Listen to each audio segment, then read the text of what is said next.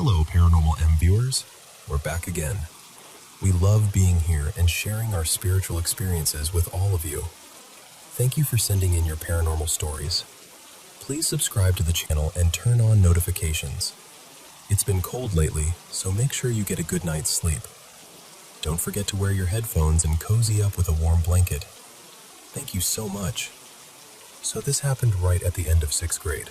Like, last day of school, end of 6th grade. Everyone's buzzing about summer.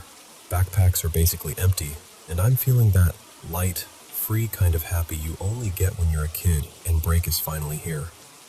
I lived super close to the school, maybe 7 minutes walking, so I didn't even think twice about heading home on foot. And because I knew the neighborhood pretty well, I decided to take a shortcut.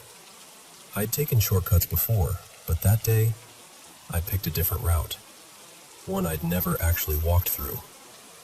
At first, it just felt quiet. Not peaceful quiet, more like too quiet. The street kind of tucked off to the side, and everything about it felt abandoned. Some of the houses looked like nobody had been there in ages. Curtains gone, yards messy, that sort of thing. No kids. No dogs. No people. Just this empty, off feeling that kept crawling up my neck. But I told myself I was being dramatic. I was close to home. What could really happen? Then, up ahead, I saw a car parked along the curb, and the driver's door was wide open. That alone made my stomach do this weird little flip. I couldn't tell at first if anyone was inside, and honestly, I didn't want to. I've never liked strangers talking to me, especially adults when I'm alone. So I did what I thought was the smartest thing in the moment. I pulled out my phone and acted like I was busy. You know, the whole, I'm totally on a call thing, hoping it would make me invisible.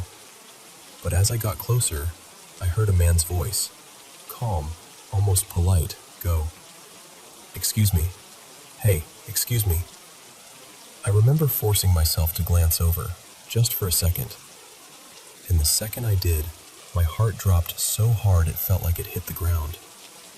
There was a man sitting in the driver's seat, and he looked exactly like a teacher I'd had that year, Mr. Kellen. Not my regular teacher, but one who'd been in our class a lot. Same kind of face, same build, even this little gap in his smile that I recognized instantly. It was so similar that for a split second, my brain tried to make it make sense. But then I saw his eyes. They were completely black. Not dark brown, not shadowed, not like, oh, maybe the light is weird. I mean black. No white, no iris, nothing. Just two smooth, pitch black eyes staring straight at me like that was normal. And the part that messes with me most is, they didn't look like costume contacts. They didn't look fake. They looked natural. Like that was how his eyes were supposed to be. That's what made it worse, because it didn't feel like someone trying to scare me. It felt like something that didn't belong. The second our eyes met, I froze. Like my whole body forgot how to work. I didn't answer him. I didn't even breathe right. My chest got tight, my stomach sank, and every instinct I had screamed, "Run." So I did. I turned around and I sprinted, full speed. I don't even remember my feet hitting the sidewalk properly. I just remember the burn in my lungs and the panic pounding in my ears. I didn't look back. Not once. I ran all the way home like something was right behind me. And here's the detail that still makes my skin go cold. Not long before that happened, I'd heard people talking about black-eyed kids and black-eyed people.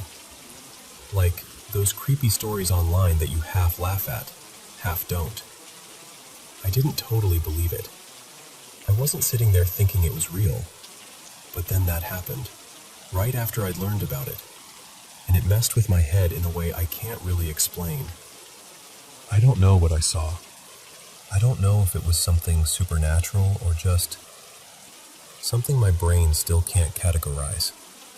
But I do know it wasn't normal. And I know it wasn't my teacher. It just looked exactly like him. I don't tell many people this, because the second you say, his eyes were completely black, you can almost see them deciding what they think of you. But I swear, hand to my heart, this happened. And I don't think I'll ever forget that street, that car door hanging open, and the way those eyes looked at me like I'd done something wrong just by noticing.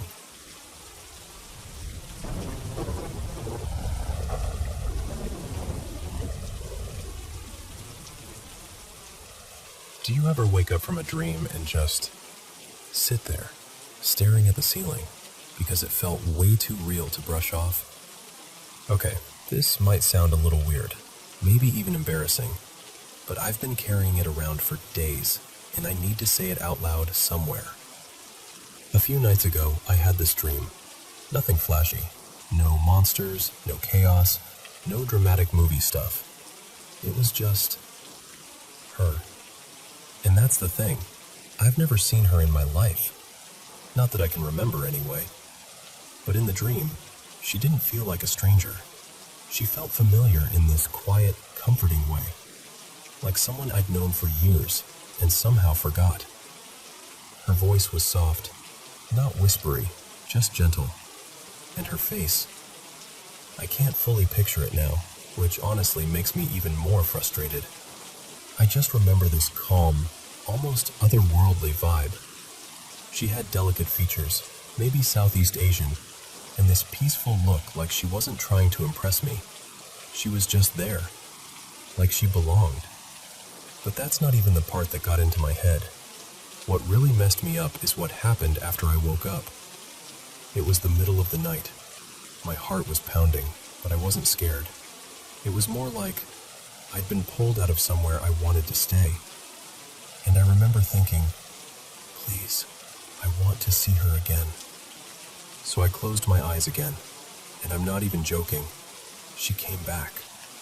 Same atmosphere, same feeling, like I'd hit resume instead of starting a new dream. Then I woke up again later. Same thing, wide awake, heart thumping, and this weird certainty in my chest. I went back to sleep, and there she was. Again. 3 times in one night. Like my mind kept finding the exact same place, the exact same person. Like the dream had an address and I kept returning to it. And what's even stranger is, in the second and third dream, I kind of knew what was happening. Not in a, wow, this is amazing way. More like this calm acceptance, like, yeah, I'm back. This is where I'm supposed to be right now. She didn't do anything huge. We didn't save the world. We didn't have some dramatic love story. She just looked at me with this softness, like she understood me without me explaining a thing. I can't even remember the exact words she said, only the feeling she left behind. And now that feeling is the problem, because the details are fading, like they always do. The edges are blurry. The dream is slipping away the more I try to hold on to it. But the emotion didn't fade with it. It's still here, sitting in my chest like a weight I can't name.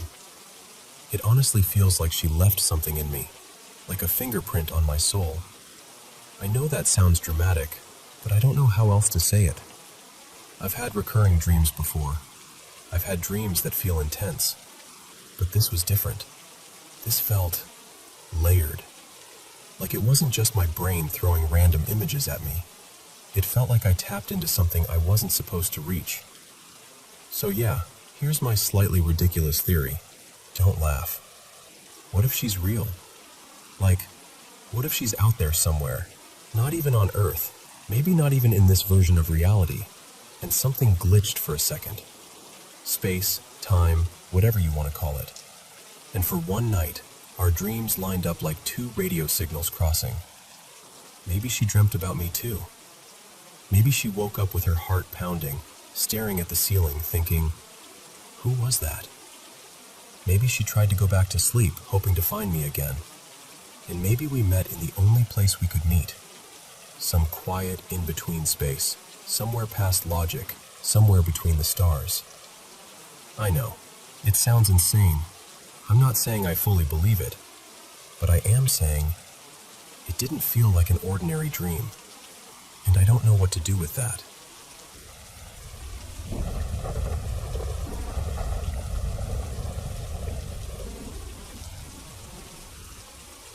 Okay, so I don't really know when this started, but it happened enough when I was a kid that it kind of carved itself into my brain.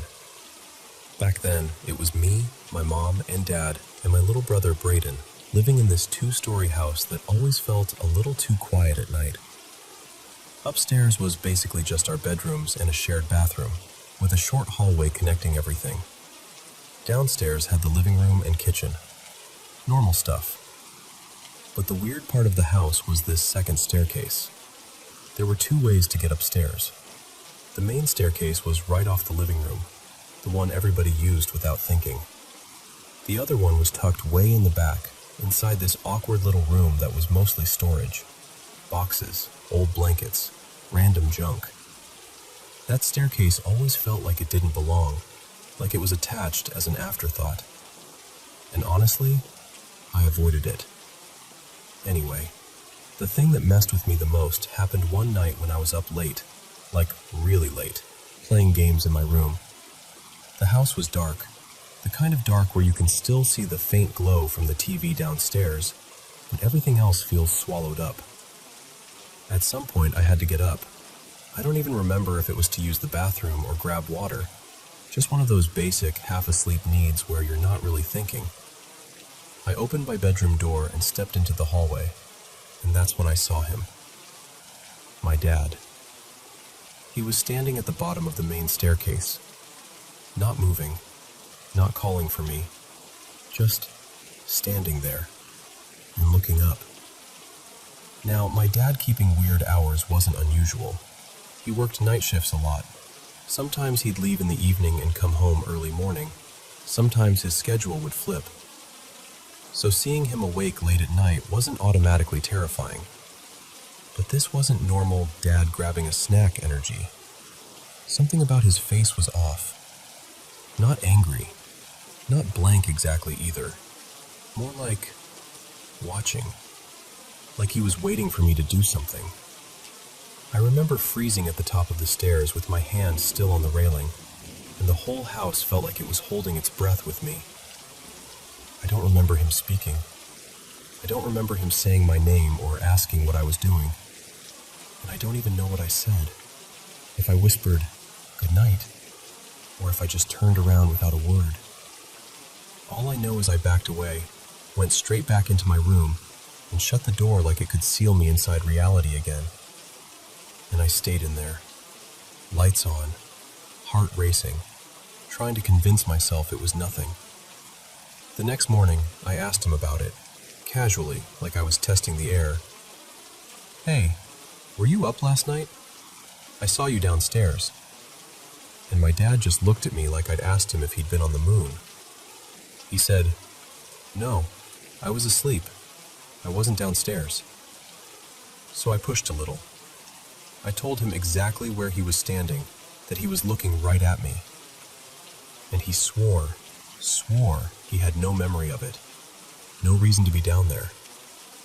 And the thing is, my dad has never been a sleepwalker, not once. He's not the kind of person who wanders around in the night, which is what scared me so badly, because I know what I saw. He wasn't stumbling, he wasn't confused. He was upright, steady, awake looking. And ever since then, the thought that haunts me is this: what if I had gone downstairs? What if I'd tried to talk to him? What if I'd walked right up to him and said, "Dad, what's going on?" Or grabbed a snack, or opened the fridge, or done anything other than retreat? There were other moments too, less intense but still wrong in a way that sticks to your ribs. Like the times I'd watch Braden go upstairs. Clear as day, I'd see his back, hear his footsteps, hear a door click. And then just a couple minutes later, I'd hear the back door open, and there he was, walking in like he'd been outside the whole time. And sure, he and my dad messed with cars a lot, so him being outside wasn't unusual. But the timing made no sense. It happened enough times that I started asking him, "Didn't you just go upstairs?" And he'd say, "No, I've been outside." So then I'd wonder if I just missed him coming down again. Except I was watching. I was paying attention. I was certain. It felt like the house was producing these little copies, these almost them versions, just long enough to make you doubt your own eyes. The last part of this, the part I hate admitting out loud, is that I wasn't sleeping normally in that house anyway. I had nightmares, constant ones, and I went through periods of sleep paralysis, waking up stuck, terrified, feeling like something was in the room with me. So part of me tries to be logical and say, maybe stress did it. Maybe being overtired did it. Maybe my brain was playing tricks. But then I remember how awake I felt, how clearly I saw my dad standing there, how real it all looked. And the strangest thing? Once I moved out, fully moved out, it stopped. I haven't had anything like that happen in years, and I'm grateful for that. But every once in a while, late at night, when the house is quiet and my brain decides to reopen old doors, I think about that figure at the bottom of the stairs, staring up at me. And I still get this cold, instinctive feeling in my chest, like whatever it was, noticed me noticing it.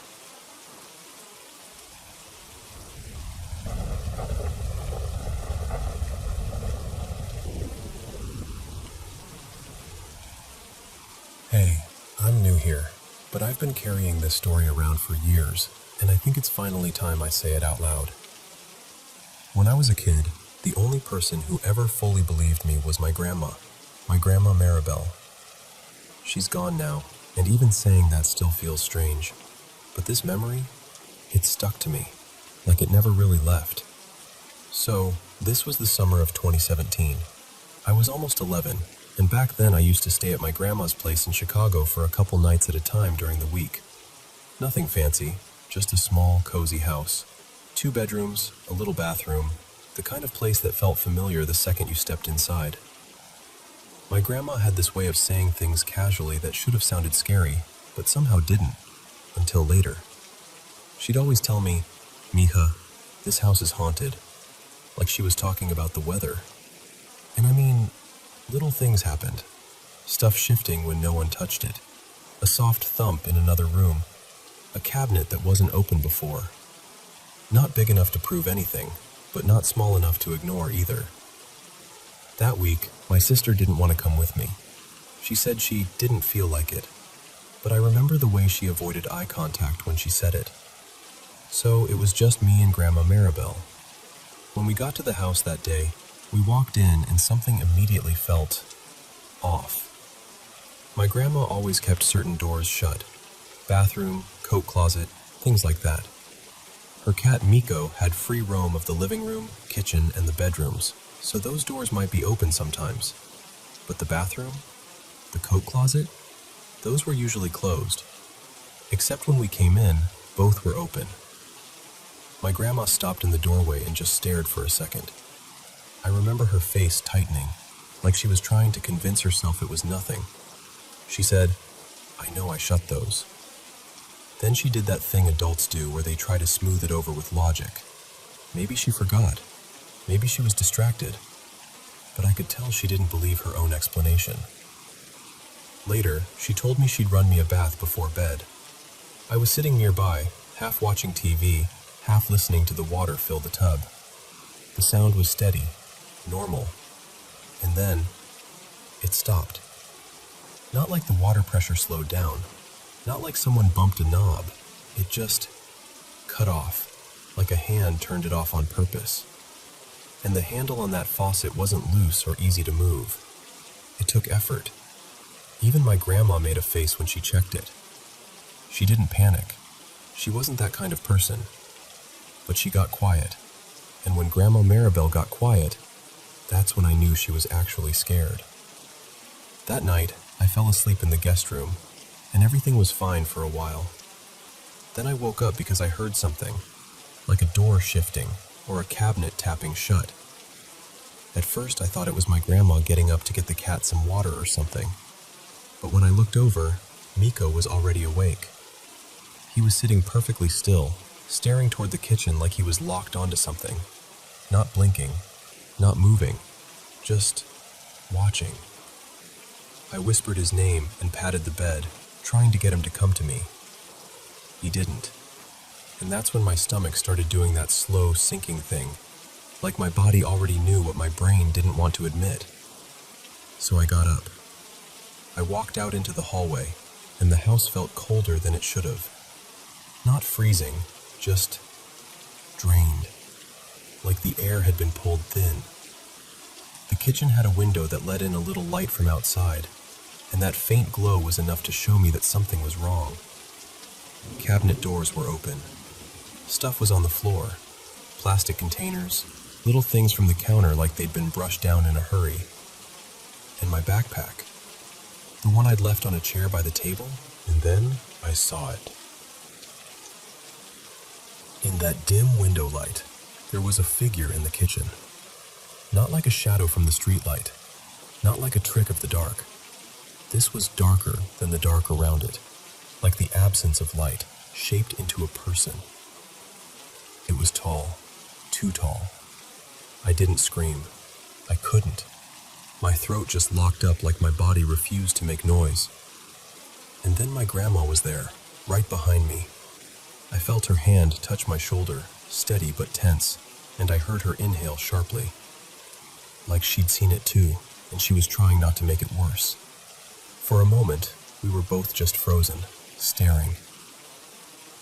And then, this is the part that messes with me the most. It didn't run. It didn't lunge. It didn't do anything dramatic.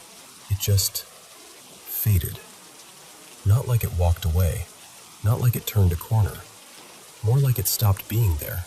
Like someone lowered the brightness on it until it disappeared into nothing. But Grandma Maribel and I looked at each other right after, and we didn't even have to speak. We both knew. We both saw it. After that, I honestly don't remember every detail. My memory gets blurry like it's protecting me. I know my grandma brought me back into the bedroom. I know she kept the lights on. I know I didn't sleep much after that. Nothing else happened that night, but in the morning, the house felt different, like it was pretending to be normal again, like it had gotten what it wanted and didn't need to show itself anymore. We didn't talk about it much, but we didn't have to. My grandma would just give me this look sometimes, soft, serious, and I knew she was thinking about it too. And here's the part that still makes my skin prickle. A couple years later, after my grandma moved out, I heard that some kind of paranormal TV crew did an investigation at that house. I don't remember the show name, but I remember hearing they found a lot. Enough that people were talking about it. And even stranger than that, the neighborhood had this story about the alley behind the house. The backyard wasn't really a backyard, just a strip of grass, and then the alley right there. Apparently, at some point, they found a body down in the sewer access nearby. A really tall guy. And I hate even saying this, because it sounds like I'm trying to tie things together like a movie. But the figure we saw? It was about that height. And I don't know what that means. I don't know if it means anything at all. I just know what I saw. And I know the one person who believed me, my Grandma Maribel, saw it too.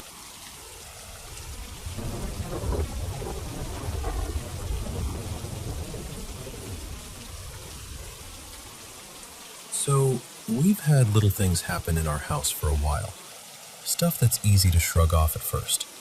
Like a door will suddenly slam somewhere down the hall when no one's near it. Or my partner's phone will just slide off a table like someone flicked it. One time it fell off the same end table 3 times in one day, and we kept checking if the surface was uneven, or if one of the cats bumped it. But we never saw anything happen. We'd just hear the smack and look at each other like, okay, what was that? Then I came back from a weekend away. Nothing dramatic, just a little trip. And that first night home, my partner and I had this really heavy conversation about our future. The kind of talk that leaves the air feeling thick afterward. even when you're trying to act normal. And I remember thinking, later on, that maybe all that stress cracked something open. Like we invited in something ugly without meaning to. A couple nights after that, we're on the couch around 10 p.m., watching some show, half paying attention. And both of our cats are sitting perfectly still, staring up at the ceiling. Not just staring, tracking something. Their heads moved slowly in the exact same direction, like their eyes were following a point drifting across the room overhead. My stomach dropped immediately because it didn't look like cats being weird. It looked like they were watching someone walk. My partner, his name is Darren, by the way, got up and tried to distract them. Snacks, toys, calling their names. Nothing. They wouldn't even blink. Just locked on the ceiling like they were under a spell. And I said it without even thinking. Babe, there's something in here with us. The second I said it, the whole vibe changed. Like the room got quieter, but heavier at the same time. After that, things got weird in a way I can't really explain without you feeling it in your bones. I started getting sleep paralysis. And I know what people say about sleep paralysis. Your brain half dreaming, body frozen, hallucinations, all that. I get it. But this felt personal.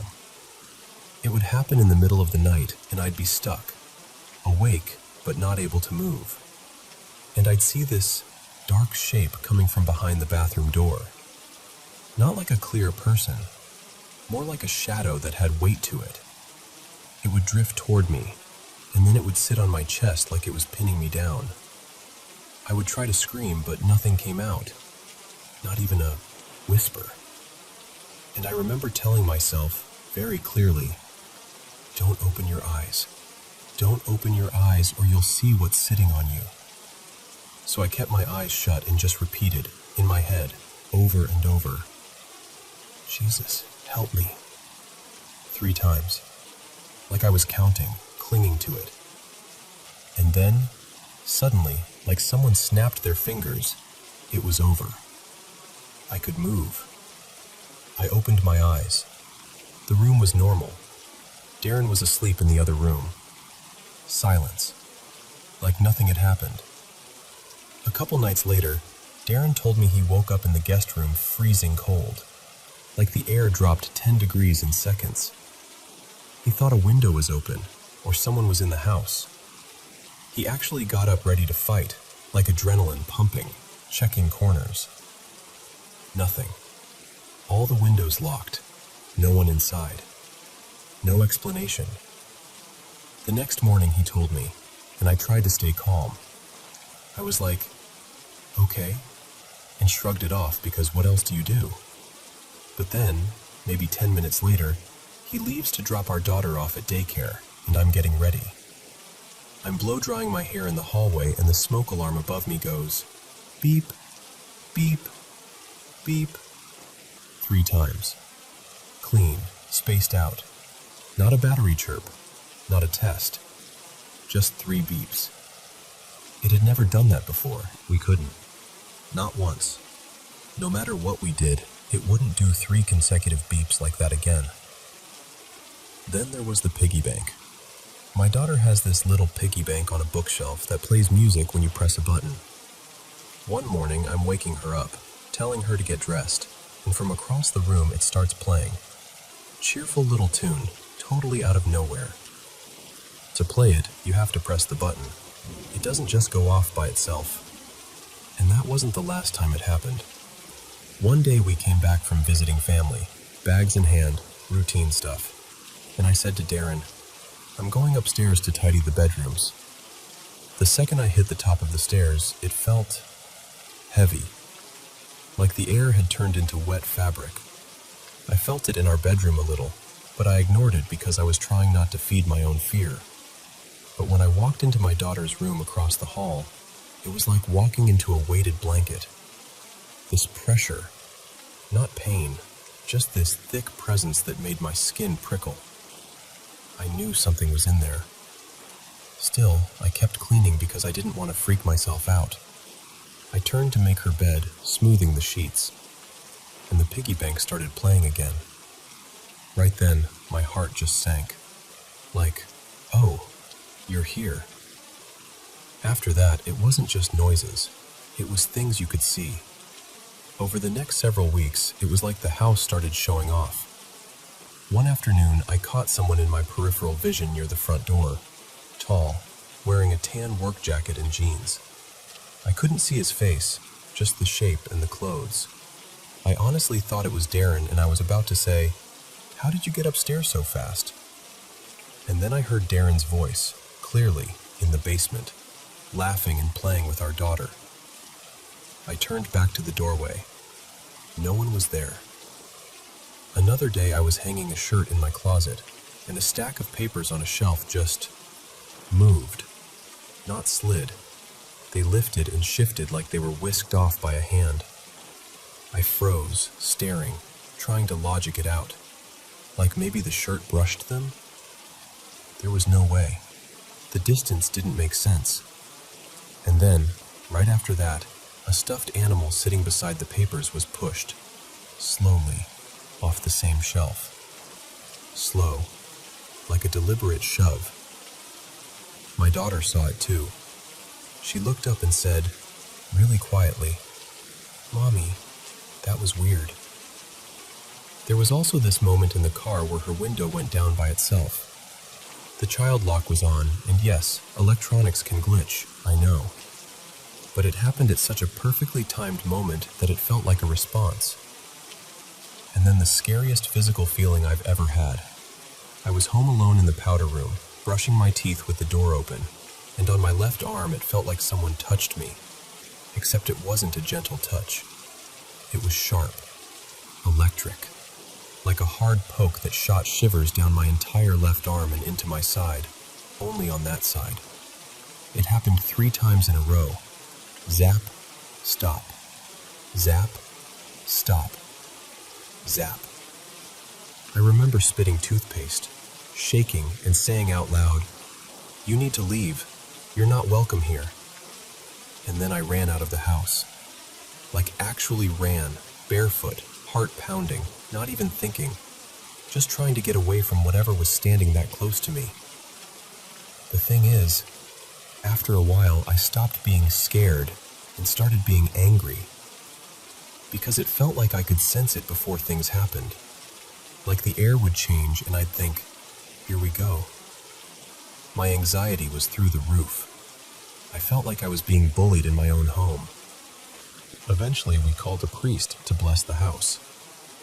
And I'll be honest, everyone has opinions about that. Some people swear it works. Some people say it makes things worse. But after the blessing, the house went quiet for about 2 months, and I actually started to breathe again. I slept better. I stopped jumping at every sound.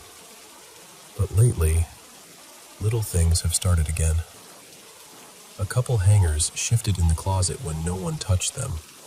A paper bag that was tucked securely on a shelf slid off and hit the floor, even though I had just been rearranging nearby things, and it still didn't make sense how it moved the way it did. And then there's this sound. Sometimes, late at night, I'll hear this faint growling. Quiet, like a dog warning you under its breath.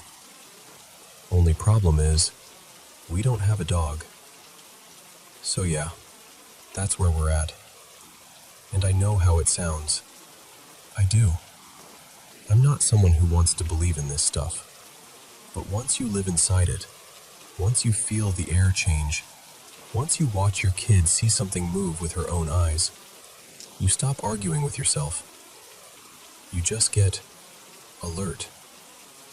Because the worst part isn't even the slamming doors or the objects moving. It's the feeling that whatever it is, it's listening. And sometimes, it answers back.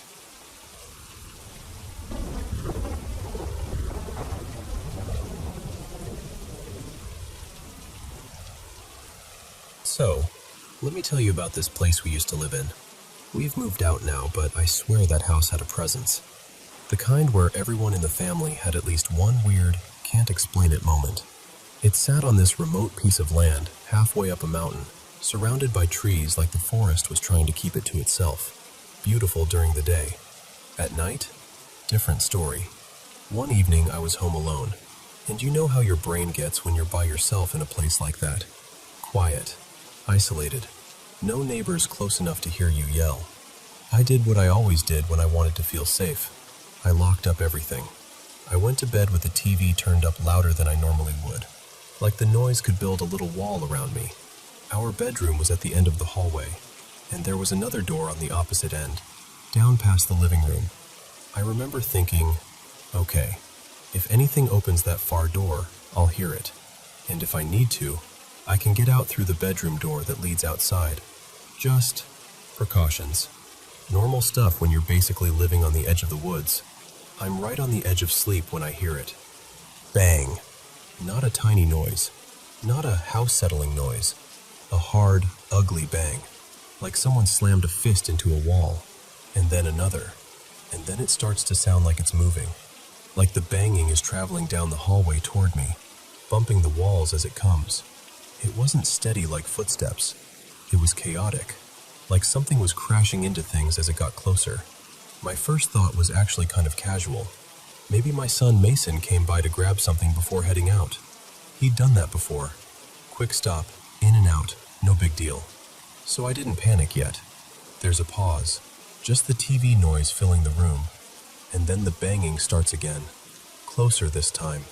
I reach over and mute the TV, and I call out, "Mason?" Nothing. I call again, louder. "Mason, is that you?" Still nothing. And then, silence. Total silence. The kind of silence that feels like the whole house is holding its breath.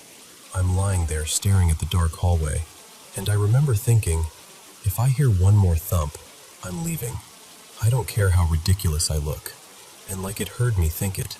Like it was waiting for that exact sentence. Boom, boom, boom, boom. Right on my bedroom door. Not tapping. Not rattling. Full-on pounding. Fast and violent. Like someone was furious and wanted in now. I swear my soul left my body. Flew out of my hand, like I tossed it.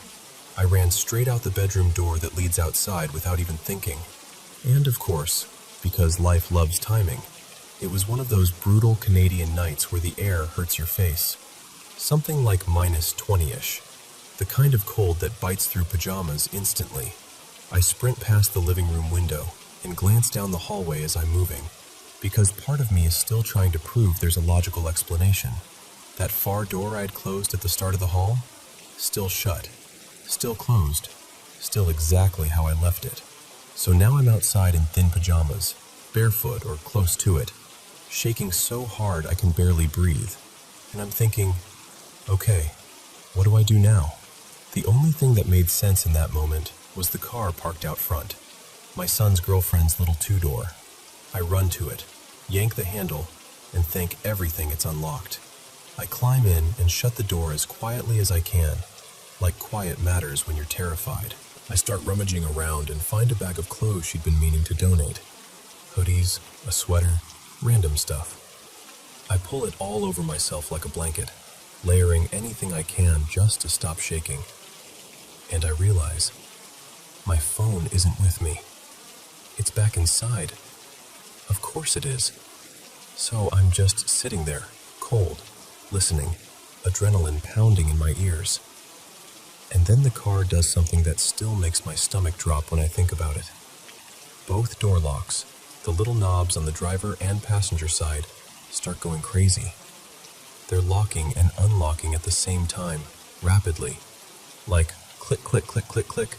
So fast it didn't even seem possible. Both sides, together, over and over like something was playing with them. I just stared, looking back and forth between the two locks, waiting for it to stop, because surely it would stop. It didn't. It went on for maybe 15 seconds, but it felt longer. It felt like the car was alive and panicking with me, or something else was inside the moment with me, showing me it could reach me out there too. I couldn't take it. I threw the door open and got out, And I didn't even run back toward the house. I ran down the driveway and stood under a tree, half hidden, just shaking and trying to figure out what was real. I stayed there until my husband pulled in. Thank God it was within 20 minutes or so, because I don't know what I would have done if it was longer. When we checked afterward, Mason hadn't been there at all. He was nowhere near the house that night. And here's the detail that really messes with me. That car wasn't even supposed to be capable of doing that. Her remote door opener had never worked properly since she bought it. She always had to unlock the doors manually. No fancy fob tricks. No random electrical quirks like that, ever. So I can't tell you what it was. I can't give you a neat ending where I go, oh, it was just the wind. Or, turns out a raccoon got in the hallway. Because, no, that wasn't a raccoon pounding on my bedroom door like it wanted to break it down. All I know is that I still think about it, more often than I want to admit. And I'm really, really glad we don't live on that mountain anymore.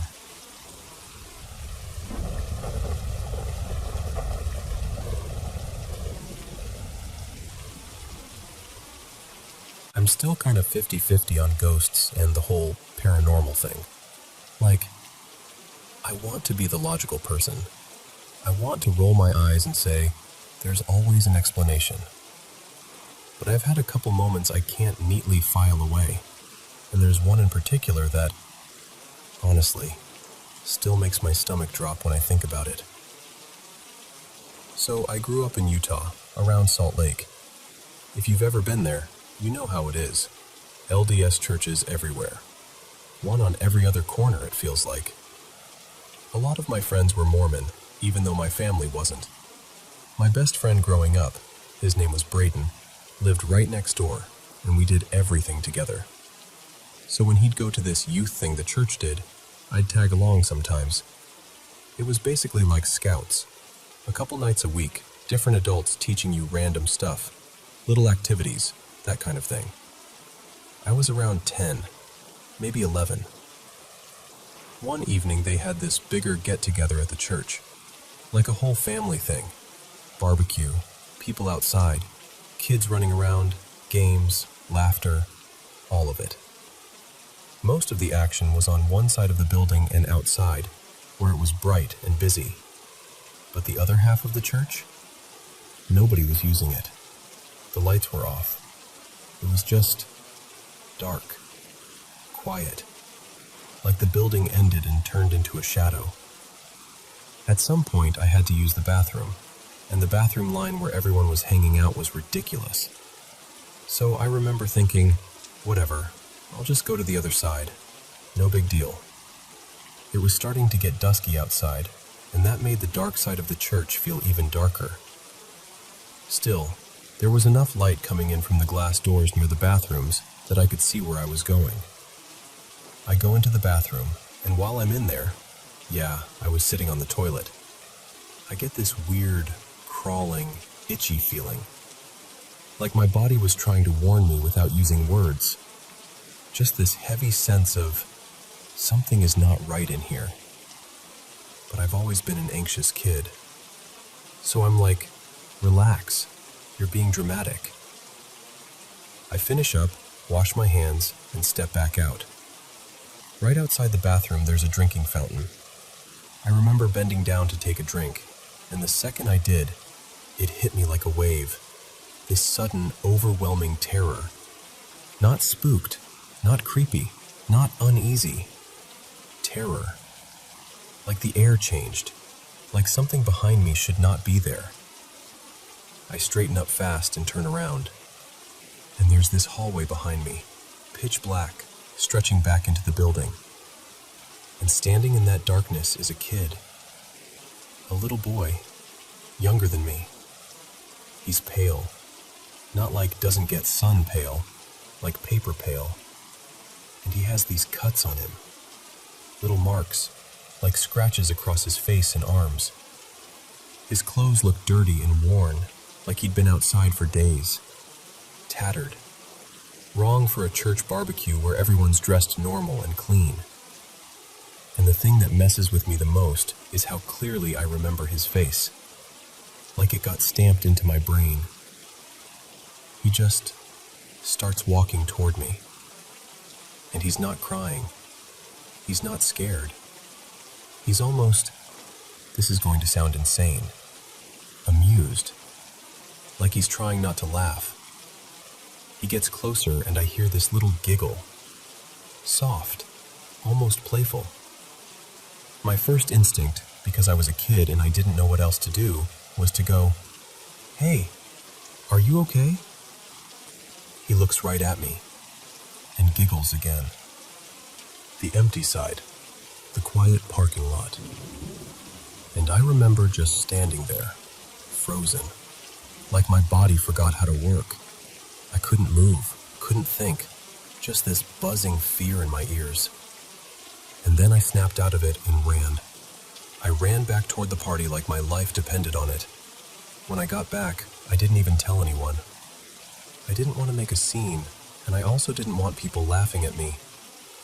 But I was scanning faces, looking around like crazy, trying to find that kid. I checked around the groups, the food tables, the games, everywhere. He wasn't there. I never saw him again. I was shaken the rest of the night. I tried to act normal, but I felt like something had reached inside me and flipped a switch. And when I went home, I couldn't sleep. Every time I closed my eyes, I saw him in that hallway. What makes it worse is, I still don't really talk about it. Because if someone told me that story, I'd probably think they were exaggerating, or making it up, or misremembering. And I'm not trying to convince anyone of anything. I'm not saying it was a ghost. I'm not saying it wasn't. I'm just saying, I don't know what that was. And even now, years later, when I picture that dark hallway and that pale kid smiling like he knew something I didn't, I get that same cold feeling in my chest. Like my body remembers before my brain can explain it.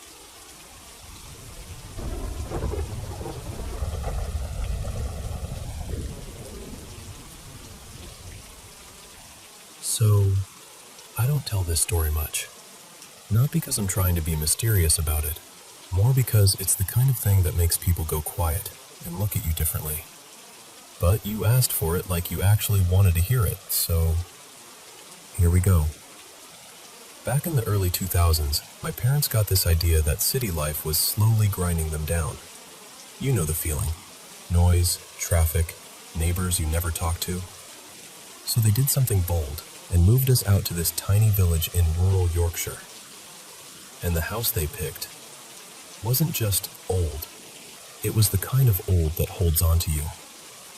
It had been built sometime in the 1800s, and, this is important, it used to be a vicarage, church-owned. The vicar lived there, and apparently there were servants on the property too. Later on, after it stopped being tied to the church, it became some sort of residential home for kids who weren't doing well, troubled, unstable, whatever label people used at the time. Then, eventually, it ended up with us. I was about 9, maybe just turned 10 when we moved in. My older brother Callum was away most of the time, and my sister Amelie was abroad for work. So at first it was just me and Mom and Dad in this massive, echoing house. Because I was the youngest, and there were all these empty rooms, my parents told me I could choose any bedroom I wanted.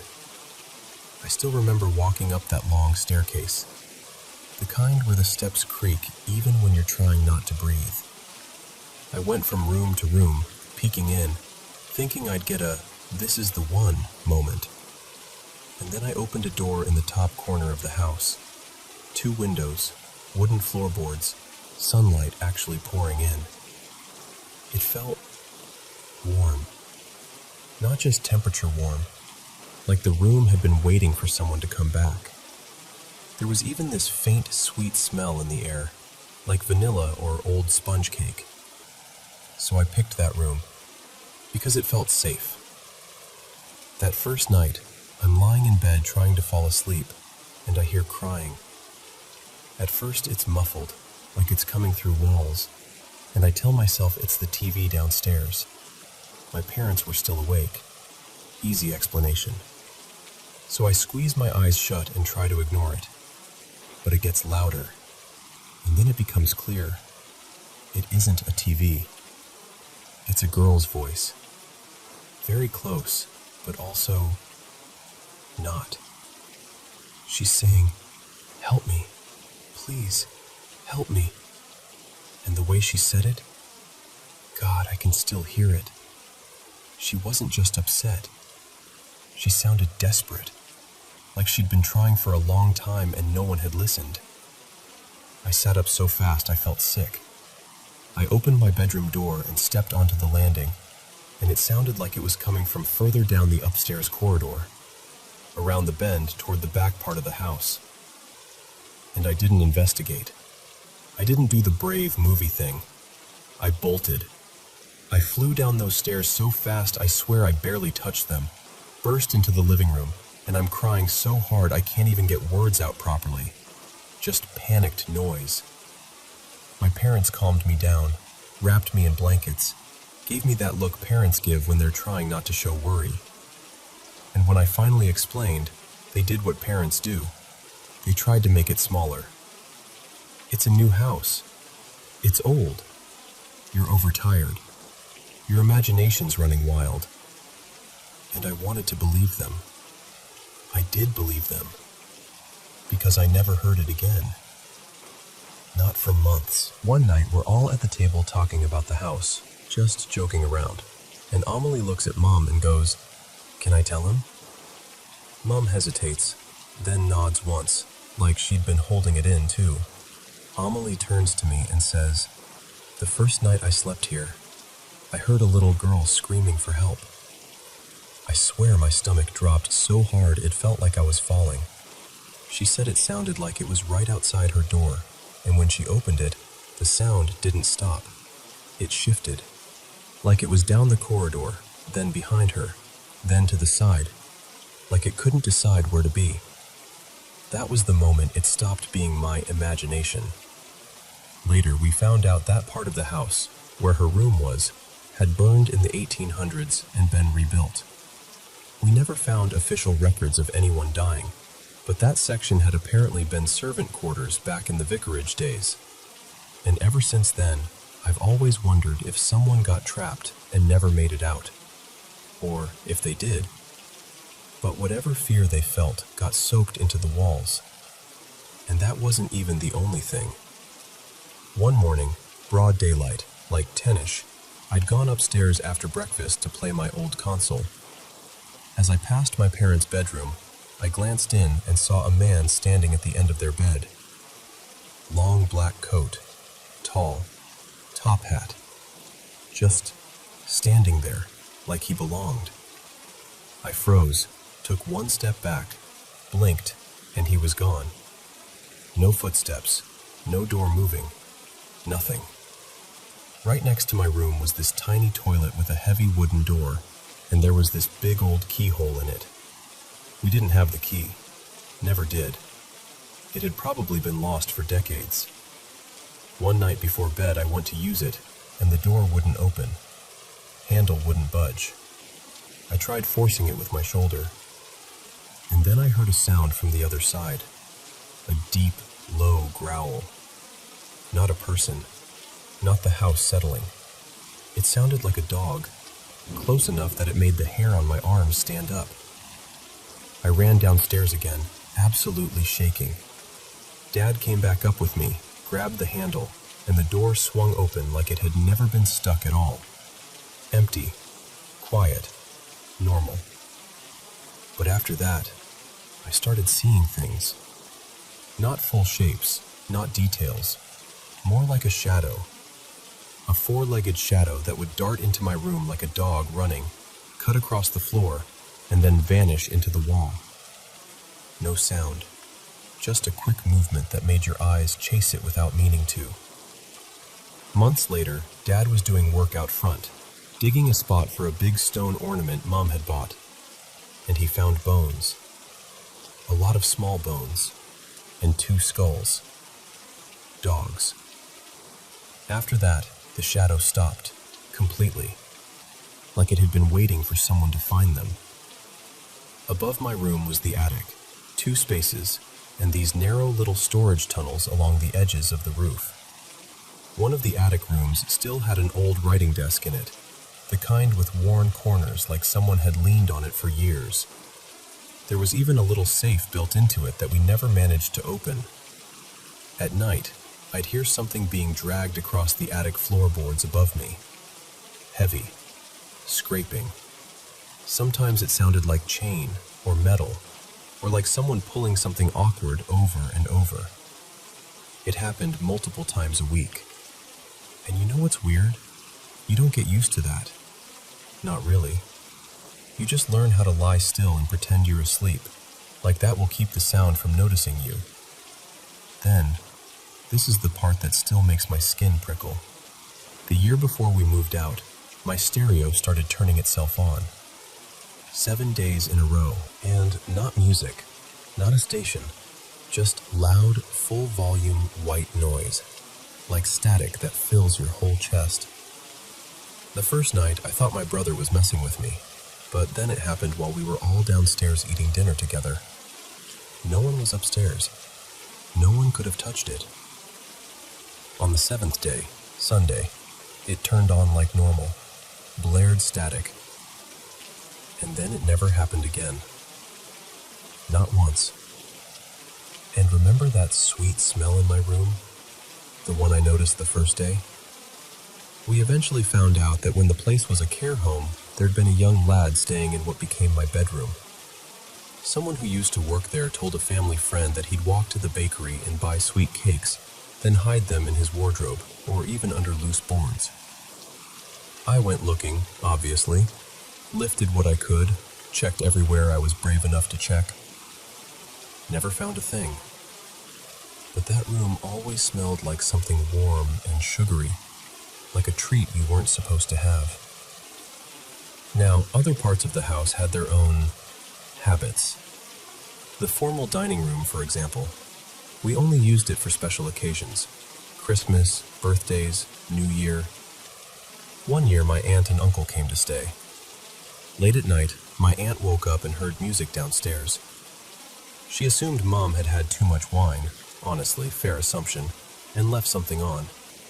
So she went down, followed the sound into the dining room, and saw the stereo sitting at the far end of the table. Music was playing loudly, but the display wasn't lit. She walked closer to unplug it, and realized it wasn't plugged in at all. She said the second she turned away, the dining room door slammed behind her so hard the glass rattled. She didn't investigate. She didn't shout. She just walked upstairs, got into bed, and pretended nothing happened. The creepiest part? Amelie admitted later the same thing happened to her about a month earlier. She and Mom just never told anyone. Outside, the driveway had this long archway of trees running down one side. In the old days, horse and cart would have come through there toward the stables out back. During the day, it looked pretty. At night, it felt like a tunnel you shouldn't enter alone. We used to joke about it, tell visitors to walk down the drive by themselves just to see their face when they came back. Every single person said the same thing. It felt like someone was watching me from the right side of the house. Then one night, Mom and Amelie came back from shopping and parked by the kitchen entrance along the side of the house. They opened the boot and something sprinted across the front of the car into the trees. Fast, low, wrong. They screamed so loud I heard it upstairs through my headphones. Dad ran out, and they couldn't even explain what they saw properly. Just that it wasn't human. Or at least, it didn't move like one. After that, we started going to the shops together. Not because anyone said it out loud, just because everyone understood. The kitchen, though, that was where we lived. Tea, chats, family dinners, late-night talking. It should have felt normal. One night, it was just me and Amelie at the table after dinner. Parents were in the living room. House quiet. and we watched a kitchen drawer slide open by itself, slowly, like it was being pulled. Then things started hopping out. A pen flipped onto the counter, then another, a couple of batteries, a little ball of rubber bands. It was so absurd it almost felt polite, like the house was showing off. Right. Okay then. Stuff like that became normal. Glasses sliding slightly, salt and pepper knocked over when no one was near them. Little movements at the edge of ordinary life. And then there was the basement door off the kitchen corridor. Just a thin little basement section, because the real cellar, this huge space that used to run under the whole house, had been sealed up with concrete years before. We always wondered why. Structural reasons? Safety? Something else? But the biggest clue was the dogs. We had big dogs, proper confident ones, and they refused to go near that basement door. Dad would call them up, laughing, trying to coax them closer. The moment he touched the handle and opened the door, every single one of them would scatter like they'd been threatened. And it wasn't just one dog spooking the others. They all reacted at once, like instinct, like survival.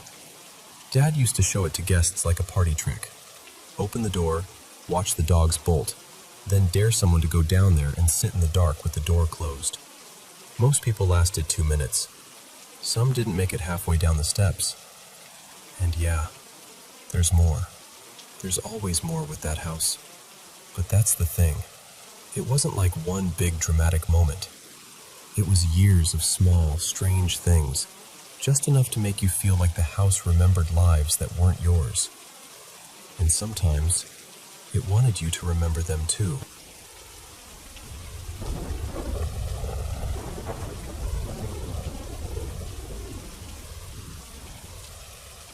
So, I've always had this soft spot for the paranormal. Not in a I believe everything I hear way, more like I'm open to it, but I'm also the kind of person who needs to feel it in my bones before I'll call it real. And this was one of those moments. Real for me, and real for my sister. My sister Raina. It was a totally normal evening. We'd just finished making dinner, nothing fancy, just our go-to vegetarian comfort food. This time it was loaded veggie nachos, roasted peppers, black beans, a little salsa situation happening.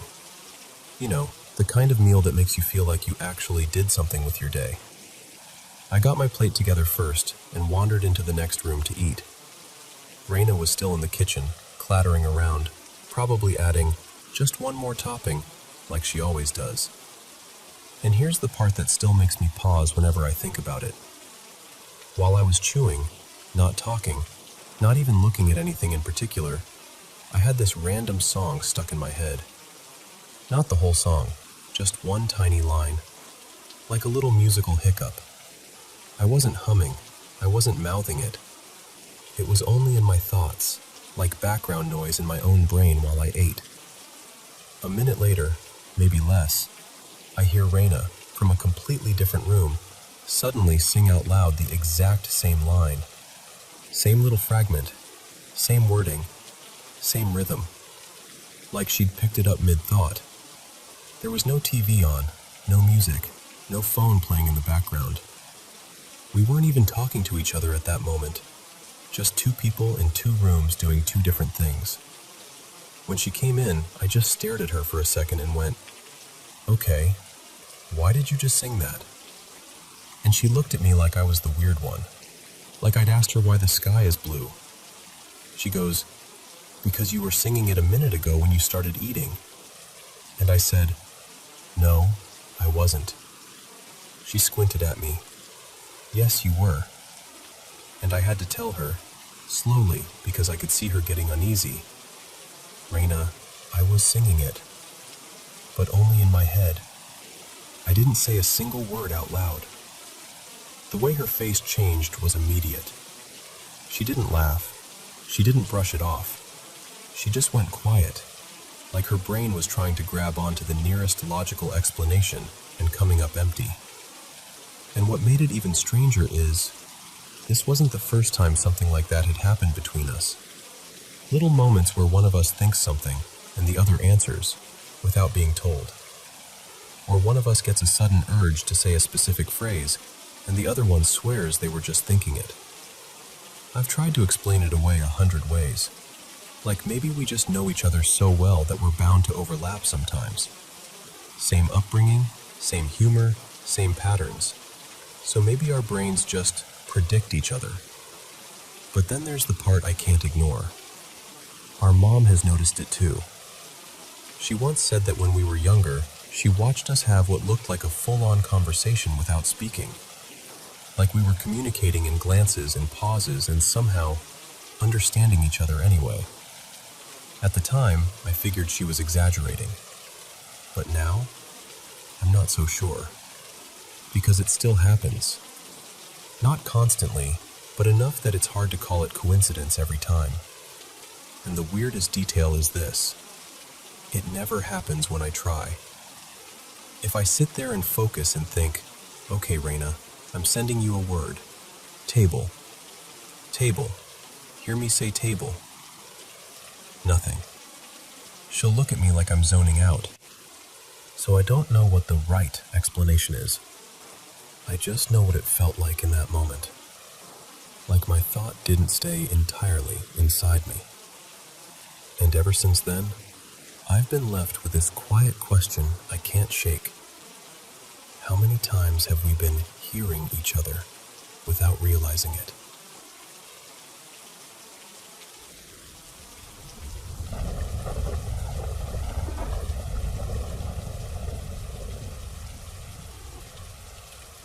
So, I need to tell you about something that still makes my stomach tighten when I think about it. A while back, I was sleeping out in this little outbuilding. Technically, it's a shed, but my dad fixed it up into a cozy guest space. It sits right beside our house, close enough that it should feel safe. But that night, it didn't. I had this dream that felt way too real. In it, I was taking care of someone who was really sick, like end-of-life sick. I was trying to help them, trying to be gentle, trying to do everything right. Like you do when you're terrified of losing someone and you can't stop it. And then they died. And right after that, something came out of their mouth. Not like a normal thing. Not like blood or breath or anything that makes sense. It was like a presence with weight. Like it had been waiting behind their teeth the whole time. I can't even explain it without sounding ridiculous, but the moment it appeared, I knew it wasn't just part of the dream. It looked almost human, but wrong in a way that made my brain reject it. And I remember locking my eyes on where its eyes should have been. Like there were sockets, but the darkness inside them didn't behave like darkness. It felt like looking into a deep well and realizing the well is looking back. And I started to panic. But it wasn't just fear. It was like it grabbed something inside me. All these old memories, every shame, every hard moment, every trauma I've tried to bury, came rushing up at once. Like my whole past snapped open and poured through me. I felt myself falling. Not falling like you fall off something. Falling like sinking into endless pits, one after another, deeper and deeper, and the dark was alive. I had this horrible, personal feeling that it wanted me specifically. Like it could sense the soft spots in me. Like it knew exactly where I've been weak before. And I'm not saying that lightly. I've had my own history with mental health, with those thoughts you don't always tell people about. In the dream, it felt like it recognized that part of me the way a predator recognizes a limp. Then, snap, I wake up, and I'm choking. Like actually choking. My eyes are rolling back, my throat is tight, my body is fighting for air. It's not like waking up from a nightmare sweating. It was physical, violent, terrifying. That has never happened to me before. I finally get control again, and I'm sitting up in that little guest shed, and the first thought I have is, it's not over. That's the part that messes with me the most. Because even though I was awake, the atmosphere didn't change. The fear didn't fade. It felt like I'd just opened my eyes inside the same danger. I had this overwhelming sense of being watched, like the air had attention, like I was exposed, And the woods behind our house, I couldn't stop staring at them. It felt like if I looked away, something would cross the distance between the tree line and me. I don't even know what I thought I'd see, but the terror was so complete it made my hands shake. So I bolted. I just got out of there and ran straight to the main house. And the second I stepped inside, it was like crossing an invisible line. The pressure dropped. My body unclenched. The feeling of danger stopped. Not completely, because I still kept checking the windows, but the house felt like shelter. Like whatever was out there didn't have the same reach in here. And my cat, sweet little guardian that he is, he could tell. He came right to me, pressed up against me, stayed close like he was trying to anchor me to something normal. It sounds small, but in that moment, it mattered. It was like he was saying, "You're here. You're not alone." Instead, they got quiet. And then they told me. They'd seen it too. Not the exact same scene, but the same thing. Over the years, every few months off and on, they'd had dreams where something showed up at the foot of the bed. My mom even admitted there was a time she woke up begging it to go away. My dad said he'd seen it standing there too, just watching.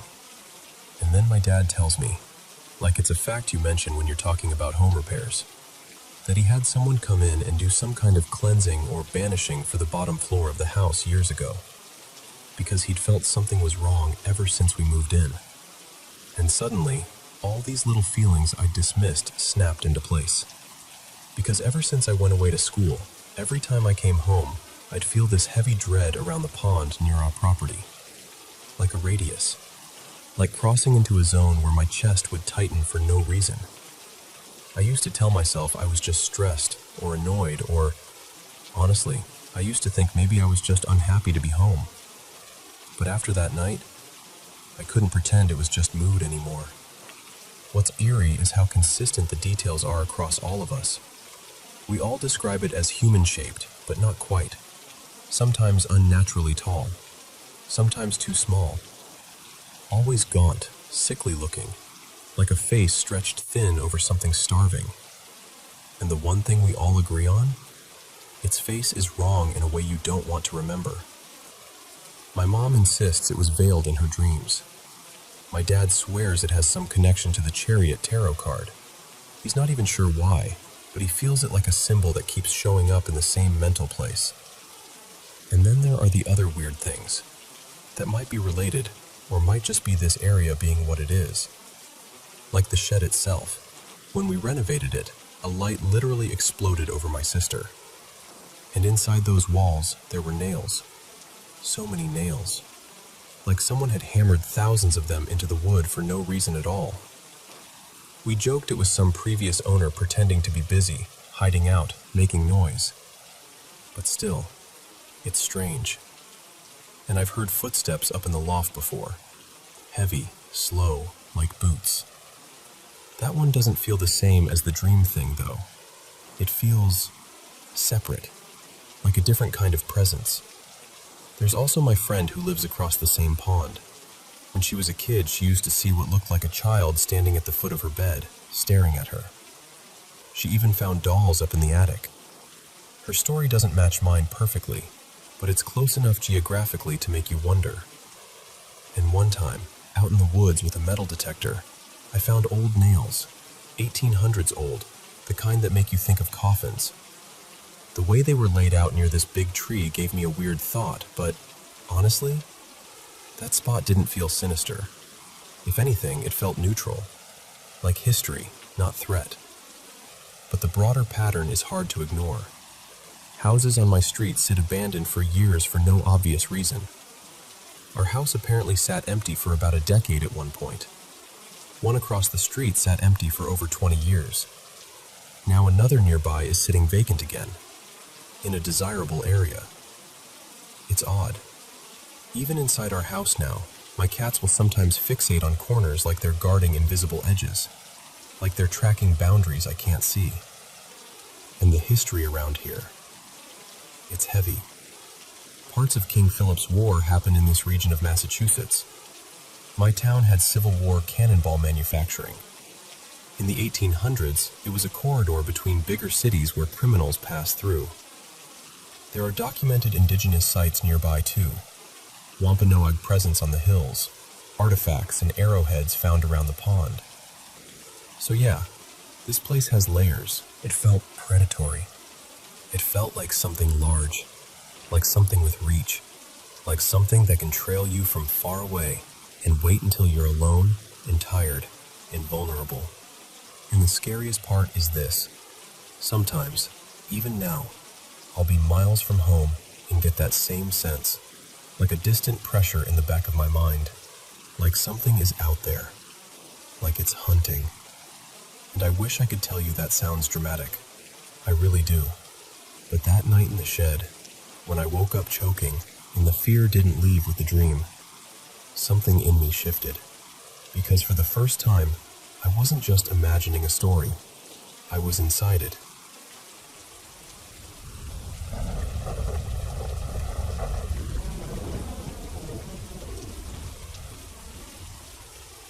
So, this happened a long time ago, around 13 years back, when I was about 6. I was spending the day at my aunt's place, the kind of house where you could just run outside and disappear for hours, and nobody panicked, because that's what kids did back then. It was me, my cousin Marin, she was around 12, my older brother, and my twin brother. And like we'd done 100 times, we decided to go mess around in the woods. Those woods were basically our playground. We knew the paths, the little dips in the ground, the spots where the trees leaned like they were making doorways. It didn't feel spooky, just familiar. At one point, Marin and I wandered a little farther than the boys. We'd found this narrow rocky cut in the hillside before, almost like the beginning of a tiny cave, and we wanted to see it again. Nothing dramatic, just kids being curious. The only thing that matters is that Marin and I were up higher on the hill than the boys. When we finally started heading back down, we heard giggling, then thunk, thunk, acorns pelting the leaves around us. The boys, they were tossing acorns at us like it was the funniest thing in the world. And they ducked into this half-falling apart shed they'd found. Old boards, leaning roof, the whole thing. So we couldn't even get them back. It was annoying, but in that normal, playful way. Then we heard my aunt calling for us, her voice carrying through the trees, sharp in that, "Don't make me come get you" tone. Marin and I started down the hill toward the shed, and the boys came shuffling out, still laughing like they were innocent. And that's when I saw him. Right behind my twin brother, like close enough that it felt like they were together, was another kid, a little boy, about our age. He was blonde, pale, and dressed different.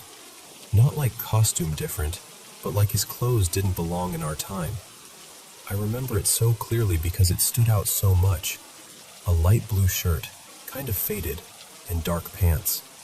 Not jeans like we wore, just darker, plain. My brain froze for a second because my first thought was, who brought a friend? But we hadn't seen anyone else out there. No parents, no other kids, just us. So I tugged Marin's attention and said, "Who's that boy?" And she didn't even look in the right direction. She just glanced at me like I'd asked something stupid and went, "What boy? Your brother?" And I was like, "No, that boy, the blonde one behind him." Marin stopped walking. She looked at me harder, like she was trying to figure out if I was joking. Then she said, really slowly, "There's no one there." I remember this cold feeling crawling up my arms because I knew what I was seeing. It wasn't a shadow. It wasn't a trick of the light. It was a kid, standing there, quiet, close. And then, this is the part that messes with me the most. When I looked again, it was like he just wasn't part of the scene anymore. Like my eyes slid right over the space where he'd been. I didn't see him again after that day. Not in the woods, not around the house, nowhere. So years pass, life happens, I grow up. And honestly, that memory becomes one of those weird childhood moments you file away because you don't know what to do with it. Then, this past year, I moved back into my old house, living there with my brother and my sister-in-law for a while. One night, it was just me and my sister-in-law at home. My brother was out of town for work. The house was quiet, normal, until she woke up in the middle of the night, completely shaken. She told me she'd had a nightmare. She opened the door, and there was a little boy standing there.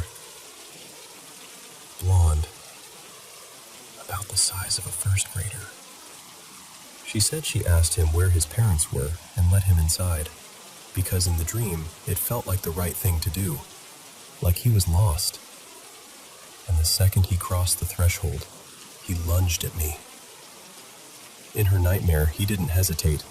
He just launched himself at me like he'd been waiting for the chance. She said she tried to pull him off, tried to get between us, tried to yell. Then she woke up. And while she was still catching her breath, still wide-eyed, still half in that dream state, I felt something in my chest drop. Because I didn't need to think about it. I just knew. So I asked her, trying to keep my voice calm, like I wasn't suddenly 1,000% sure of what she was going to say. Was he wearing a light blue shirt and dark pants? And she stared at me like I'd lost my mind. Then she said, "Yes." And I swear to you, I felt the same cold, prickly sensation I'd felt in the woods as a kid. That same sense of, this isn't random. I don't know what it means. I don't know if it means anything at all. But it's hard to shake the feeling that whatever I saw back then didn't just stay back then. And the part that keeps looping in my head, the question I can't stop asking myself is, why show up again now? And why like that? Because none of it makes sense. And somehow, that's what makes it feel the most real.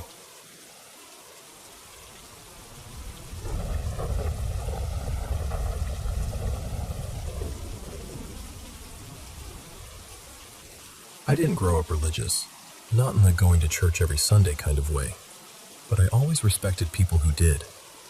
I was raised in this tiny, cornfield-surrounded town in rural Nebraska, the kind of place where everyone knows your business before you do. We had, I swear, more churches than stoplights, like 5 churches for maybe 600 people. And the biggest one in town was the old Lutheran church, beautiful, creaky, and way too quiet when it wanted to be. My best friend, let's call her Riley, has been in my life so long she's basically my sister. We met when we were kids, survived middle school together, and by the time we were juniors in high school, we'd somehow landed this job cleaning the church once a week. It was decent money, and honestly, it gave us this weird little pocket of time together outside of school. The first day we started was in late March. Still patches of snow on the ground, wind that cut through your hoodie. But that day was strangely warm, like the weather forgot what season it was supposed to be. Now, that church wasn't just a building, it was a maze. Technically 3 levels, a basement, the main floor, and this split level upstairs that always made you feel like you were going in circles. Long hallways, doors that all looked the same, little staircases that led to other staircases. You could walk 10 feet and suddenly forget what direction you came from. The worst, or maybe the most important, room was what we called the big room. It was like a cafeteria or fellowship hall, this massive open space with a kitchen attached and doors leading everywhere. Hallway, stairs up, stairs down, even doors to the outside. One whole wall was lined with windows, and during the day the light came in kind of soft and dusty. But at night it felt like those windows were just dark mirrors.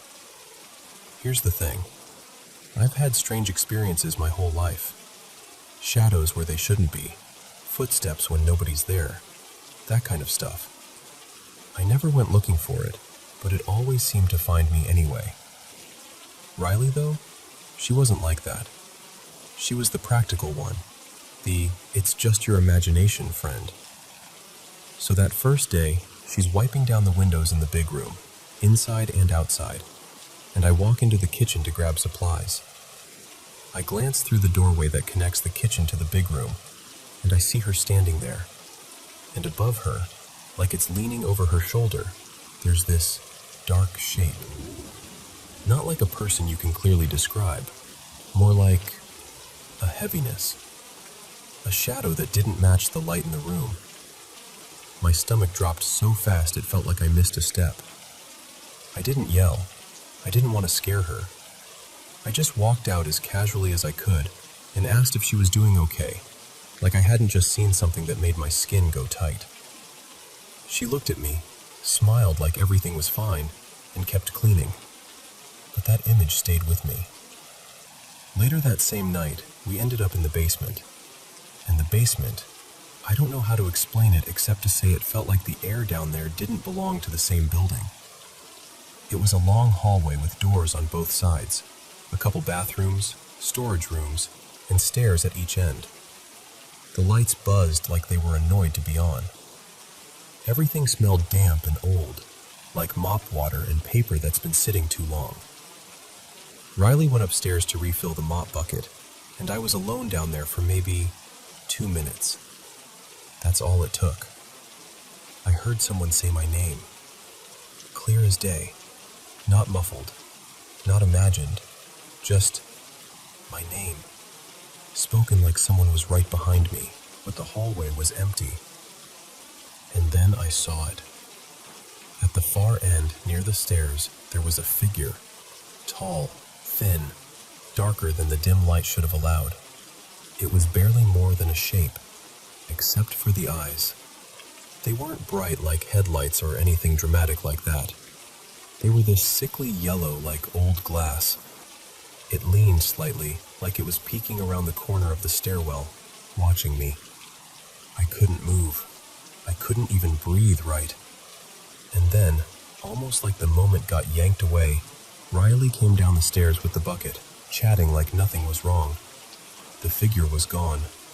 And the craziest part? We didn't talk about it. Not then. Not for weeks.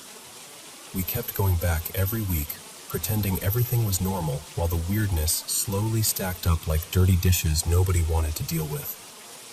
It was little things at first. A door we swore we'd left open suddenly shut. Sounds in rooms we'd already cleaned. That feeling of being watched so intensely, it made you want to turn around even if you didn't want to. Then, after a few weeks, we finally said it out loud to each other. We were standing in the big room, and Riley, voice low, like she didn't want the walls to hear, told me that on the first day, cleaning those windows, she had felt someone right behind her. Not just watching like they were angry we were there. The second she said that, I got goosebumps so strong it felt like my body knew before my brain did. And once we admitted it, it's like something in that church realized we could finally hear it. That same night, walking home, because I only lived a few blocks away, I passed the side of the church and saw a dead cat near the edge of the lot. And meanwhile, Riley later texted me that on her drive out of town, she'd passed a deer that had been hit. Now, out in the country, that stuff happens. It's not unheard of. But the timing, the weird, heavy coincidence of it, made my stomach twist. I couldn't let it go anymore, so I started digging into the church's history. Because part of me refused to believe a church could feel like that, like something rotten was tucked inside it. And one day, while dusting in a storage area, I found an old framed photo, black and white, worn at the corners, of what looked like the original congregation outside the church years ago. Most of the faces were blurry and normal, but there was one man who didn't fit. He was noticeably taller than everyone else, standing like he wanted to be seen. His expression was flat, but his eyes were wrong. Dark, cold, almost hungry. And I knew that was the figure. The same presence, the same shape I'd seen in the kitchen doorway, the same kind of staring energy I'd felt in the basement. I showed Riley, and the second she looked at it, her face changed, like something inside her dropped into place. We both talked about quitting. Honestly, we almost did. But the money was good, and it was one of the only times we had that felt like ours. So we stayed.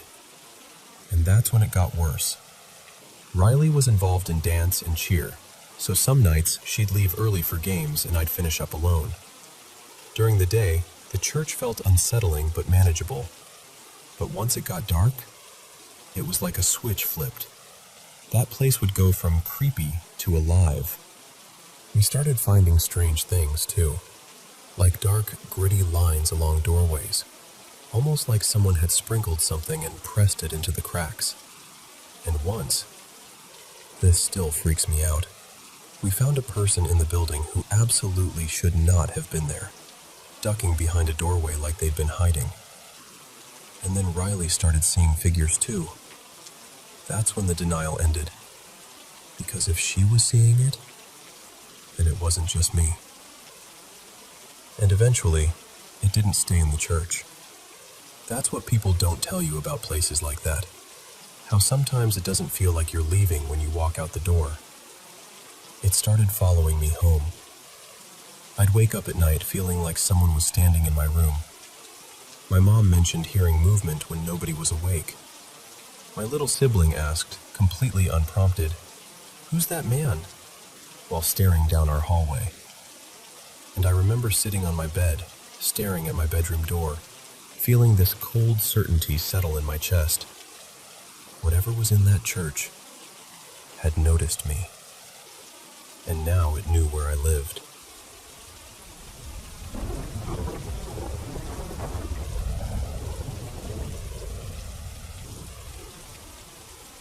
So, let me take you back to when I was about 10, maybe 11. My grandparents lived way out in the countryside, one of those places where there isn't really a town, just a few homes spread out along quiet roads, and everybody knows everybody else's car before it even turns the corner. At the time, my older brother, Evan, had been staying with them for a while. He had a computer set up in this little upstairs room, and whenever I visited, that was basically my whole world. I'd sit up there for hours playing Warcraft 3, totally absorbed, headphones on, forgetting the rest of the planet existed. One Sunday morning, late morning, like around 9:30 or 10, my grandparents were getting dressed to go to church, and I didn't want to go. Not even a little. I wanted the house to myself so I could play uninterrupted, so I did what kids do when they're determined. I faked being sick. Nothing dramatic, just the whole, my stomach routine. They hovered, they worried, they tried to persuade me anyway. But eventually they sighed, told me to rest, and left. And the second I heard their car crunching down the gravel drive and fading away, I felt that little rush of victory. Like, yes, perfect, quiet house, computer all to myself. Maybe 10 or 15 minutes passed, and then I heard something that didn't belong. The front door downstairs opened. Not a creak like the wind, not a little rattle. An actual, clear, open and swing sound. I remember how fast my whole body went cold. Like my brain just hit a wall and said, "Nope, stop." I didn't even move at first. I sat there, frozen, listening so hard it felt like my ears were straining. Then, as quietly as I could, I slipped out of the room and crept to the top of the staircase. Footsteps. Downstairs. Slow. Measured. Like whoever it was wasn't in any hurry. They walked a few steps, and then stopped. And that's when I heard the worst part. The sound I still remember too clearly. This dragging, scraping sound along the wall. Not banging, not tapping. More like someone slowly pulling their fingers across that rough, textured paint. Deliberate, unhurried, like they were taking their time. I swear, I didn't even feel like I was breathing. My chest was tight, my hands were clammy, and I just stood there like if I stayed perfectly still, I might become invisible. Then, silence. A beat. And the footsteps started again. Heavy, slow, crossing the downstairs space. And then, the front door closed. But it didn't end there, because right after the door shut, I heard a sound that made my stomach drop. A key turning in the lock. From the outside. Like someone had just locked the house.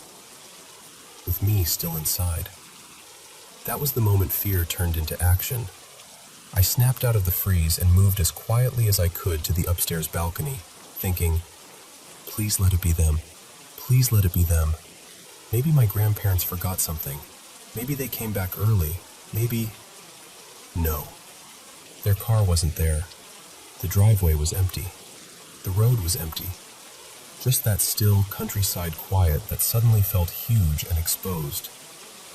And I remember standing there thinking, okay, so if that wasn't them, who just came into the house and locked it?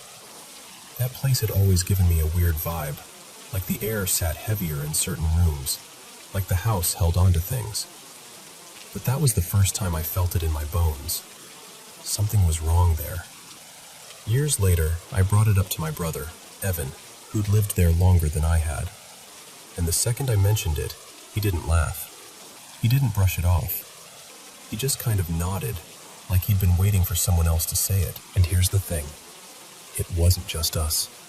People who've spent time there, neighbors, relatives, friends, almost everyone ends up saying some version of the same sentence, that the place has a dark, heavy energy, like it's soaked into the walls, like it doesn't want you to relax. I don't know what it was that morning.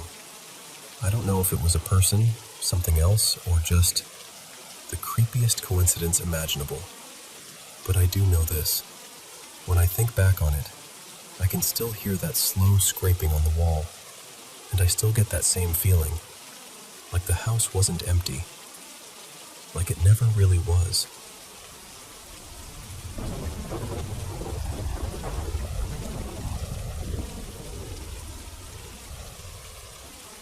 Hey everyone, and welcome back to the Paranormal M channel.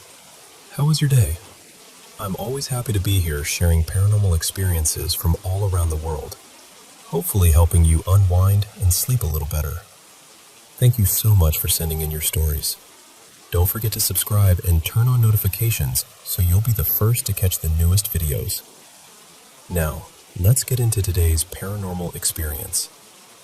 Good night. So, I was on YouTube a few nights ago, half paying attention to one of those late-night rabbit holes.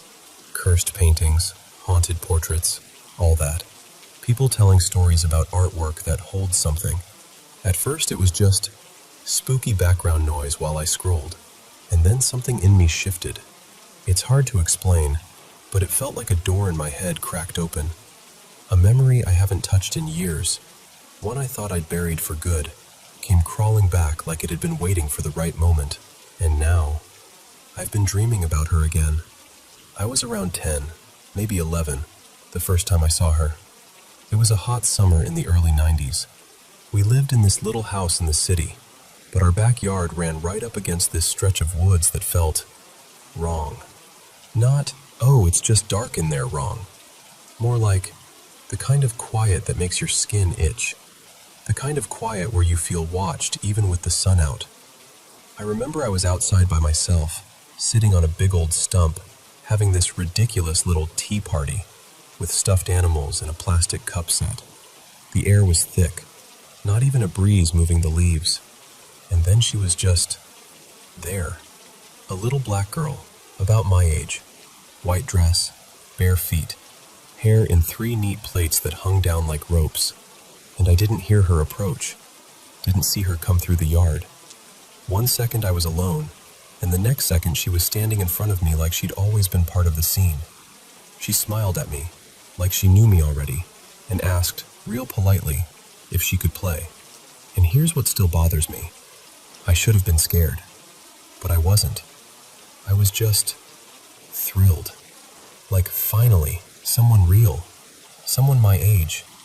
She told me her name was Gladdy. Yeah, Gladdy, not Gladys.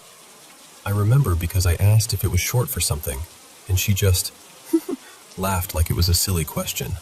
We played. We poured pretend tea. We giggled over nothing. The sun started sinking, and I heard my mom calling from the back door, telling me to come inside. I stood up, and that's when Gladdy grabbed my wrist. Her hand was freezing. like she'd been holding ice. She leaned in and whispered that she didn't want me to go, told me she was always alone, said she didn't have anybody else. So I promised, like a kid does. I promised I'd come back out the next day. And I even told her, if you see any grown-ups, you should hide, okay? Like it was totally normal. She nodded, hugged me tight, too tight, and then she turned and walked into the woods. That night, I woke up thirsty. I padded to the kitchen in the dark, opened the fridge, poured myself a glass of milk, real quiet, trying not to wake anyone. And before I even made it back down the hallway, I felt it. That pull. Like something invisible had a finger hooked under my chin, gently forcing my face toward the back door. I walked over and looked outside. The porch light lit up a patch of grass, and then beyond that, it was just a wall of black trees. I almost turned away, and then I saw her. Gladys stood right at the tree line, perfectly still, staring at the house. Her white dress caught the porch light like a flag in the dark. She didn't wave, didn't move, just watched. I jerked away from the door and hurried back to bed like if I moved fast enough, none of it would follow me. But that was the night things started. At first it was the little stuff you could almost explain away. My toys not where I left them. The bathroom light flickering even after Dad said the wiring was fine. The sound of footsteps down the hall when everybody was asleep. Then it got worse. And then came the shadows. Not like, oh, it's just the car headlights shadows. I mean shapes moving where they shouldn't. A figure in the hallway when I blinked awake. Something crouched up near the corner of my ceiling one night, like a spider made of darkness. And when I squeezed my eyes shut and opened them again, it was gone. And the laughter. God, the laughter. A low, scratchy cackle that seemed to drift in from everywhere, like it started in the woods, then ended up on the roof, then somehow whispered through the walls. Gladdy came back the next day, and the next. Always the same white dress, always barefoot, always those 3 plaits. I asked her once if she had parents. She stared at me so long I felt my throat tighten, and then she said, real calm, my people are everywhere. They don't sleep. They watch. I remember this wave of nausea hitting me, like my body knew before my brain did. After that, I started noticing things I hadn't wanted to notice. Marks on her arms, bruises on her shins, a dark ring around her neck like someone had pressed dirty fingers there. Her dress wasn't clean anymore. It got stained, then frayed, then torn at the hem like she'd been dragging it through mud and thorns. And then one day she showed up different. One of her eyes was missing. Not swollen shut, not bandaged, just gone. A smooth, dark hollow, like somebody had scooped it out and left nothing behind. And she still smiled, still wanted to play. And I tried so hard to act normal, because what else does a kid do when the impossible is sitting next to them, asking to pour pretend tea? But then my mom stepped out onto the porch. She watched me for a second, frowning, and she called, "Who are you talking to out there?" I told her, "My friend Gladdy." My mom's expression changed, like she got uncomfortable, and she said, "You're out there talking to yourself again? Come inside, that's creepy." Gladdy was standing right beside me. My mother didn't look at her once, not even a flicker, not even a pause. When my mom went back inside, I whispered, "Why can't she see you?"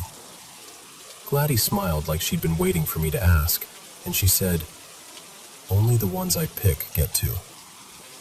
And then she opened her mouth. Not like normal talking. I mean, she opened it too wide, wider than a child's jaw should ever go.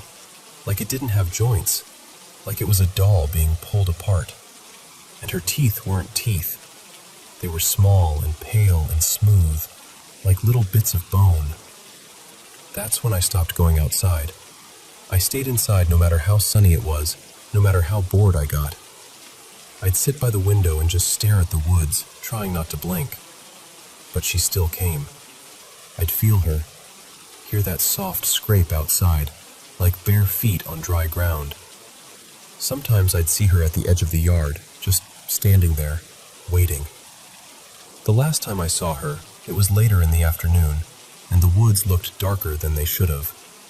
She leaned in close and whispered, "I'm going home now. Everybody's gonna know I went home." Then she turned and walked into the trees, and that's when I saw it. A huge black dog was waiting for her in the shadows, bigger than any dog I'd ever seen, shoulders high like a small horse. It didn't pant, didn't wag, just stared with this heavy, patient stillness. As soon as Gladys stepped into the woods, the dog followed. That night I dreamed of her.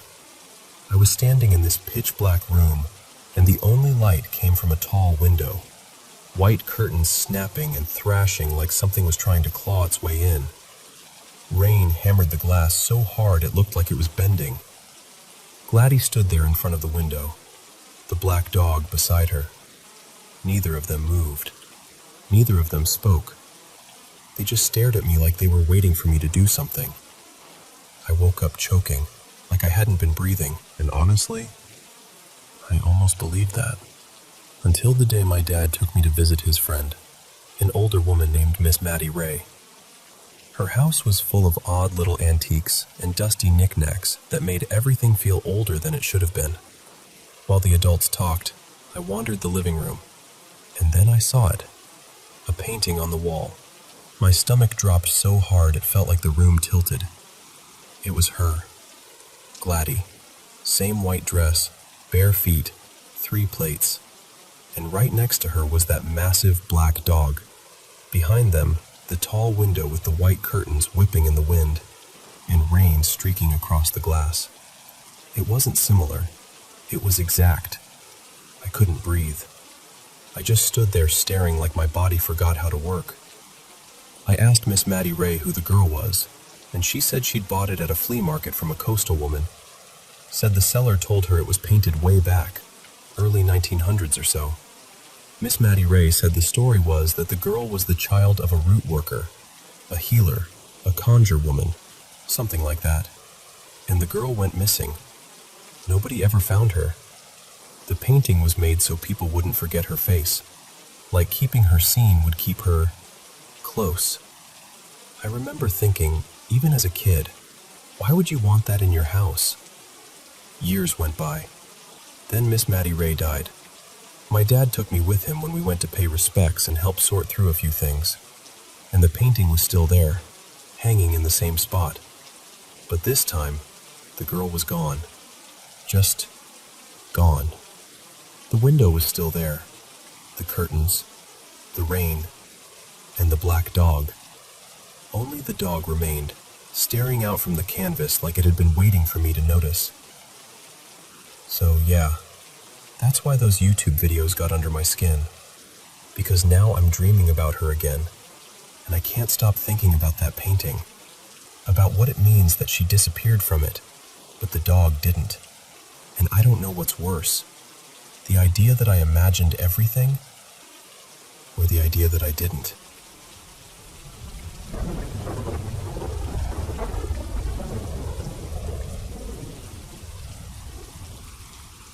So, let me take you back a few years. In 2018, I was living with my mom again. I'd been there a couple years after getting out of a marriage that really broke me down. Being with her felt like breathing again. Safe, familiar, steady. But eventually, you know how it is, I started craving my own space. Somewhere I could rebuild and hear my own thoughts. I applied for a few apartments, not expecting much, and then one afternoon I got a call. A small one-bedroom had opened up. I said yes almost immediately, like my mouth answered before my fear could catch up. And I was scared. I hadn't lived alone in a long time.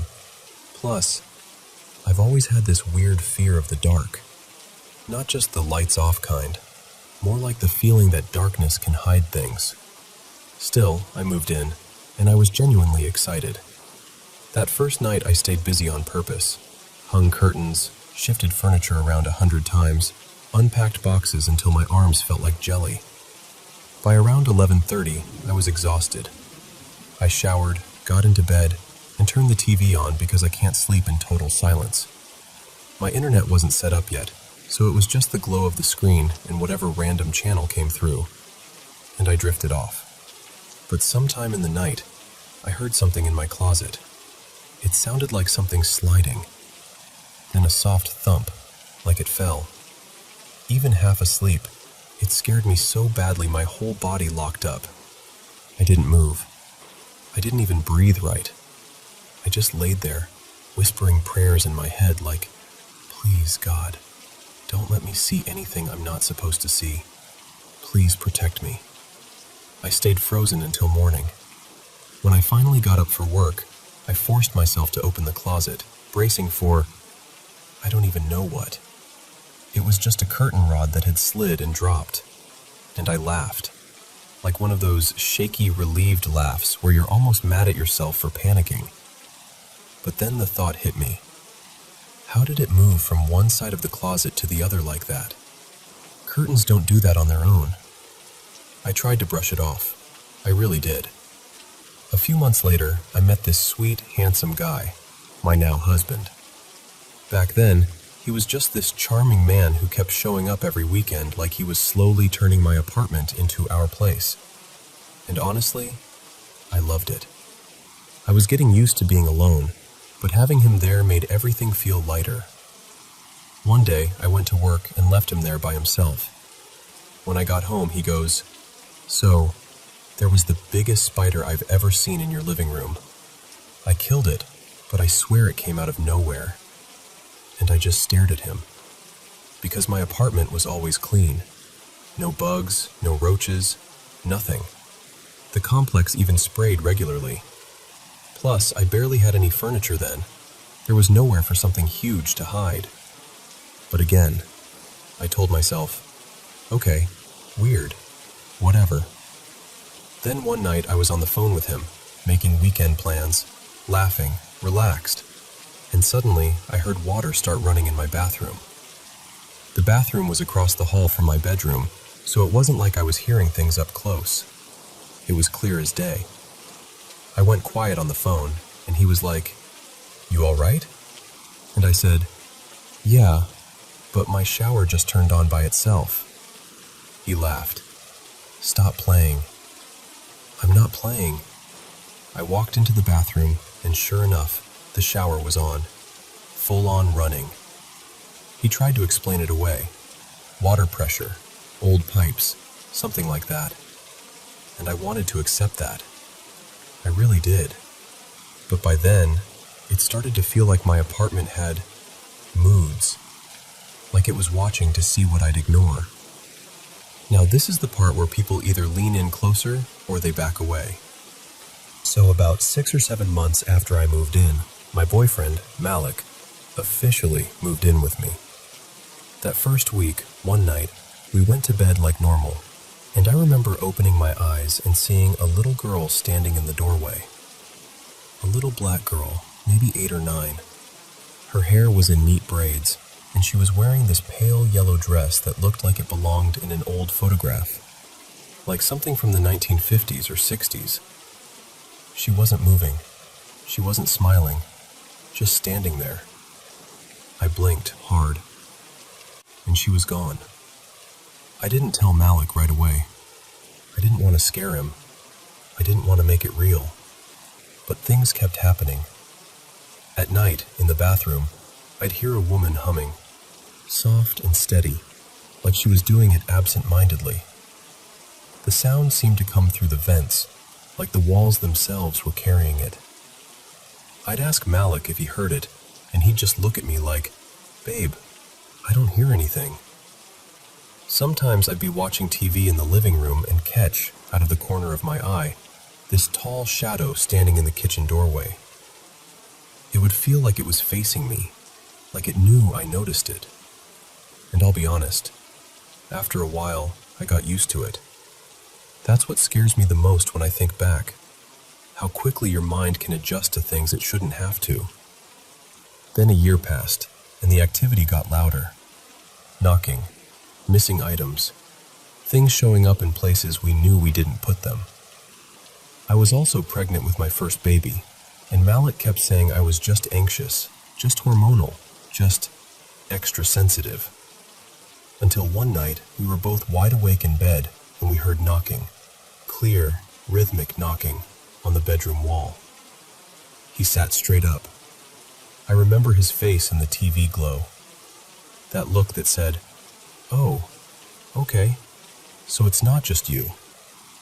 After that, he started changing little things, like sleeping with the ceiling light on. At first I thought it was funny. Mr. Tough Guy needs a nightlight?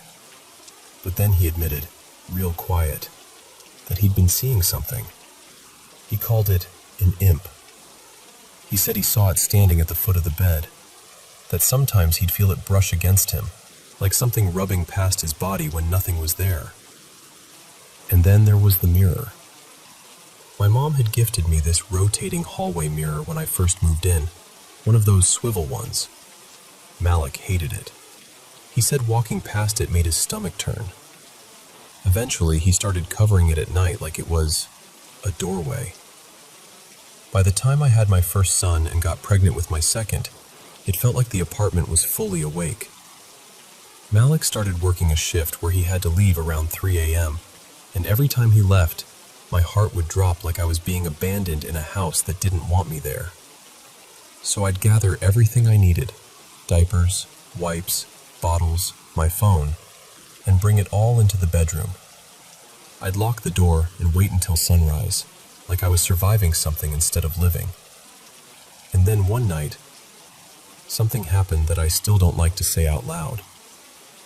I was in the bedroom, half asleep, and it felt like I slipped into this dream, but not a dream state, like a vision. In it, I saw feet moving under the bedroom door. Slow steps, like someone was walking in my hallway. Then the door didn't open, but something came in anyway. I couldn't move. I couldn't scream. It was like I was being held down by invisible weight. And in that vision, it moved toward my son's bed. My baby started screaming, this terrified, panicked scream that snapped something inside me. I jolted out of it, grabbed him, and held him so tight he was shaking.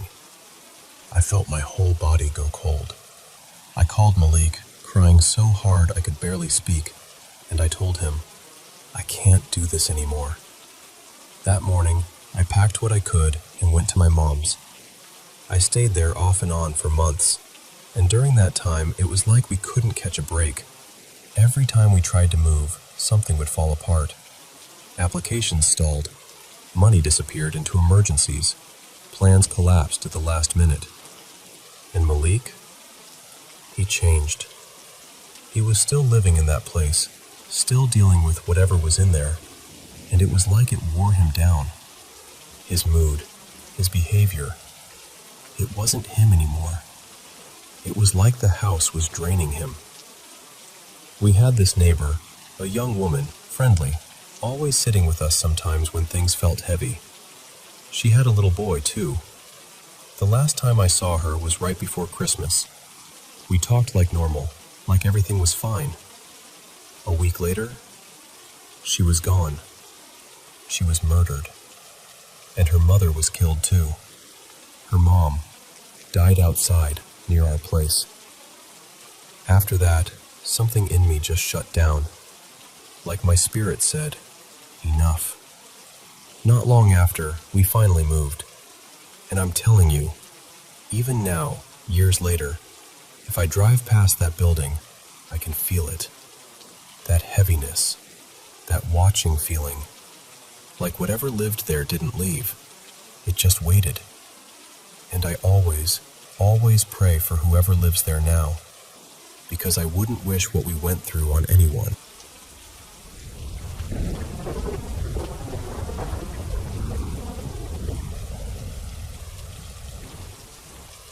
So, growing up, I always felt a little out of place in my own family. Not in the usual, I'm quirky way either. I mean, I'd notice things I shouldn't be able to notice. I could look at someone and know pieces of their story, like grief they never spoke out loud, or something they'd survived that didn't show on their face. And sometimes, this is the part I almost never said out loud, I'd hear people or catch a glimpse of someone when nobody was physically there. Whenever I tried to tell my parents, they brushed it off.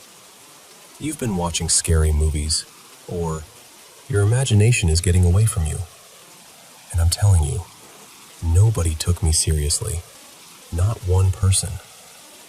But one night, when I was a teenager, sophomore year, I got my first real, unmistakable encounter. This was mid-2000s. I want to say 2006, maybe early 2007. It was around 3 in the morning, and I'd fallen asleep on the living room couch with the TV low. Then, boom!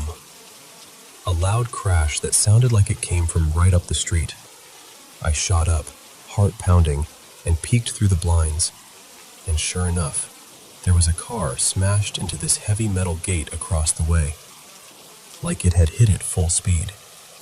I could see movement, lights, the kind of chaos where your body wakes up before your brain catches up. It looked like a police chase had just ended right there. I saw a figure jump out of the driver's side and take off running, gone in seconds. And the whole thing happened right in front of my aunt's place. So I grabbed the phone and called her immediately. Like, I didn't even think, I just dialed. She answered groggy, and I'm like, Auntie Felicia, are you okay? Something just crashed out there. She's trying to wake up while I'm talking fast, and then, while I'm still on the phone with her, I hear a knock at the front door. Not a little tap, a real knock. I remember pulling the phone away from my ear and saying, Auntie, hold on, somebody's knocking. And she goes, At this time of night? I said, Yeah, I hear it. So I get up, still half asleep, and I go to the door. I didn't open it. I asked first. I said, Who is it? And in this very low, soft voice, like a little girl trying not to wake the house, the person says, Caroline. Just like that. Simple. Calm. I froze for a second and said, Caroline who? No answer. Nothing. And I'm standing there staring at the door like, maybe it's someone messing with me. Maybe I misheard. Maybe... So I snatched the door open, and there was nobody there. Nobody. And I don't mean maybe they ran off. I mean, there was no way anyone could have left that porch that fast without me hearing the steps.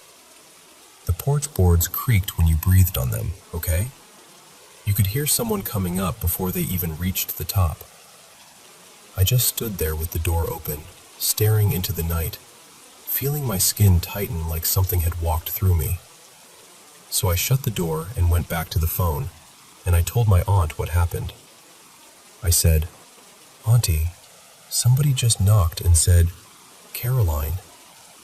And I tried to laugh it off because that's what people do when they're scared. I told her, the only Caroline I know is the one my cousin Jay used to date.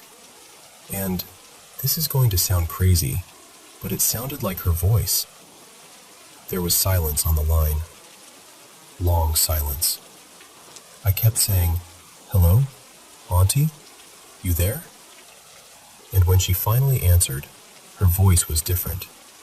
Like she didn't want to say what she was about to say. She goes, Baby, I'm here. And I said, Why are you so quiet? And she said, slow, heavy. I swear to you, I didn't even respond. I just hung up. Not because I was being disrespectful. I hung up because my brain couldn't hold it. Like my body panicked before my manners could kick in. I sat there staring at the wall, feeling sick. I didn't even know she had passed. I didn't know anything, so why would she knock on my door? Why would she say her name? Why me? And that's when things started getting worse. A couple weeks went by, and I tried to pretend it didn't happen. I tried to be normal. but the air around my house started feeling heavy, like something was always right on the edge of being seen. Across the street from where we lived, there was this fenced-off lot with thick bushes, one of those places where, if somebody wanted to hide, you'd never know.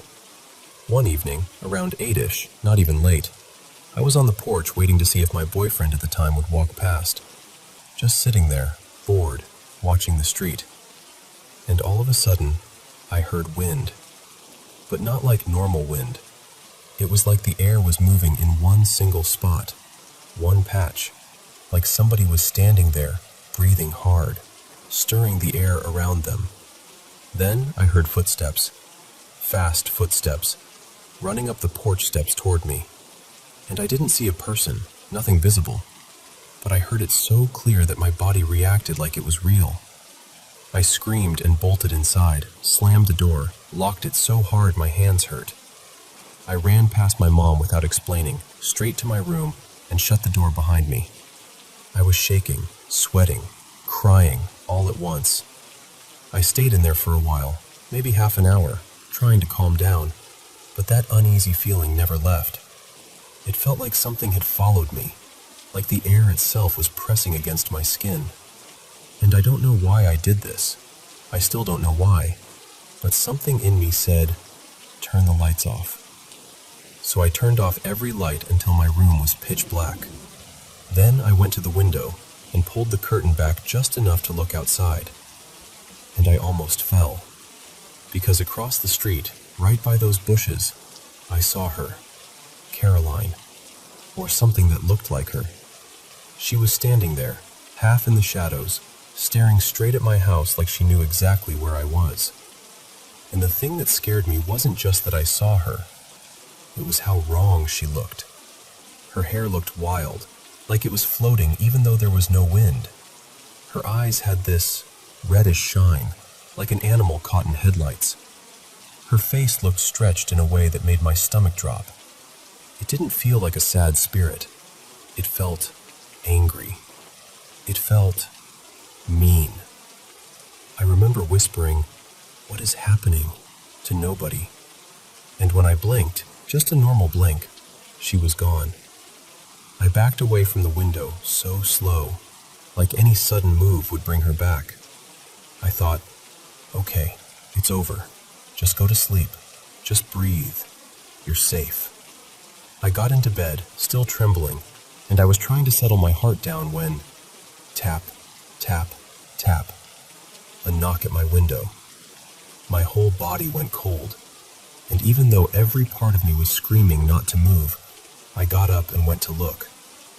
At first, nothing, just darkness outside. I started to close the curtain, hands shaking, and right as the fabric slid across, I saw her face, right there at the window, so close it didn't make sense, and she smiled, this awful, wrong kind of smile, and said, real low, "Hey." But it wasn't friendly. It sounded like a voice trying to pretend. And that's all I remember, because my knees buckled and everything went out. I don't remember hitting the floor. I don't remember anything after that. I just know I never, ever want to see her face again.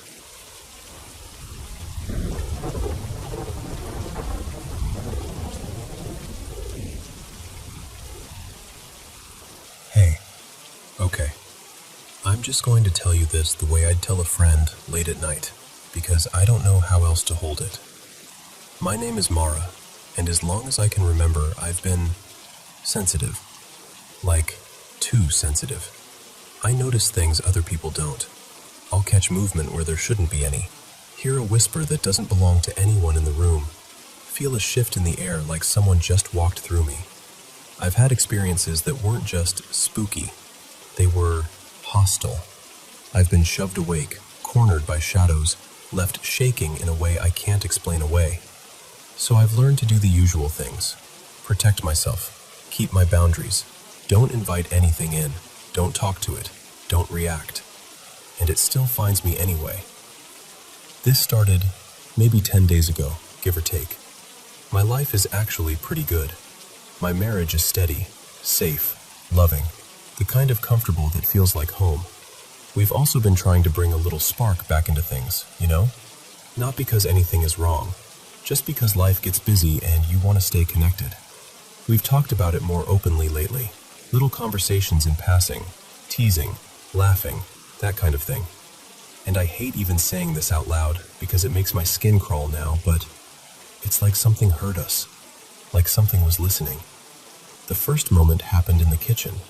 My husband was upstairs with our kid, building some ridiculous block tower and making the kind of chaos that somehow sounds adorable when it's not happening right next to your head. I was cooking, stirring something on the stove, wiping counters, that whole multitasking dance, and I felt it. That sensation like someone steps behind you and you don't need to look to know you're not alone. I heard this whispering, soft, close, like it was right at my ear, but I couldn't make out a single word. I turned, expecting to see my husband coming down to check on dinner. No one was there. But the feeling didn't leave. It lingered like a bruise you haven't touched yet. After that, the days were tense. I'm home most of the time with my kid, so I'd stay busy, keep the lights on, keep music playing, keep my mind moving. But at night, especially on the evenings my husband worked late, the air in our bedroom felt wrong. Not loud, not dramatic, just heavy, like the darkness had weight. I'd see quick movement in the corner of my eye. I'd feel the mattress shift when no one sat down. And I kept doing what I always do. Pretend it's nothing. Ignore it. Don't feed it. Then this weekend happened, and I don't even know how to say it without feeling sick. I was in the shower. Normal routine. Shampoo, rinse, trying to enjoy 5 minutes of peace like it's a luxury vacation. And suddenly I felt a touch. Not a bump, not a cold draft, not that usual presence sensation. This was deliberate, intimate, like a hand right against me, as if someone was right there with me. I froze so hard I couldn't even breathe for a second. Because listen, out of everything I've ever experienced, I've never been touched like that. Not like that. It wasn't just scary. It felt wrong. Violating. Like someone reached into a place that should belong only to me. And then I did the dumbest thing. The thing I always tell myself I'd never do. I challenged it. Out loud, I said something like, "Do it again." I know. I hate myself a little for that. I think a part of me was trying to take control back. Like if I dared it, maybe it would back off. Maybe it would prove I was imagining it. Maybe it would stop hovering at the edge of my life like some coward. But it didn't stop. I was in bed, half asleep, and I felt that same touch again. On the same side, like it had a preference, like it remembered. And then, I couldn't move. It's like something pinned me down. Not gently, not playfully. Like I was being held in place. Like my body was no longer mine to command. And then something happened that I can't twist into a maybe it was nothing. I can't dress it up. I can't laugh it off. I woke up afterward feeling drained, like someone had taken a part of me and left the rest behind. I felt shaken and exposed and violated. That's the word. Violated. And what's making it worse is that in the middle of all that fear, there was this awful, humiliating sense that it was doing it because I invited it, because I dared it, because I opened my mouth, because I thought I was stronger than whatever this is. Like it was saying, "Oh, you want to challenge me? Fine. I'm telling you this because I'm scared. I'm scared to be alone in my own house. I'm scared to go to sleep. I'm scared to shower. I'm scared I made something aware of me in a way I can't undo. And I keep going back and forth between this is real and something is attached to me, and I'm losing my mind and I'm going to ruin my life with paranoia. But my body remembers. My chest tightens even talking about it. I feel on edge in a way that doesn't match a normal nightmare. So I don't know what I provoked. I don't know what rules I broke. I don't know what to do next. I I just know I don't want it to happen again.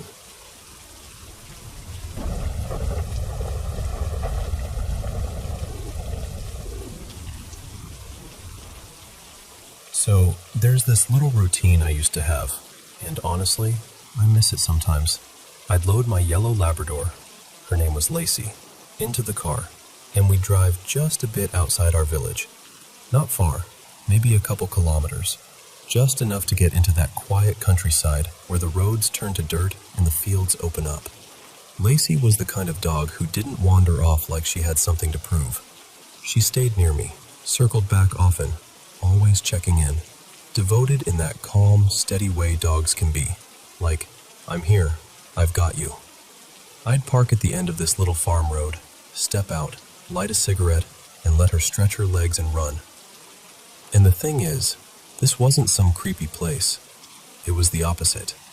Wide open, flat land, marshy in spots, low brush, a few scattered trees, but mostly you could see everything in every direction.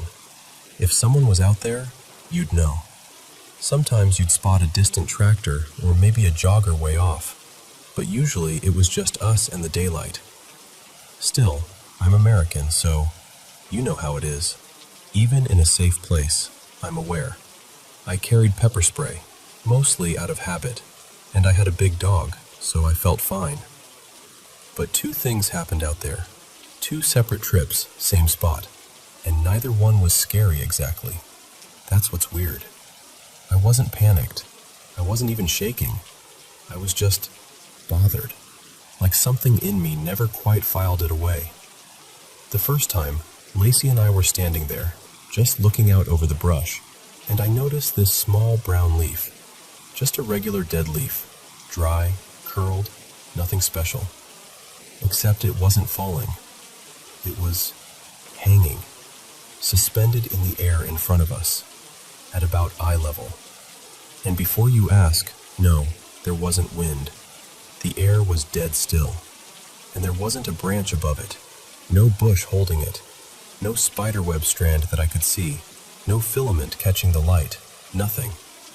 It just hovered there, moving the tiniest bit, like an inch back and forth, as if it was deciding whether to drift away, but never committing. And Lacey saw it too. That's part of what makes it stick in my head. She stopped running and came over and stared up at it, ears forward, that intense dog focus like she was watching a squirrel, except it was a leaf floating in midair. I stood there for, honestly, close to a full minute, just watching it like I was waiting for reality to correct itself. And then I reached out and plucked it. Just took it out of the air. It felt like a leaf. It looked like a leaf. It wasn't sticky. It wasn't caught on anything. I held it up for Lacey to sniff like, "Are you seeing what I'm seeing?" And she leaned in like she was just as confused as I was. And then I did the only thing that felt sensible, which was, I got back in the car and we went home.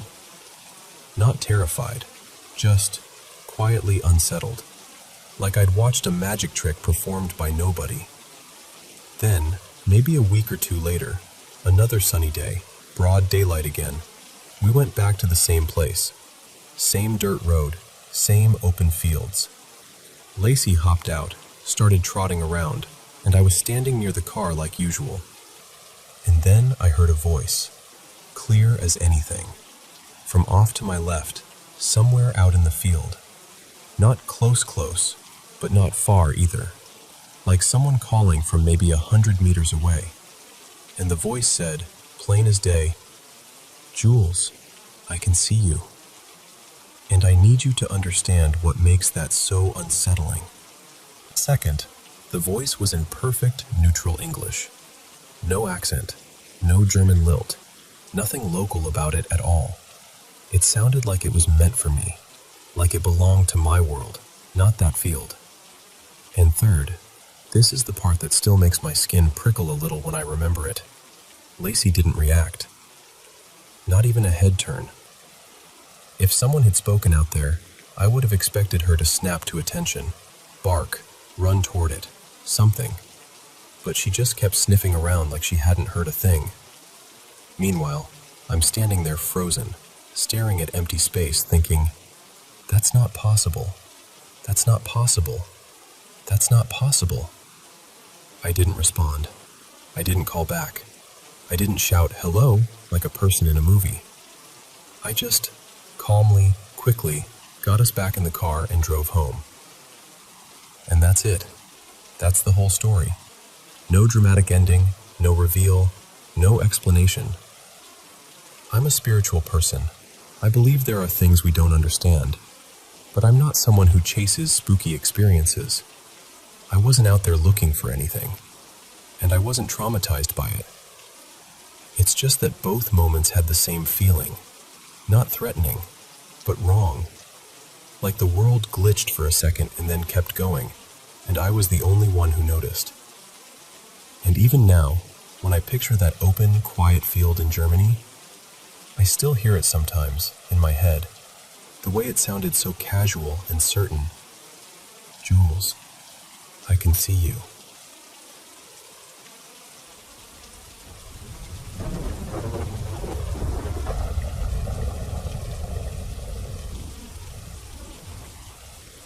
So, a few months after my breakup, I started dating my girlfriend.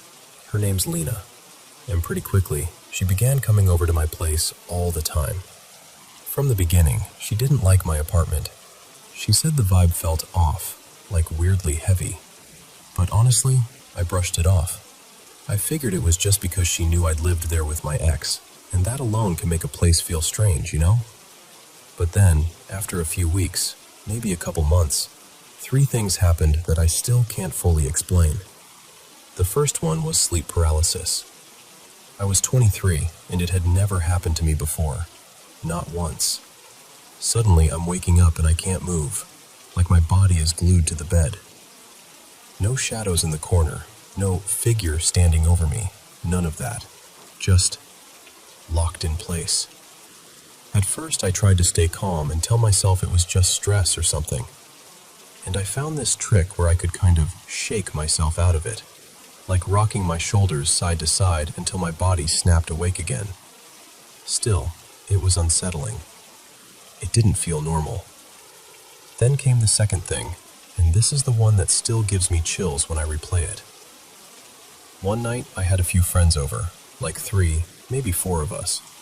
We were just hanging out, drinking a bit, smoking, laughing, playing music on Spotify through the TV. Normal night, nothing dramatic. Then one of my friends puts on this French rap track, someone he knew, like a friend of a friend. And I remember the timing so clearly because it was so stupidly perfect, it almost felt staged. Right after the intro, the first line comes in, something like, "This new vibe is really dark." And right as that line lands, everything shuts off. The TV dies. The music cuts mid-word. The apartment drops into darkness, and it's not just quiet. It's that thick, sudden silence that feels way too big for the room. Like someone pressed mute on the whole world. My friends were hyped, laughing like, "No way, that timing was insane." They thought it was the coolest coincidence ever, like a cinematic moment. But me? I swear my stomach dropped. I got that cold rush up my spine, like my body knew something my brain hadn't caught up with yet. And after that, I finally told them what Lena had been saying, how she felt like the place was weird, that it didn't feel right.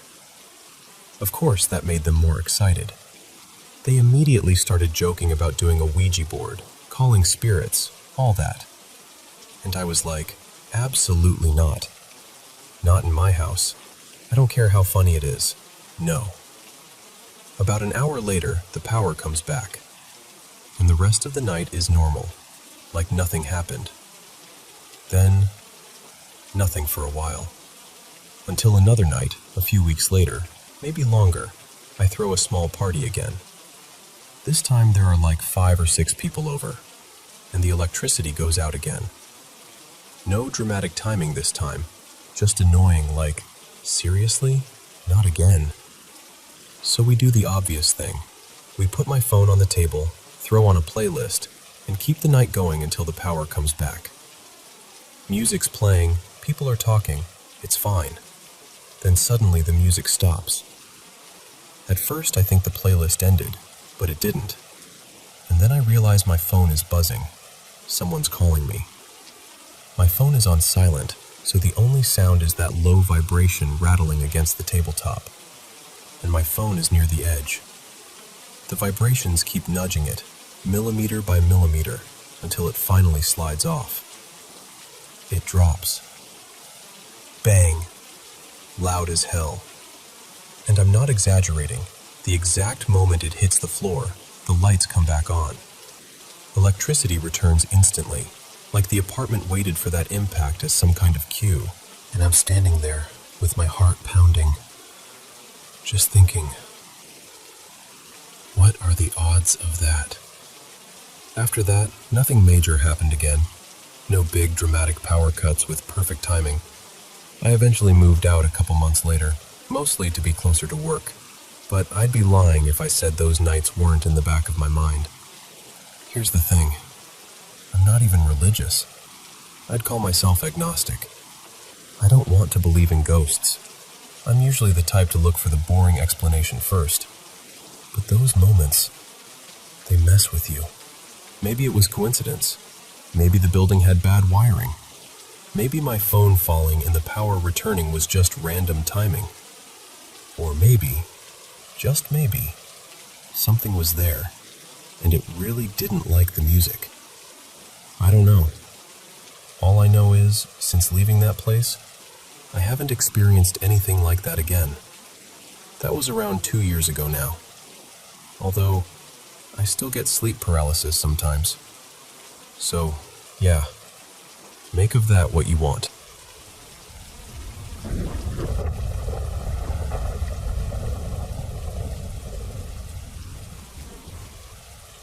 So, this started a little over 2 weeks ago, and at first, I genuinely thought my doorbell camera was just acting up.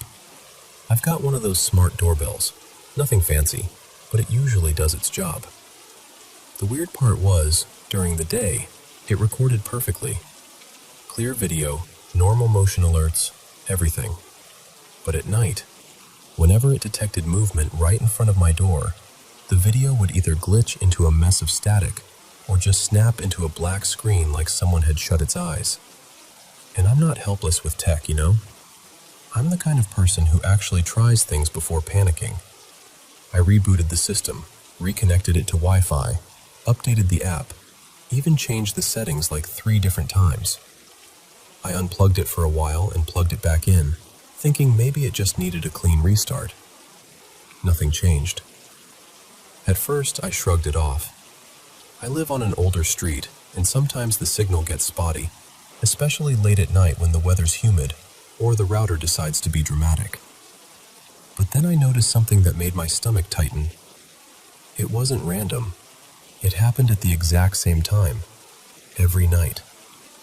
2:37, not 2:36, not 2:38, always 2:37, like it was scheduled. So yeah, curiosity got me. The next night, I decided I was going to watch the live feed. Not the recording after, live. I sat there with my phone in my hand, waiting, trying to convince myself I was being silly. I started watching at 2:36, and for a few seconds it was totally normal.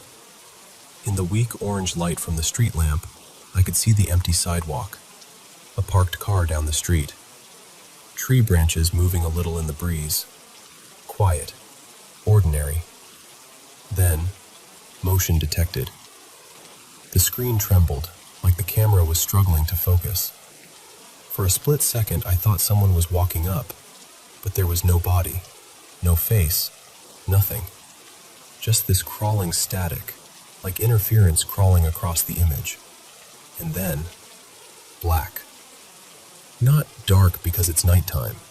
I mean black, like the feed had been erased, like someone had pressed their palm over the lens. I remember standing up so fast my chair scraped the floor. I went straight to the window and pulled the curtain back, and I'm telling you, there was no one outside my door. The streetlights were still on. The road looked exactly the same as it always does. Everything looked normal. But I didn't feel normal. I waited, maybe a minute, maybe two, long enough for my nerves to start buzzing in my arms. And then my phone feed suddenly returned like nothing had happened. Only, something had changed. Right in the center of the camera's view, near my doormat, there was a mark on the ground. And it didn't look like dirt. It looked like the pavement had briefly softened, like it had warped and then hardened again, like something heavy and wrong had pressed into it. The shape was what really got me. It wasn't a shoe print. It wasn't even a normal footprint. It was long and narrow, almost like a stretched handprint, but with 3 distinct, separated toes. Thin, pointed, too evenly spaced, like something that didn't bend the way it was supposed to bend. I didn't sleep after that. I tried, but every time I closed my eyes, I kept seeing that shape. The next morning I checked the footage. The 237 clip was missing, completely gone, like it had never existed. But what made my skin go cold wasn't the missing recording. It was something else the camera captured later. A single-frame snapshot at 4:09. Just one image saved by the system like a glitchy afterthought. 2 round eyes, bright, still, reflective, like an animal caught in headlights. Except they weren't angled like an animal's. They were level, centered, staring straight into the lens, like whatever it was knew exactly where to look. And since then, it keeps happening. Every night at the same time, 2:37, the feed breaks down, the footage disappears, like the camera is being punished for trying to see. But do you know the worst part? Last night, I was watching again. I told myself I wouldn't, but I did. I was staring at the screen, holding my breath, waiting for the moment it always happens.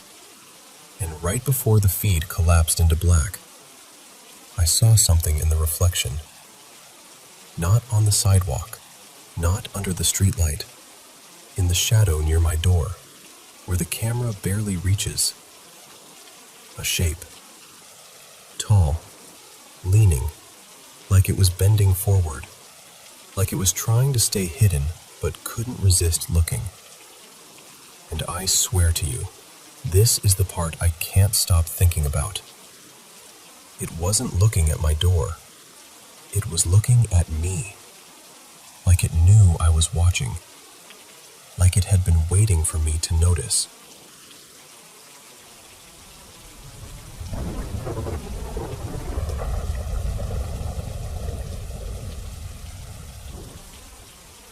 So, my boyfriend Evan and I moved into this house about 5 weeks ago, and I swear it's one of those places that feels normal until you're actually living in it. It's a simple layout, 1 main floor and then a fully finished basement. Nothing about the basement looks creepy. Clean walls, decent lighting, normal hallway. But the second you walk down there, your body just knows. Every single person who's visited has said some version of the same thing. I don't like it down here. And they always point to the same spot. The back bedroom, last door on the left. People joke about bad vibes, but nobody laughs while they're saying it. It's more like they're trying to convince themselves it's fine. And I hate that I agree. Every time I'm down there alone, I get this steady, crawling feeling, like someone is watching me from a place I can't see. Not a quick scare either. It's patient. Like it's been there longer than I have, and it's not in a hurry. Our first real experience happened about 3 weeks ago. The first night we actually stayed there after closing. We were upstairs, sitting on the couch, trying to relax, and we heard someone coughing from the basement. At first we did the whole, it's just the house settling thing. But it happened again. Not constantly, just enough to make us keep looking at each other like, did you hear that? Along with that, there were these creaks, like careful footsteps, not random pops. And then it got worse, because when we finally went downstairs to check, the door to that back bedroom was open. Which doesn't sound dramatic, I know, except we keep every basement door shut. Always. It's become this weird habit already, like we're trying to keep the basement contained. We stared at that open door for a few seconds, and neither of us wanted to be the one to step closer. So we closed it, told ourselves it was a draft or something stupid, and went upstairs. That night, Evan woke up screaming, like full panic, pointing at the corner of our bedroom and yelling that someone was standing there.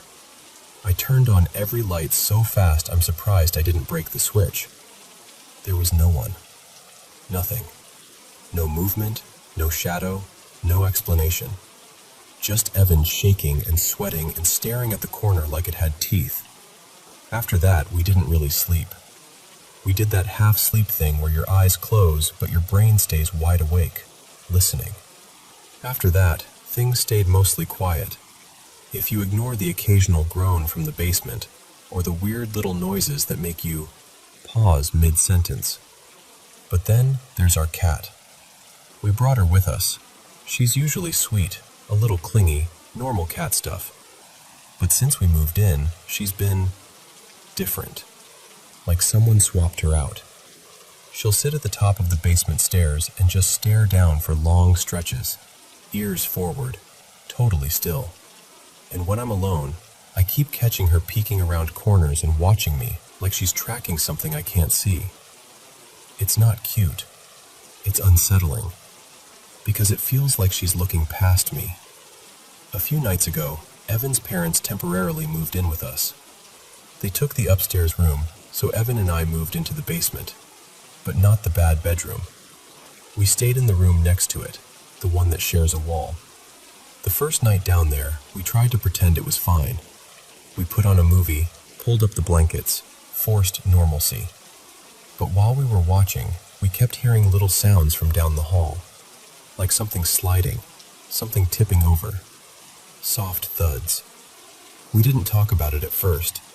We just kept watching the screen harder, like ignoring it could erase it.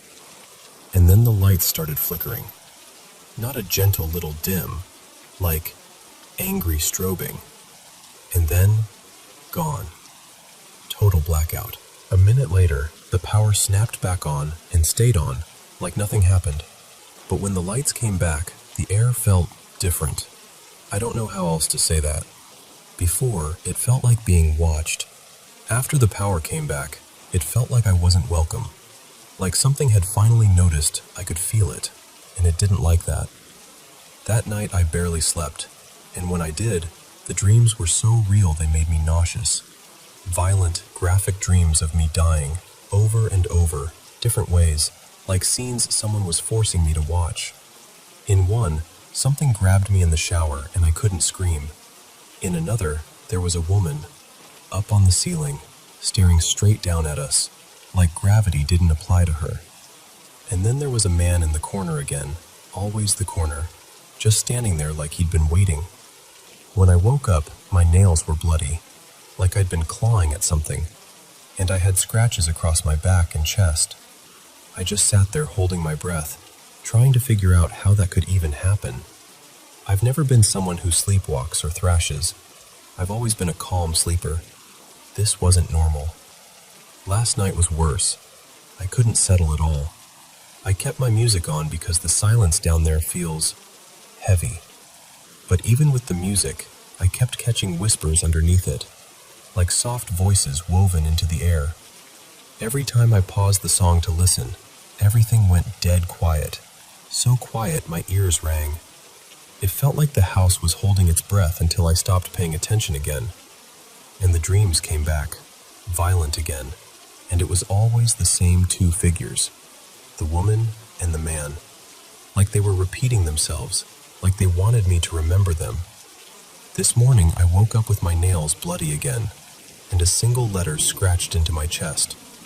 T. Not a random scratch, a clear shape. And then I heard knocking from the wall, the one we share with that back bedroom. A slow knock, like knuckles, then rustling, like something shifting on the other side, right up against the drywall. I just laid there staring, completely still, because I didn't want to give it anything. I didn't want it to know I was listening. I don't know what to do anymore. I don't feel safe in that house.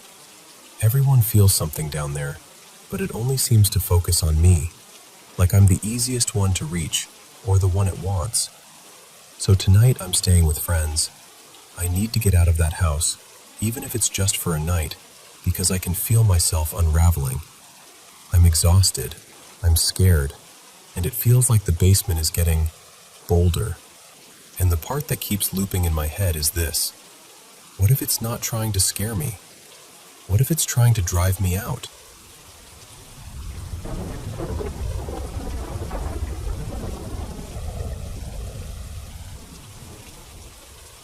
So, growing up, my siblings and I had this weird normal in our house. Things we didn't even question after a while because it happened so often. We used to see these shadowy figures, not like a full person you could stare at, more like an outline, a pitch black shape you'd catch in the corner of your eye. One felt like a kid, and the other felt like an adult man, just from the height and the shape of them. And the second you'd turn your head to look straight at it, gone, like it was never there. They showed up in the same places too, mostly the upstairs bathroom and the basement bathroom, like those rooms were their spots. And on top of that, we'd hear heavy footsteps pacing around the house, even when we were home alone, or when all of us were piled into one room together. We always blamed the bigger shadow for that. In our heads, we literally had categories: the old man and the kid. And the kid, was a little menace. Sometimes you'd hear your name whispered from somewhere it absolutely shouldn't be coming from. Then this soft little laugh right after, like it thought it was hilarious. Toys would end up moved, turned around, shoved into weird places, just enough to make you doubt yourself for a second, and then feel your stomach drop. And the older one, the man, I swear I'd hear him do this deep, tired sigh, the kind adults make when they've had a long day and their bones feel heavy. That part weirdly creeped me out the most because it sounded so human. Okay, let me tell you the main thing, the story that still makes me feel cold when I think about it. One day, my brother and I decided we were going to decorate our room.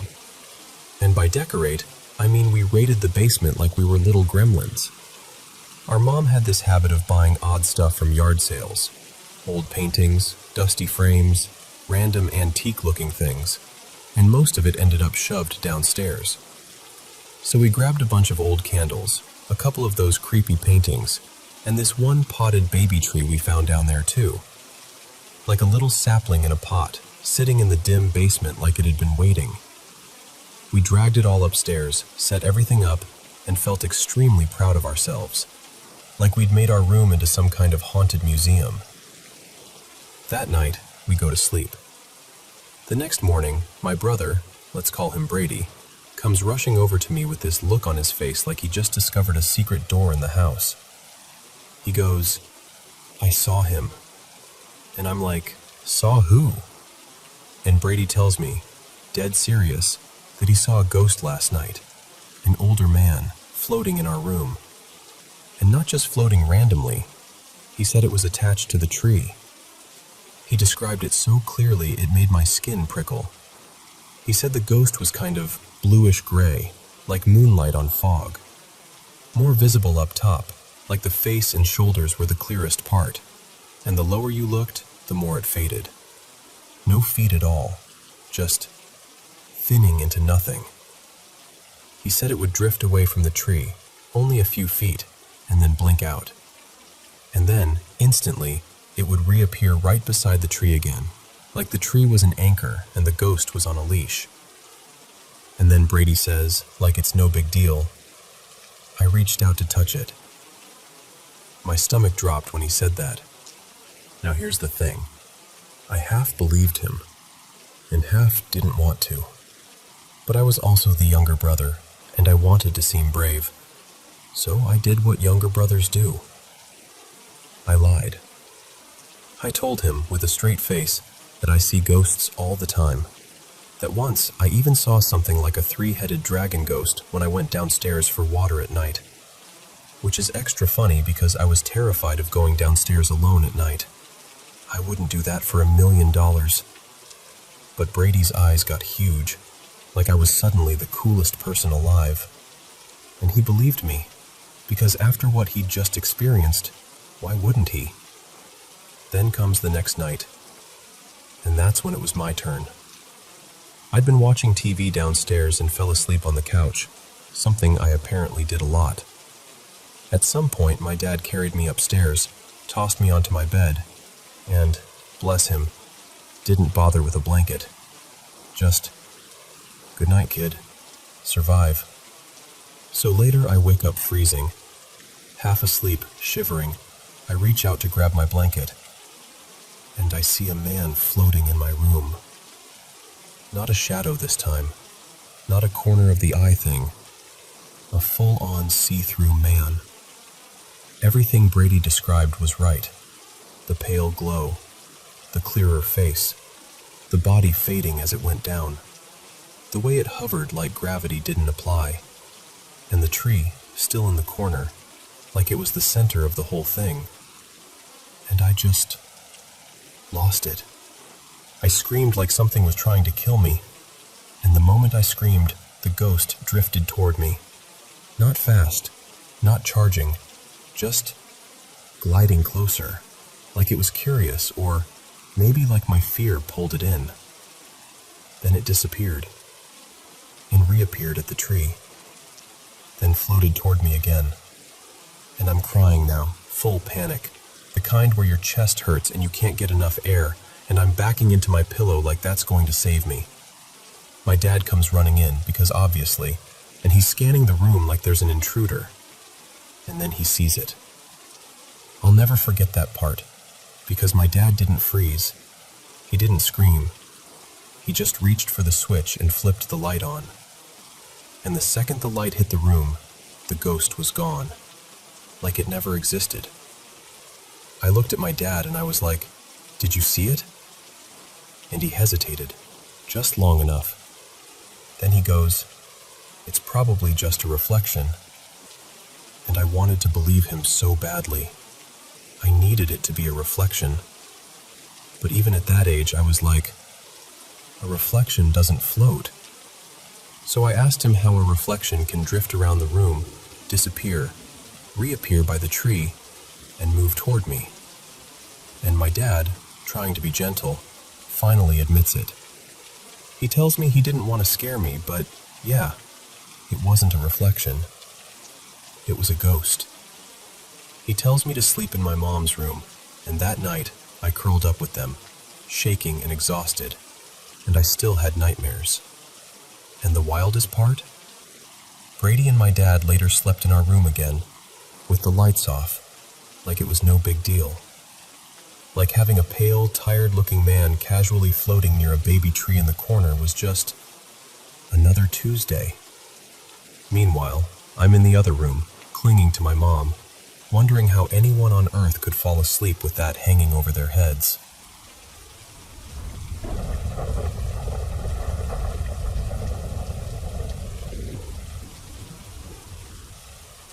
So, this is mostly a summary, but I'll try to tell it the way it actually felt. A while back, I got into a really ugly fight with my parents, right in the middle of moving out.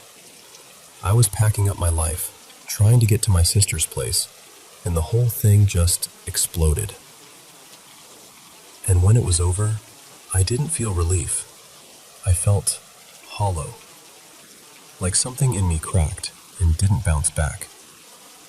I've dealt with depression for as long as I can remember, but that argument pushed me into a deeper place than usual.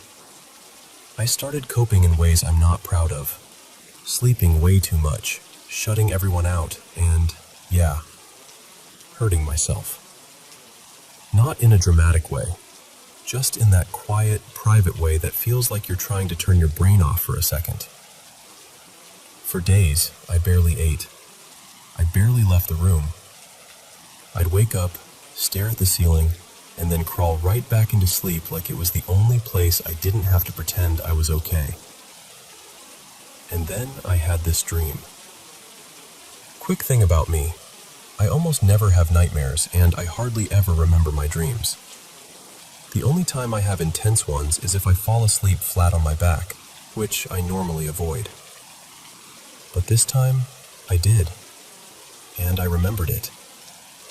Not clearly, though. It's weird. Every time I try to replay it in my head, it's like my mind smears it on purpose. Like it's trying to protect me by making it slippery.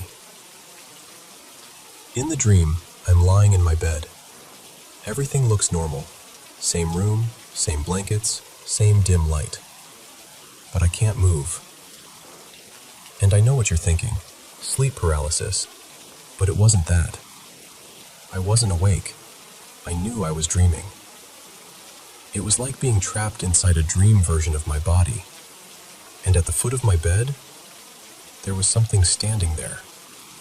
I knew, without even questioning it, that it was a demon. I can't tell you what it looked like. I can't tell you its face or the sound of its voice. Every time I try, my brain goes foggy, like the details are behind frosted glass. Honestly, I stopped forcing it.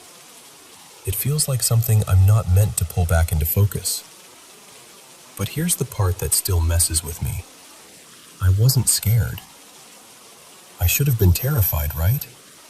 But I wasn't. I felt calm. Almost like I understood it couldn't actually hurt me unless I gave it permission. And then it spoke. Not loudly.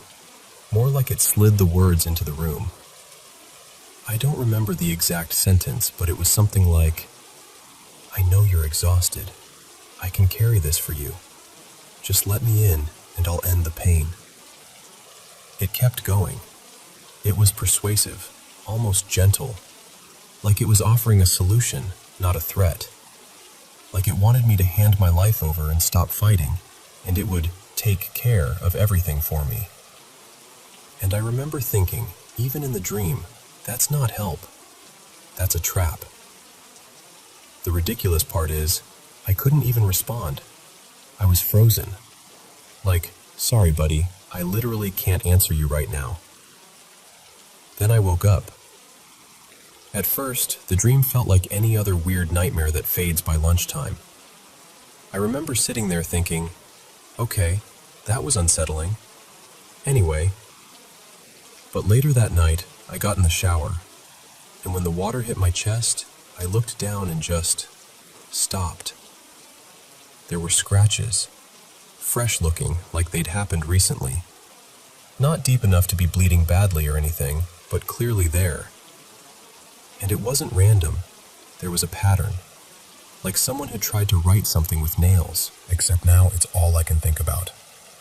The marks looked like symbols, or maybe Roman numerals. The closest I can describe it is something like III, or maybe III. My memory keeps flipping it around, like it can't settle on the exact order. I remember staring at it in the mirror, trying to translate it into a number, thinking maybe it meant 27. But then I caught myself because Roman numerals don't really work like that. So I just stood there, water running, staring at those scratches, feeling this cold, heavy question settle in my stomach. If that dream was just a dream, why did I wake up with something carved into my skin?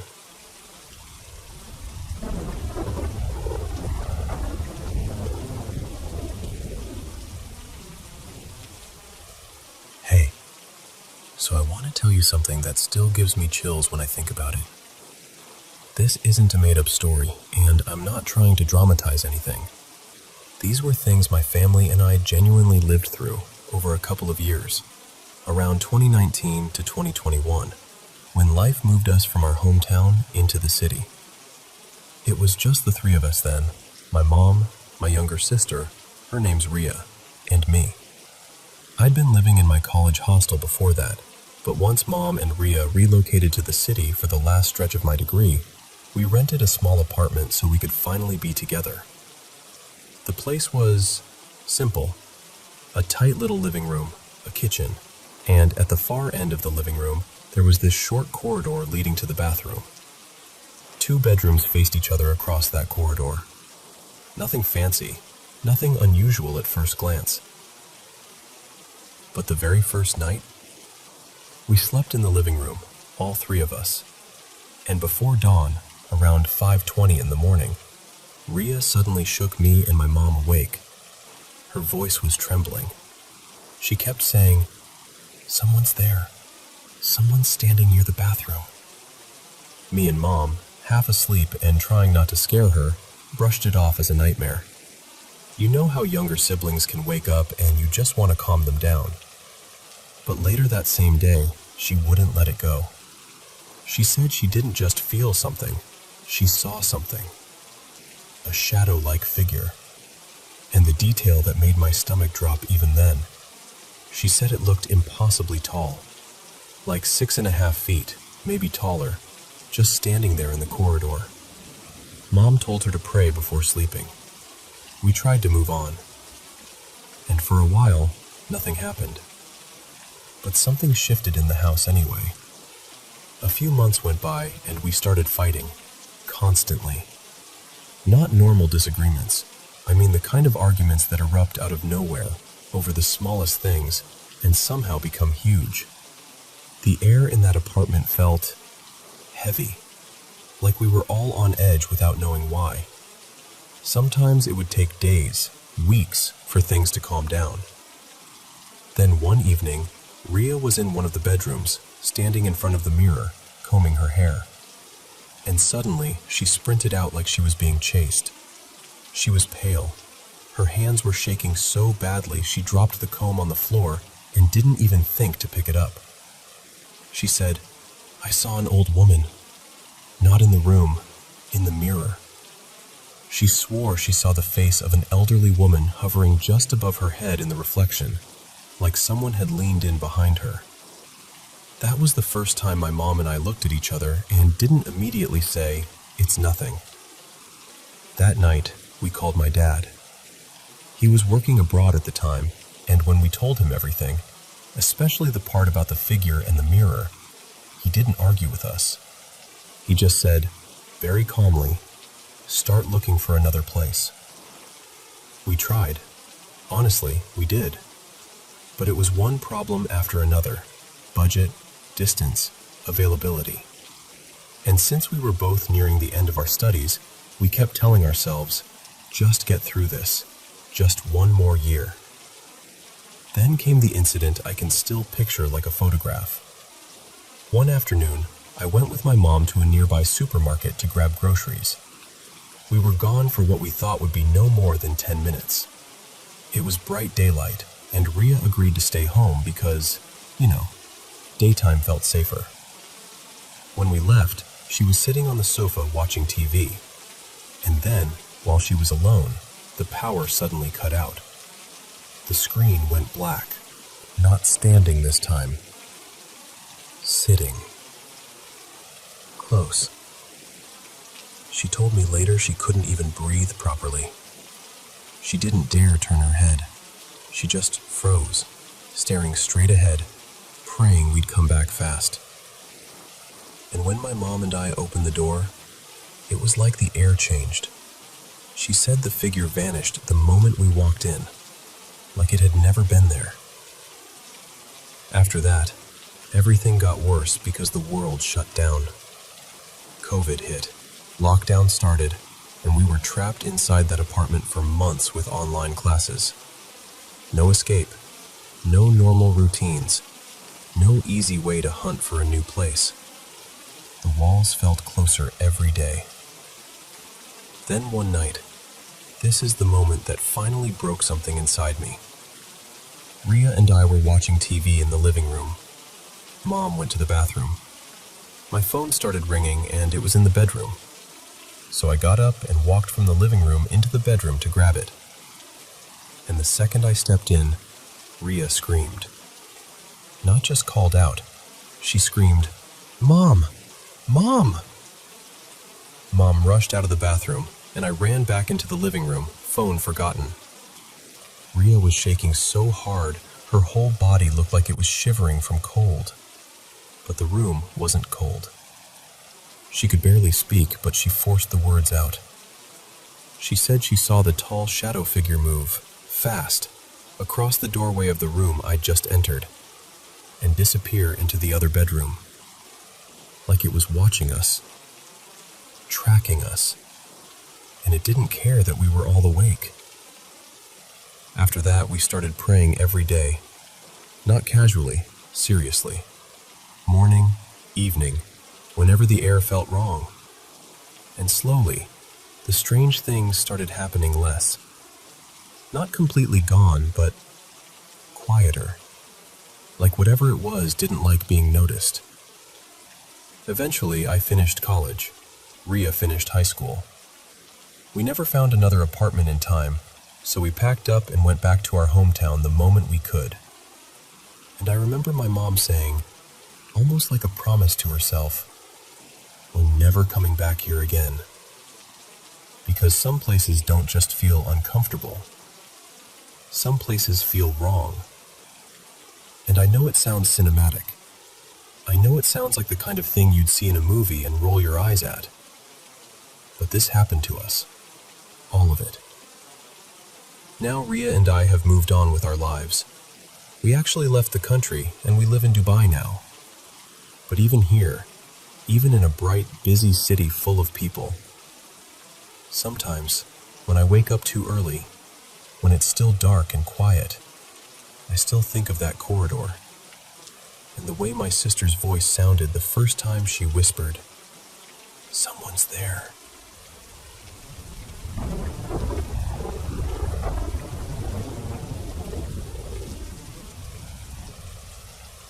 So, this is one of those things I don't tell people right away, because it sounds like something you'd brush off as a weird childhood phase. But I remember it too clearly for that. When I was little, around 5 or 6, I started having these dreams about a black panther. At first it was almost ordinary, in that strange way kid dreams can be. He'd show up, watch me, then disappear.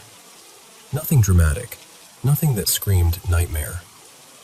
And then, the second or third time I dreamed about him, the whole thing turned.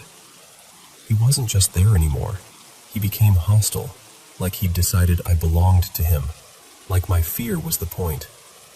In the dreams, he'd creep into my room and perch on my chest, heavy as a boulder, like he was pinning my spirit down as much as my body. And he'd taunt me in this low, rasping hiss from somewhere across the room. "I see you." I can still hear it. I'm not exaggerating. I can still hear the way it stretched out, like he enjoyed making the words crawl under my skin. That's actually how he got his name, at least the name I gave him. I didn't call him I see. Not exactly. In my head it came out as something like I zai, a kid's version of the sound that haunted me. And what makes it creepier is that it didn't start in every house. It started in that house. My family had just moved. Before that, we were living in an older place that belonged to a relative, and the whole situation ended badly. We had to leave fast, and it wasn't exactly gentle or mutual. My parents found a new townhouse in a quieter neighborhood, the kind of place where kids ride bikes outside, and you can hear dinner being cooked through open windows. On paper, it was a fresh start. But inside that townhouse, there was this constant undercurrent, like the air was heavier than it should have been. My brothers were tiny then, 3 and 4 maybe, and their room was right next to mine. They didn't talk about nightmares the way I did. They mostly just hated one part of the house with this stubborn, immediate panic that only little kids seem capable of: the basement. The basement itself wasn't even gross. It was finished. Couch space, a TV stand, enough room to play. But there was a corner down there that nobody lingered near. A small bathroom, and beside it a storage room, almost like a little cellar. Nothing dramatic about it, just two plain doors. Except every single person in my family avoided those doors like they were hot. We didn't store anything in that bathroom. No hand soap, no extra towels, nothing. And the storage room stayed mostly empty, except for a couple random boxes, like the previous owners had fled mid-unpacking, and we'd silently agreed not to touch whatever feeling lived in there. That was the part everyone felt. But Isaiah, he felt like he was mine. It started happening whenever I did anything wrong. And I mean kid wrong, not criminal, not evil, just human mistakes. If I spilled juice and my mom sighed, if I forgot homework, if I got a mark on a quiz that wasn't perfect, if I snapped at one of my brothers and felt guilty afterward, that's when the dreams would come. I'd fall asleep fine, and then I'd wake up, at least I thought I was waking up, with that instant stomach-dropping dread, like my body knew before my brain did. And then I'd hear it. I see you. Sometimes it was from the corner of my room. Sometimes it felt like it came from the doorway. Sometimes it sounded like it was right next to my ear, even when I couldn't move my head. The pressure on my chest would follow. Not like a blanket, not like being hugged, like something with intention had decided to sit down on me and keep me there. It didn't just scare me at night. It made me afraid of living during the day. I became this tiny little perfectionist, terrified of making mistakes, terrified of being noticed by whatever it was. I second-guessed everything, even normal kid stuff, laughing too loud, stepping wrong, saying the wrong thing, felt like it might summon him again. After a while, I stopped telling my parents every time it happened. Not because I didn't want help, but because how do you explain that something is punishing you for being imperfect?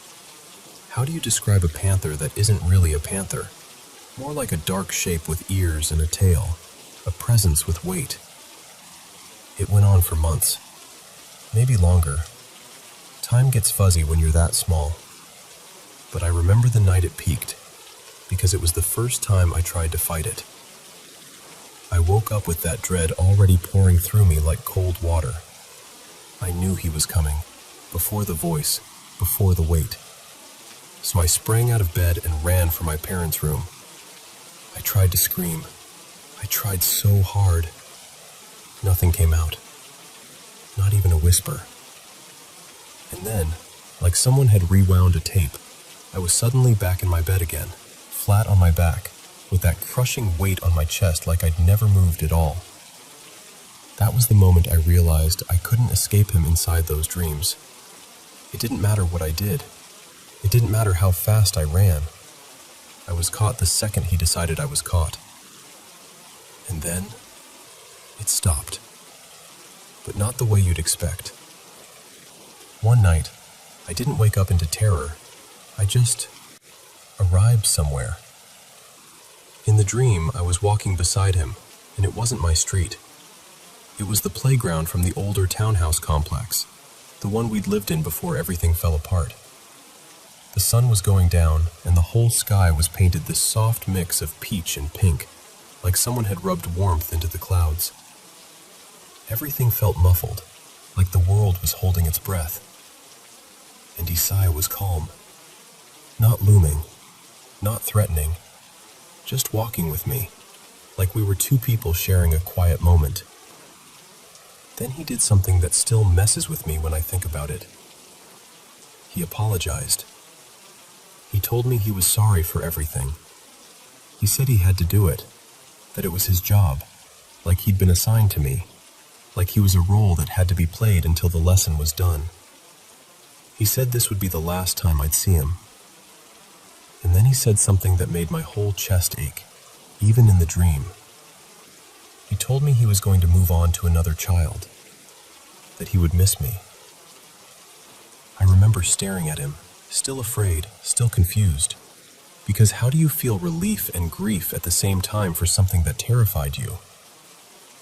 At the end of that dream, he hugged me. Not crushing, not trapping.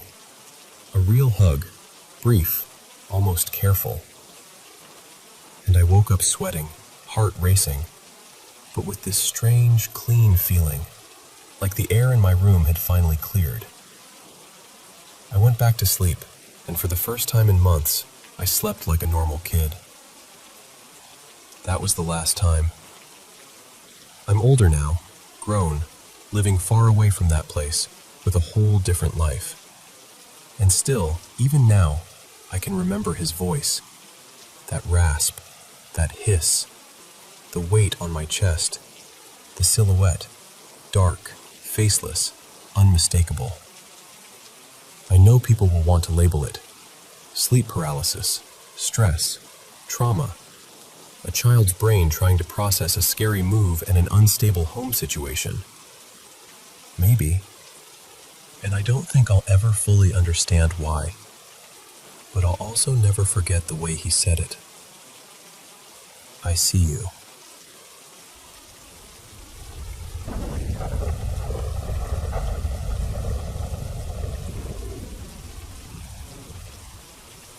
Hey, so this is a short one, but it stuck with me for years. I still find myself replaying it in my head, like my brain never filed it away properly. Back in 2013, my family and I were living in this older apartment that had been carved out of what used to be a full-sized house. You could feel that history in it. 2 floors, an attic space, even a basement below us. It was the kind of place where the floors creaked in a way that made you think you heard footsteps, even when you knew you were alone. That day was totally normal. My son was at school, my wife was at work, and I was home by myself, just sitting in my chair in the living room, half watching TV, half zoning out. I remember feeling comfortable, safe, like the world was on pause. And then, this bang. Not like a knock, not like something falling. A bang that sounded like the air itself got punched.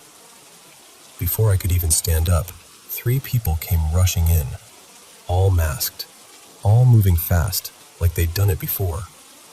My mind couldn't catch up. I was just staring at them like I'd suddenly been dropped into the wrong movie. One of them raised a gun and pointed it straight at my head. I didn't even have time to speak.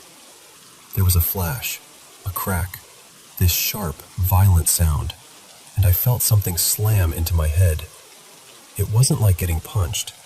It was heavier than that, like a hard impact that stole the strength from my whole body in one instant. I remember going limp, and I distinctly remember the back of my head hitting the chair as I folded. And then the strangest part happened. I couldn't move, couldn't lift a finger, couldn't even flinch, but I felt like I was sinking, like my body was dropping through the chair. It was like the chair stopped being solid, and I just slid through it into this dark space beneath everything. But here's the thing. Even though it felt like I was falling into darkness, I could still see my living room. I could see the TV glow. I could see my body slumped there. I could see the 3 masked people. It's hard to explain without sounding dramatic, but it felt like I was somewhere else and still in the room at the same time. Like my perspective had detached from me, but didn't leave. I don't think it lasted long. In that weird, dark underplace, time didn't feel normal. But I remember 2 of them staying near the doorway, watching, while the one with the gun started messing with stuff on the entertainment center, moving things around like he was searching for something specific. And then, just like that, I snapped awake. I came back in my body like someone shoved me into it. I was drenched in sweat. Not a little sweat, like I'd run a race in my clothes. The back of my chair was wet. My head felt unbearable, like the front half of my skull had been crushed inward.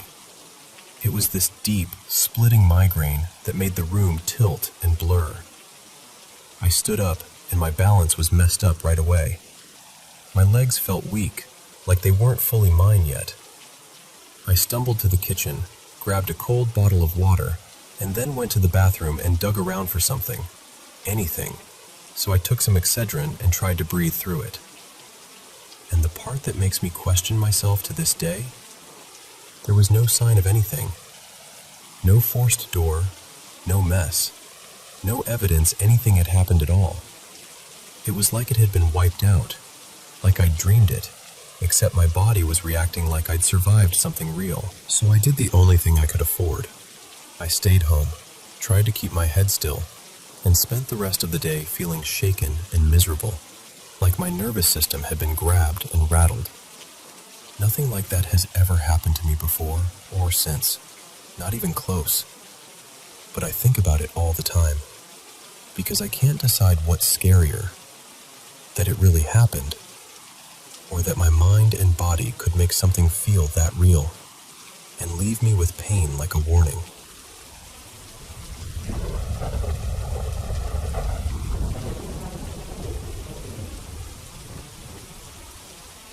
Hello everyone watching the Paranormal M channel. Where are you tuning in from? Let me know in the comments. Thanks so much for sharing your paranormal experiences with me. Don't forget to subscribe and turn on notifications so you won't miss more spooky stories. Now, let's get into my favorite part, telling you about my own paranormal experiences. Alright, it's bedtime. Put on your headphones, grab your blanket, and get cozy. So, my mom had gone off on a little holiday, which meant I was staying with my dad for a few days. And we were in full survival mode.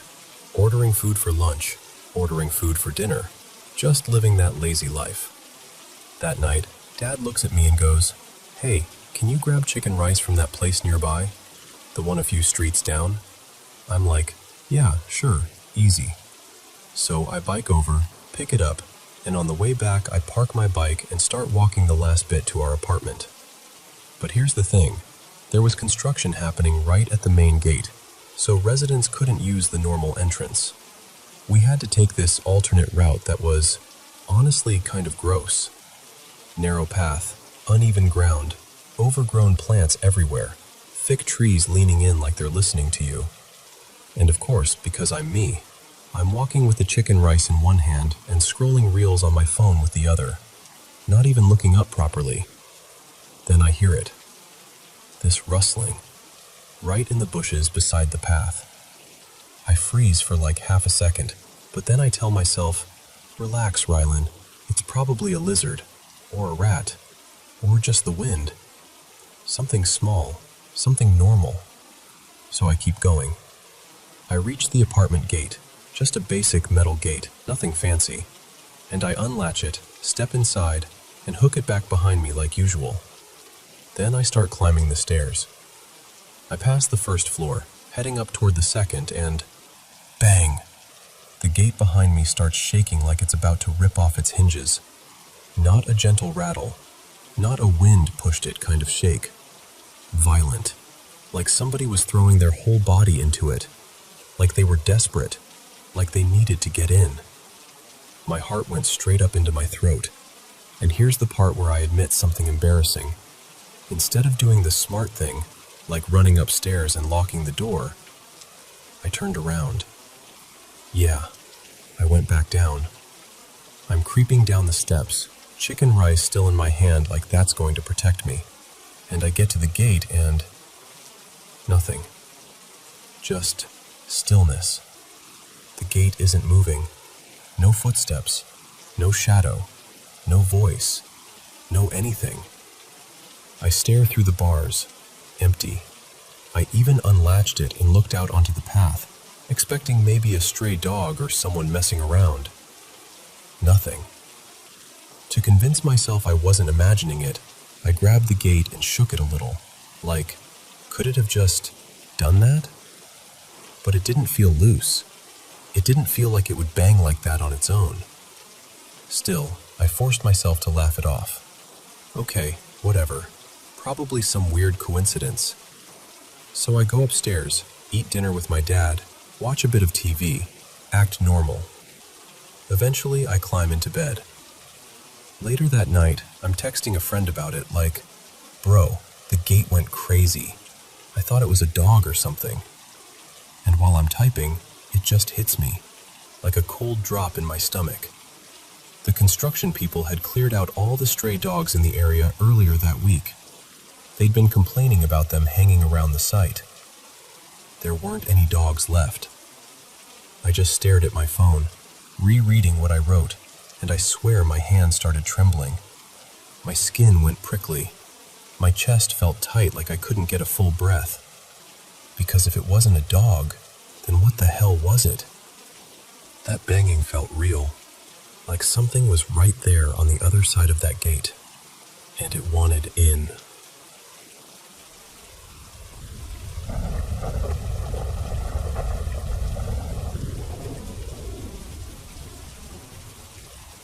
So, I've kind of grown up with the feeling that my house isn't just our house, you know?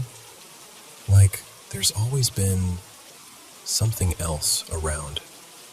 Not constantly in your face, but enough that you learn what it feels like when the air shifts a little. My mom's the main magnet, honestly. She's had weird paranormal stuff happen to her whole life, so if anything in our house is going to reach out to someone, it's her. Me?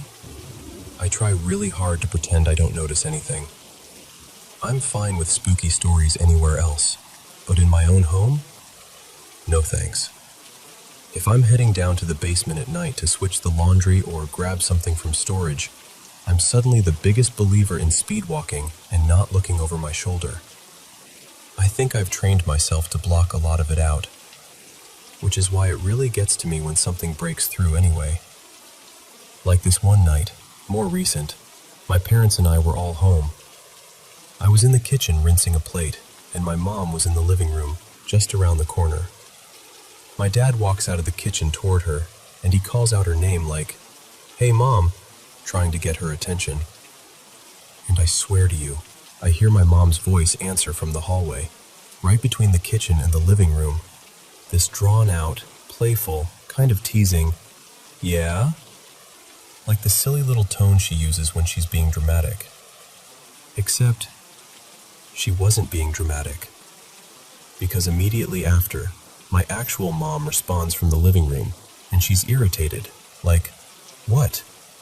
in this sharp, annoyed tone, like my dad's bothering her. And I just froze. My stomach dropped. I turned and went, "Dad, did you hear that?"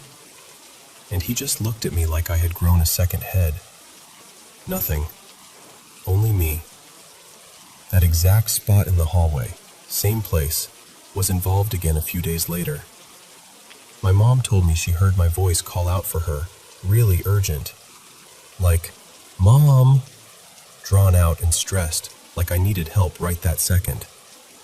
And here's the thing. I wasn't even home. I was at the gym across town. She said she genuinely thought I'd come home early and rushed upstairs, like I'd maybe gotten hurt or something. She called me immediately, actually panicked, just to make sure I was okay. Because with her, it's not just, "Oh, that's creepy." She's the kind of person who believes she can sense things before they happen, or feel when someone's in trouble. So for her to hear that kind of urgent call, it wasn't just unsettling. It felt like a warning. And it made the whole thing even worse, because it didn't feel random. It felt intentional. This isn't even new either. Years ago, again, right near that hallway, I was in my room alone. No TV on, no music, nothing. Just quiet. And I hear my great-aunt's voice clear as day, right behind my bedroom door, like she was standing there. She had passed away not long before that, and she had this really distinct, warm little twang, like nobody else in my family. And she goes, "Hi, Rena." Not my exact name, just close enough that it still hit me like ice water. I got full-body chills, like that cold rush up your spine. I didn't even think. I just bolted out of my room and practically sprinted into my parents' bedroom like, okay, no, absolutely not. I just heard her. I just heard her voice. And it's not only voices. Sometimes it's the sounds, like someone doing something very physical. One time, we were all in the kitchen, me, my mom, my dad, just talking. and we hear this loud dragging sound from the dining room. Not one chair, not a little scrape. It sounded like every single heavy dining chair was being pulled out across the hardwood floor, one after another. This long, solid, unmistakable screech of wood moving. We all stopped mid-sentence and just stared at each other, wide-eyed, like, "Are you hearing this too?" And when it finally stopped, we walked into the dining room together, like a little scared parade, and every chair was pulled out. All of them. Like someone had just gotten up from a very chaotic family dinner. But nobody had been in there. No pets, no draft strong enough to do that. And we'd heard the whole thing. We also hear the front door a lot, like the sound of it opening and shutting when nobody's coming in. Sometimes it's faint. Sometimes it's loud enough that you automatically look up like, "Oh, someone's home." And then, nothing. There's honestly so much more. My mom has seen things that I'm grateful I haven't. But we've kind of fallen into this weird routine where we either ignore it or we'll say out loud, "Stop. Seriously, stop." Like you're scolding a misbehaving cat you can't see. And lately, the activity feels a little more frequent, a little louder, like it's testing how much we'll react. I'm just really hoping this little spike doesn't keep going, because I can handle a lot, but I don't want to live in a house where the hallway answers you back in your mom's voice when your mom didn't say a word.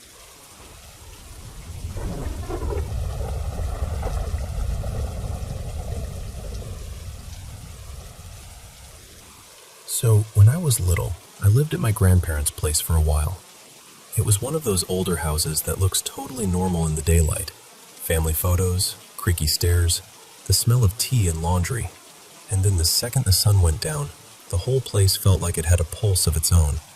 And it wasn't just me being a kid with an imagination. Anyone who stayed over said the same thing. The air felt off, like you were sharing the space with something you couldn't see, and it didn't want you getting too comfortable. My mom and her siblings grew up there, and every single one of them had at least one, "Nope, absolutely not," kind of experience. But there's one night I still can't make sense of, no matter how many times I've tried to replay it. I was around 10, give or take. My cousins and I were all upstairs, doing that late evening kid thing where you're supposed to be winding down, but really you're chasing each other around and whisper screaming and trying not to get caught. There were 3 of us in the mix at that moment. Me, my youngest cousin Ellie, and my middle cousin Mara. We were tearing up and down the hallway, dodging into bedrooms, laughing, daring each other to go further. Mara chased me and Ellie into the spare room at the end of the hall, the one with 2 sets of bunk beds. It had that particular kind of darkness, even with the lights on, like the corners held onto shadows longer than they should. Me and Ellie scrambled onto the top bunk of the bed furthest from the door, both of us giggling and breathless. And then Mara, still laughing, ran back out of the room, flicked the light off, and shut the door behind her. At first, it was just the usual panic, like, "Oh my God, she's going to get in trouble. We're going to get in trouble," that kind of thing. But then, it changed. The second the door clicked, it was like something in the room shifted. Ellie and I didn't just feel scared because it was dark. We felt terror. Instant. Total. Like our bodies knew something our brains hadn't caught up with yet. We grabbed each other and started screaming. These horrible, raw animal sounds. Not even kid being dramatic screams. Like the kind you make when you're genuinely convinced something is about to happen to you. And the weirdest part was, even while I was screaming, a part of my mind kept thinking, "We're going to get told off. Someone will be up here in 2 seconds.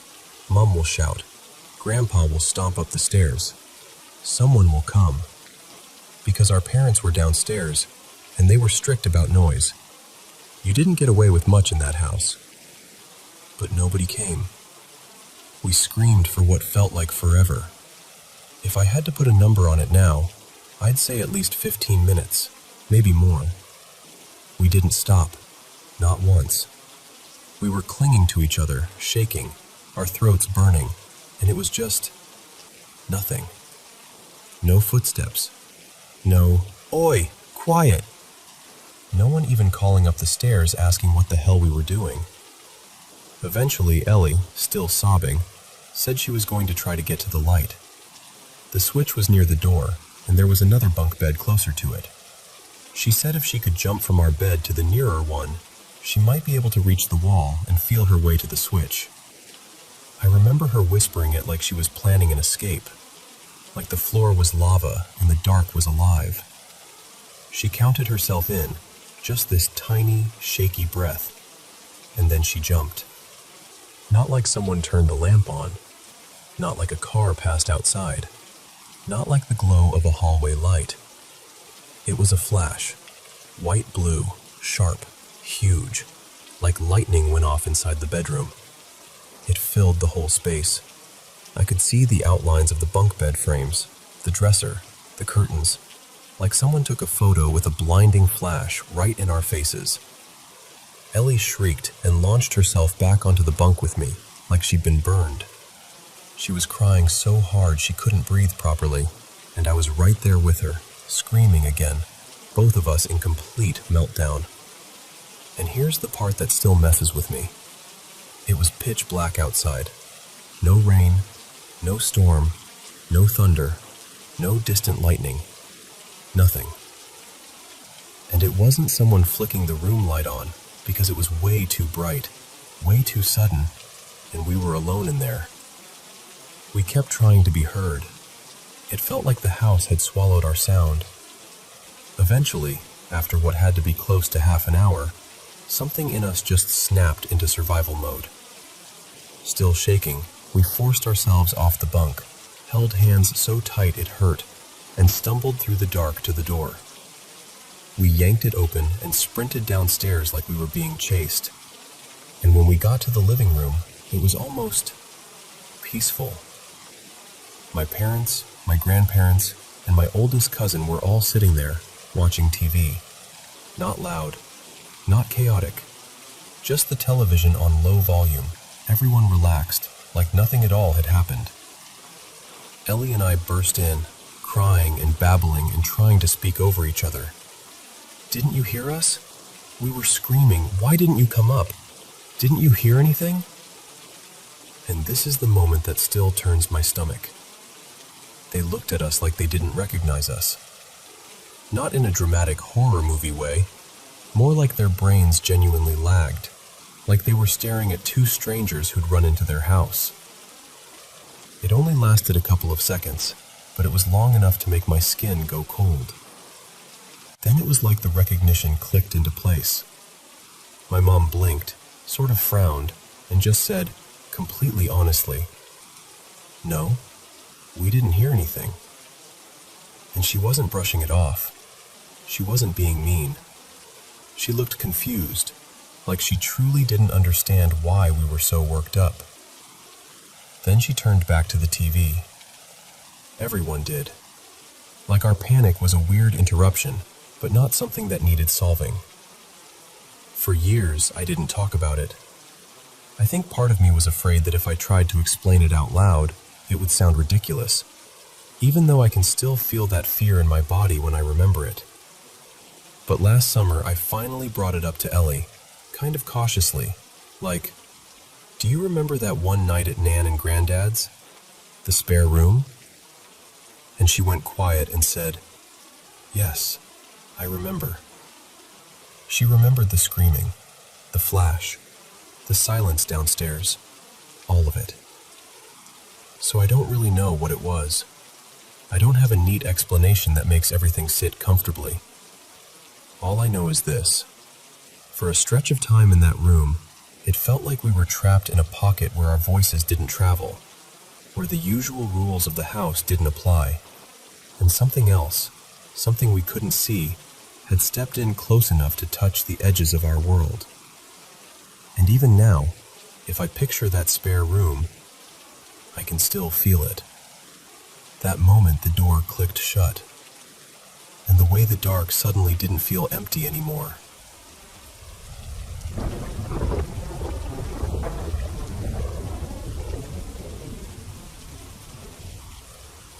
So, I want to tell you about something that still catches in my throat when I think about it. About 8 years ago, a girl I went to high school with, her name was Kara, and her brother were killed. It was over something ridiculously small, like a pointless argument that should have ended in an eye roll, not that. It made the news. It was everywhere for a while. And I'll be honest with you, I was shocked, but I didn't fall apart the way some people did. Kara and I had been close once, but we hadn't really spoken since graduation. You know how it goes. Life happens, friendships fade. You blink and suddenly years are gone. I followed the case. They arrested someone pretty quickly, and I watched from a distance. I remember seeing her mom on the TV, this raw, unbearable kind of grief, and I saw the posts from friends who were still in her orbit. It was sad, absolutely, but I kept living. I didn't feel wrecked by it in the way I thought I should. After that, Kara would show up in my dreams sometimes, but honestly, so did other people from school. Random faces from the past, like my brain was flipping through an old yearbook for no reason. Then about a year ago, I had this dream that started out totally ordinary. Messy, nonsensical, dream logic stuff. In the dream, I was back at this job I'd been laid off from the year before. I was walking around the building, talking to random coworkers, like nothing had ever changed. It felt routine, almost boring. And the whole time, there was someone with me. I didn't even question it. That's the weird thing about dreams. You just accept the impossible like it's normal. I can't even remember who I thought it was at first, but I knew I wasn't alone. At some point, the someone sort of became clear. Like the dream finally decided to render the character properly. And it was Kara. She wasn't talking. She was just there, walking beside me like she belonged there, like she'd always been there. And the feeling in the dream, this is hard to explain, was good. Not happy exactly, but warm, safe. Like the air itself was softer. We headed toward the exit together. At that old job, the place was fenced in, and you needed a badge to get through the gate. So we're walking toward the gate, side by side, and it feels like we're just leaving at the end of a normal day. And then, right as we reached it, something shifted. The dream snapped into focus. Suddenly, I knew I was dreaming. It became lucid in this clean, startling way, like somebody turned on a light in a dark room. I stopped at the gate and turned to her, and I remember speaking so clearly, like I meant every word with my whole chest.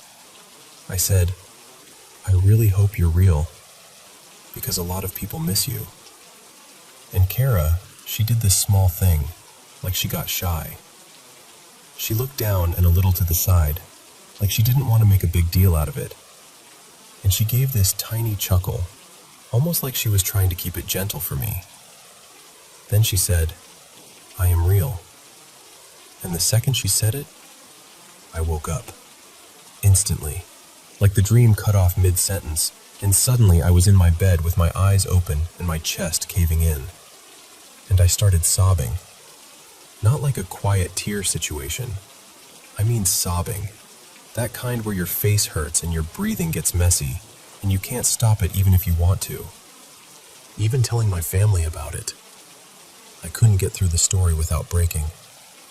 It felt profound and confusing and too big for what it should have been. I couldn't even label the emotion. Was I sad? Was I relieved? Was I comforted? Was I grieving something I never properly let myself grieve? I didn't know. I just knew it overwhelmed me. And the strangest part is, I've had lucid dreams before. Not often, but a few. Usually in nightmares, where I suddenly realize, okay, this isn't real. How do I wake up before the bad thing happens? So it's not like lucidity itself was new to me. But this was different. This didn't feel like escaping a nightmare. It felt like being given something. Like a brief, impossible moment of connection that left a bruise behind. Not in a bad way, just tender. Like someone pressed a thumb into an old spot in my heart and reminded me it was still there.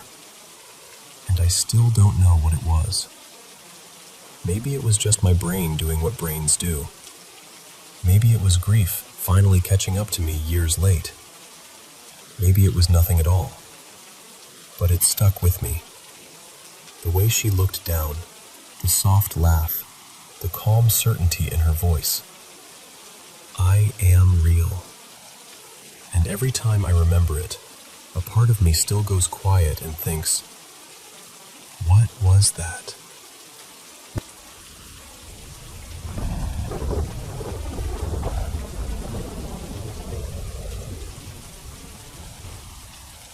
So, when I was about 6, my family moved into my mom's childhood house, the one she always talked about like it had its own personality. My grandparents didn't live there anymore, and for a while, it had just been rented out, kind of waiting for someone to come home to it again. It was a tiny place, 1 floor. The original part of the house was basically one long room. Like, if you took 3 big steps across, you were already at the other wall. And if you walked straight through it, it was maybe 10 long steps end to end. Later, because we were a family of 5, they added 2 small bedrooms onto the right side. So that long original room became our living room and kitchen all together, all in one stretch. One of the bedrooms, the first one, had this window that was maybe waist to chest high. And because the house was so small, you could see that window even from the living room. From there, you could look right into the backyard. And right in front of that window, there was a bed. Now, my grandma, Lola Mira, she always said she could see things. Like, she didn't call it spooky. She talked about it like it was just another sense, like hearing or taste. When she babysat us, she'd tell stories in this calm, matter-of-fact way that made it feel less like a ghost story and more like a warning you should respect.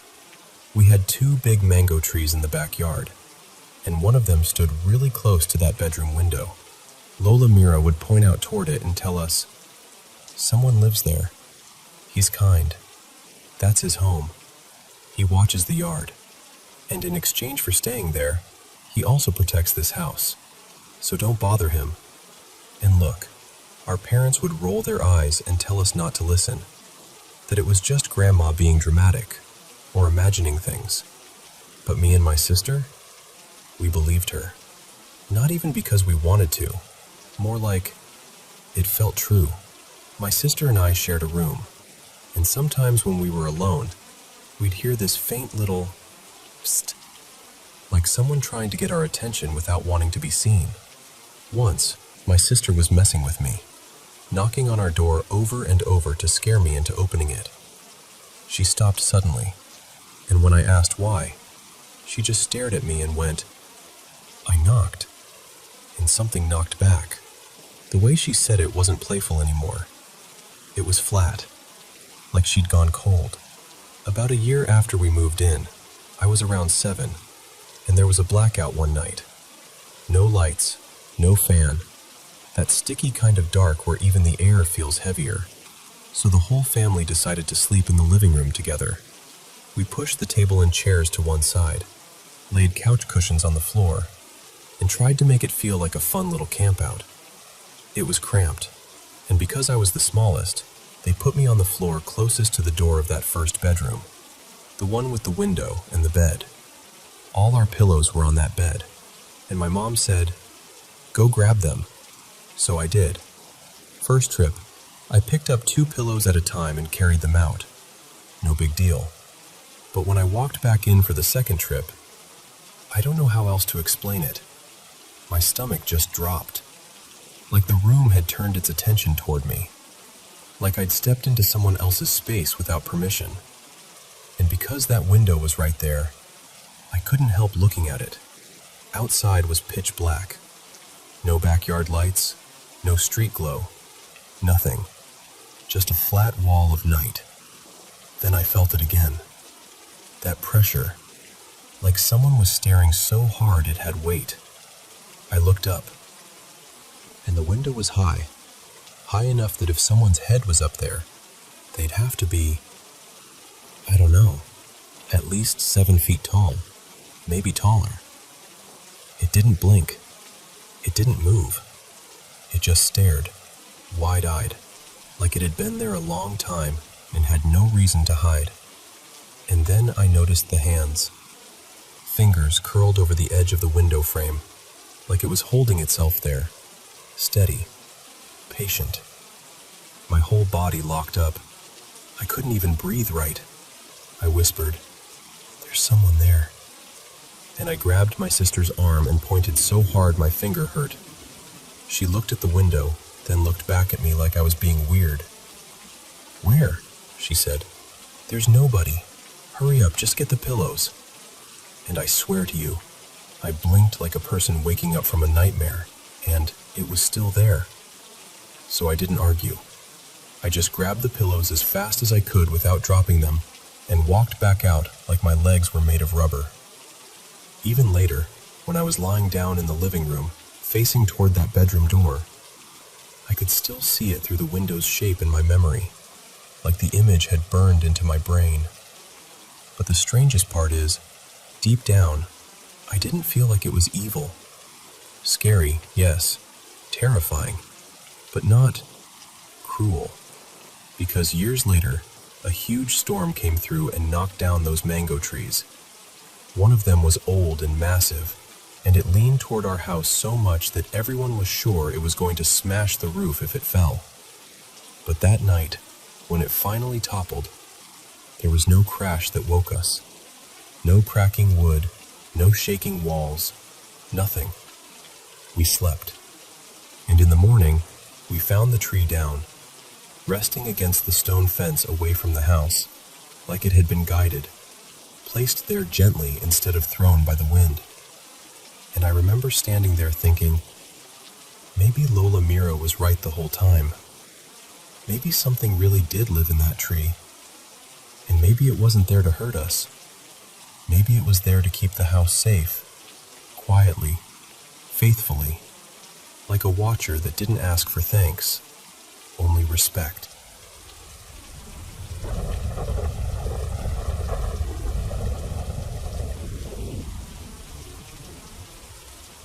So, let me tell you about this night on Cape Cod that still sticks to me like salt on skin. I was a kid, early teens maybe, and I stayed over at my buddy Eli's family place. I lived on the Cape back then too, but this house was in a different town, tucked right on the water near Buzzards Bay. It was one of those genuinely old coastal mansions, weathered shingles, long history, the kind of place that feels like it remembers every person who ever walked through it. I think it dated back to the 1700s, or at least it felt that old. And the vibe was strong. Like, imagine a house that makes you want to whisper automatically, even when nobody's asleep. Everything had that heavy, antique presence. Old fixtures, thick wooden floors, furniture that looked too serious to sit on, and paintings everywhere. Mostly portraits. People in old-fashioned clothes with these strange proportions, faces tilted the wrong way, shoulders sitting just a little too high. Like the artist had been trying to paint humans from memory after hearing them described secondhand. That night, Eli and I were being reckless in that dumb, teenage way, where you feel invincible, but also curious about anything forbidden. We got into some pills. Nothing dramatic in the moment, just enough to make everything feel syrupy and distant. And we'd also snagged a bottle of wine we absolutely did not deserve. So by the time we were stumbling upstairs, I was foggy, tired, and kind of floating. The top floor had this long hallway, like long. 10 bedrooms, maybe more, door after door after door. And here's the weird part. The farther you went down the hall, the stranger it felt. Could have been the haze, could have been my imagination, but I remember the air changing, like it got cooler, heavier, quieter. I was wiped out and ready to crash anywhere, but Eli insisted that I take the room at the very end. He actually walked me down there like it mattered, like he was delivering me to a destination. "You're in this one," he said, all casual, with that little smirk kids get when they know something you don't. The room had this green satin wallpaper with a dark red pattern, almost like little ornaments or curling vines. Old, glossy, kind of fancy in a way that made my skin prickle. There was an ancient-looking queen bed in the center, but the sheets were clean, like the house got rented out sometimes, or at least they kept it guest-ready. And at the head of the bed were two massive portraits, floor-length, bigger than a real person. One showed an older woman sewing, head slightly bowed. The other was a woman brushing her hair, back turned. The colors were bold, almost cubist, almost storybook. Pretty, technically, but unsettling. Mostly because from the bed, it looked like you were lying beneath them while they hovered above you, doing their quiet little tasks forever. I crashed almost immediately, fully clothed on top of the covers, just out. And then I woke up just as fast. Pitch dark inside, but outside it was a bright night, moonlight and stars. One big window cast this pale rectangle on the floor. Everything else was shadow. For a second I had that awful feeling of waking up somewhere unfamiliar and not remembering why you're there. That disoriented, hollow drop in the stomach. I sat up, trying to get my bearings, thinking, where's the bathroom? Which door even leads out? And that's when I saw something move in the corner of my eye. I turned my head, and I swear to you, I saw fabric. Not like a curtain shifting, not like a trick of light. It looked like a ribbon, gold and green, unfurling slowly from the wall.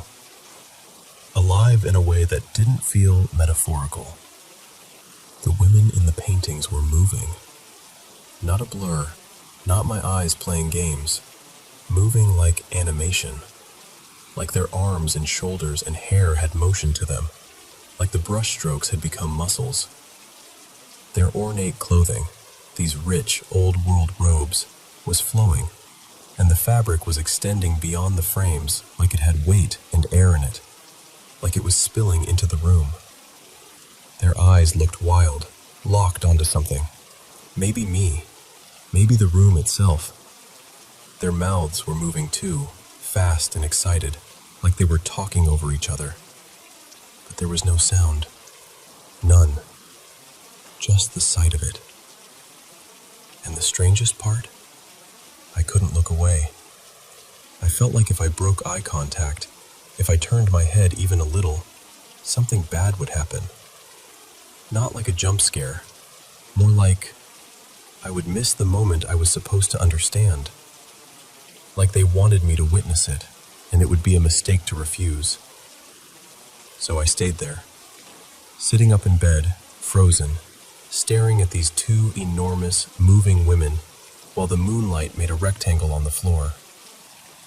I remember the hair on my arms standing straight up. I remember my throat feeling tight, like I couldn't swallow. Eventually, somehow, I drifted back to sleep. Not because I felt safe, but because my body just shut down, like it couldn't hold that kind of fear any longer. In the morning, I told Eli everything. I tried to play it cool, but I'm sure I looked pale as paper. And Eli didn't freak out. He didn't laugh. He didn't even look surprised. He just gave me this small, knowing smile and said, like it was the most normal thing in the world, "Yeah, there are spirits in this house. And listen, I'm not even here to claim I know what it was. I was tired. I was messed up. I was in a strange room in an old mansion full of unsettling portraits. I fully understand how a brain can stitch together something vivid when it's in a bad state. But I also know what I saw. And I know how it felt. Like that house had been waiting a long time for someone to wake up in that room and look up at those paintings in the dark.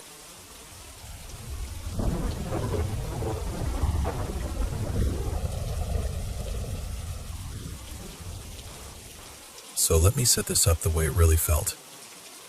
Back then, my best friend Jace and I, sometimes my sister too, had this spot we treated like our own little lookout. It was up on a hill in this trailer park, where you could see a basketball court down below, and the whole place was quiet in that late-night way where even the air feels thin. Right by us was the entrance to a water treatment facility. Nothing fancy, just this heavy concrete hatch, like a big square slab, maybe 8 feet by 8 feet. 2 metal exhaust pipes stuck up out of it, about waist high, and they were weirdly perfect for sitting on. We'd perch there for hours and talk about everything and nothing, night after night, like that spot was the only place in the world that made sense. Anyway, this one night, more like early morning, it's around 2 or 3. The kind of time where you're tired but also wired, you know? We'd been messing around with stuff we definitely shouldn't have been doing. Nothing I'm proud of, but that's where we were in life. And there was this thing on the radio about an escaped convict somewhere nearby. I remember that part so clearly, because the whole night already had this uneasy charge to it. Then we start seeing helicopters sweeping over the fields in the distance, those big, slow loops, like they were combing the dark. The lights would skim across patches of ground and disappear again.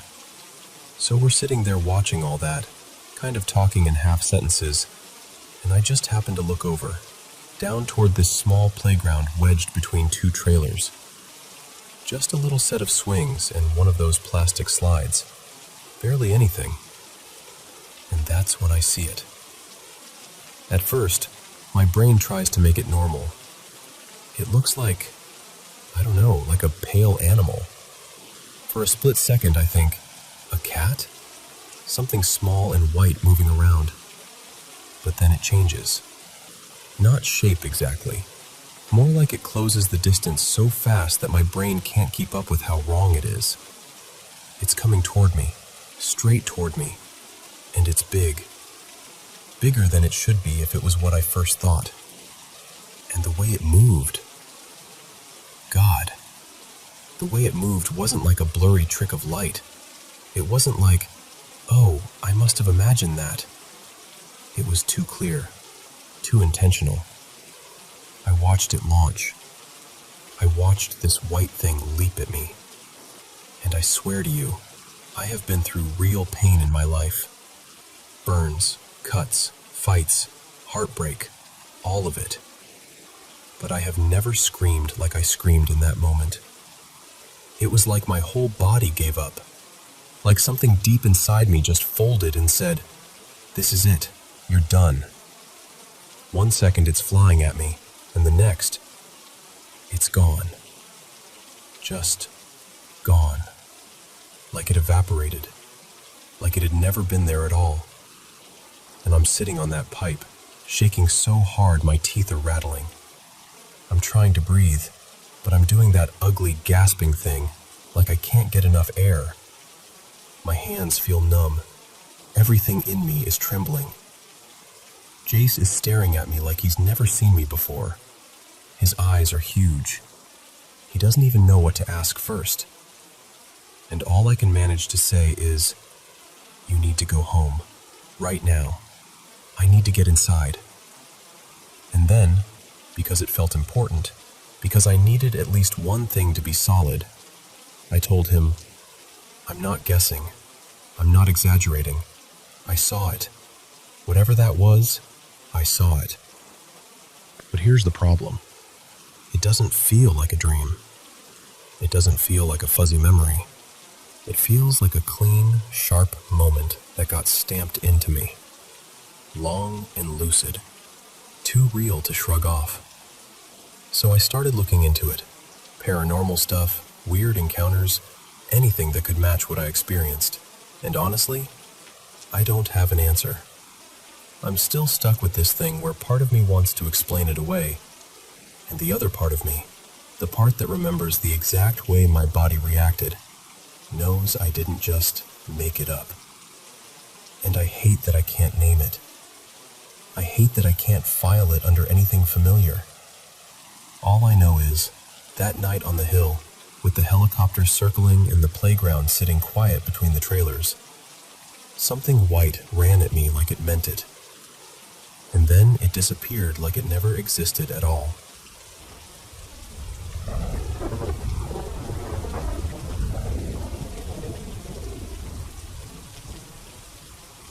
Alright, let me tell you about the one room in our hotel that I genuinely wish I'd never numbered.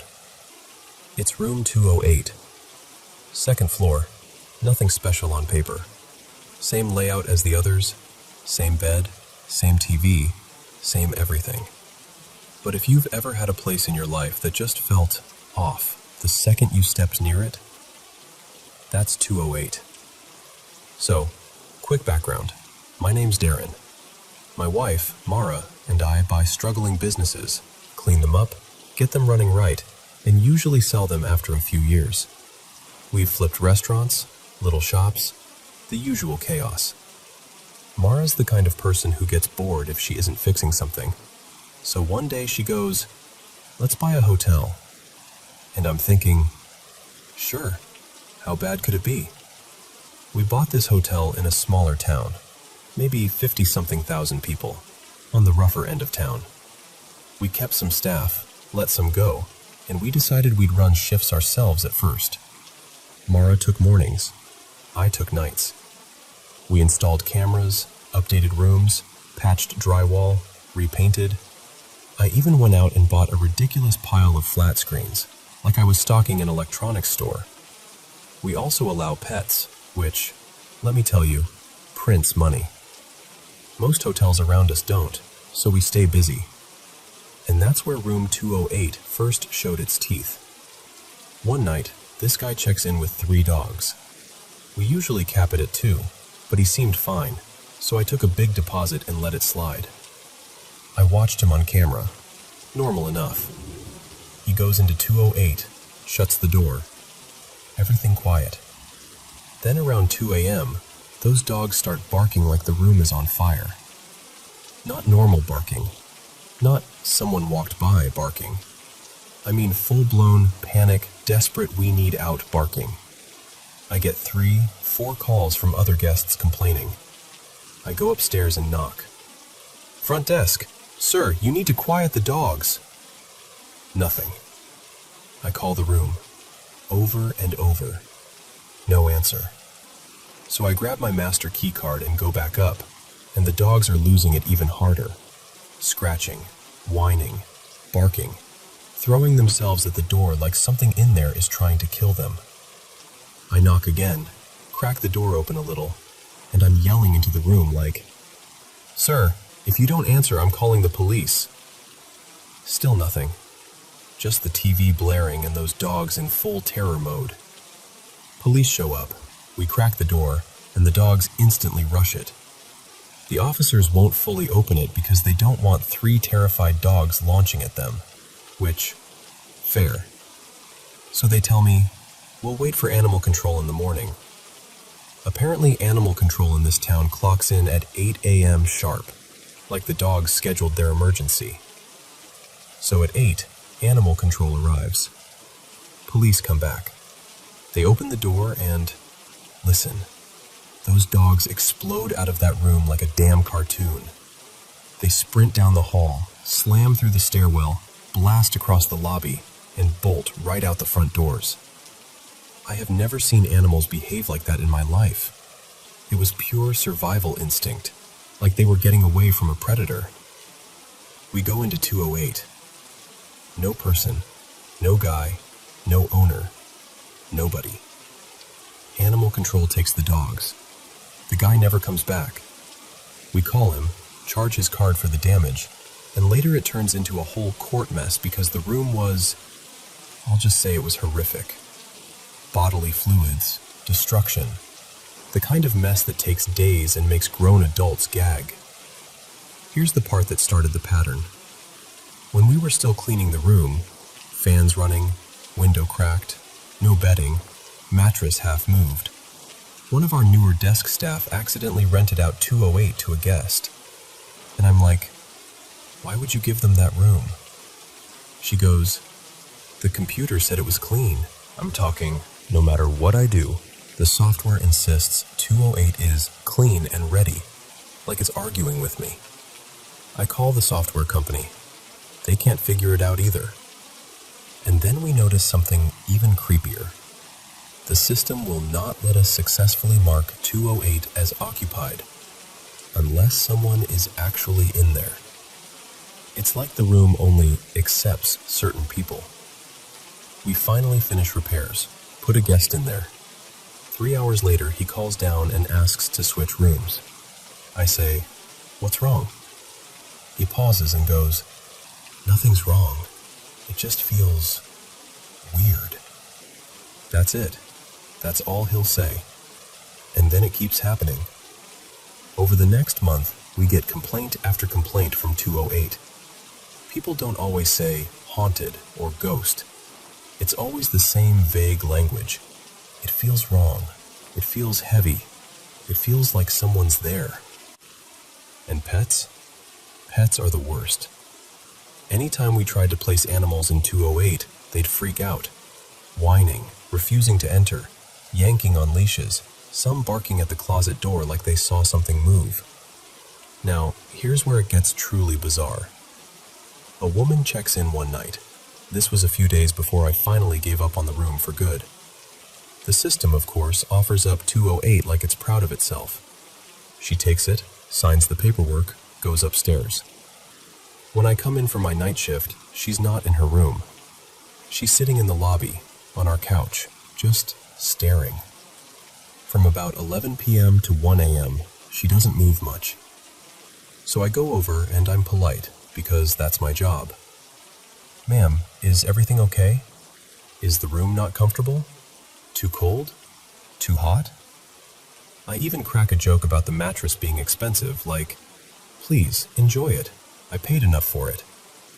She looks at me and says, real calm, it's too loud in there. And I'm like, too loud? Is someone else in the room? She says, no.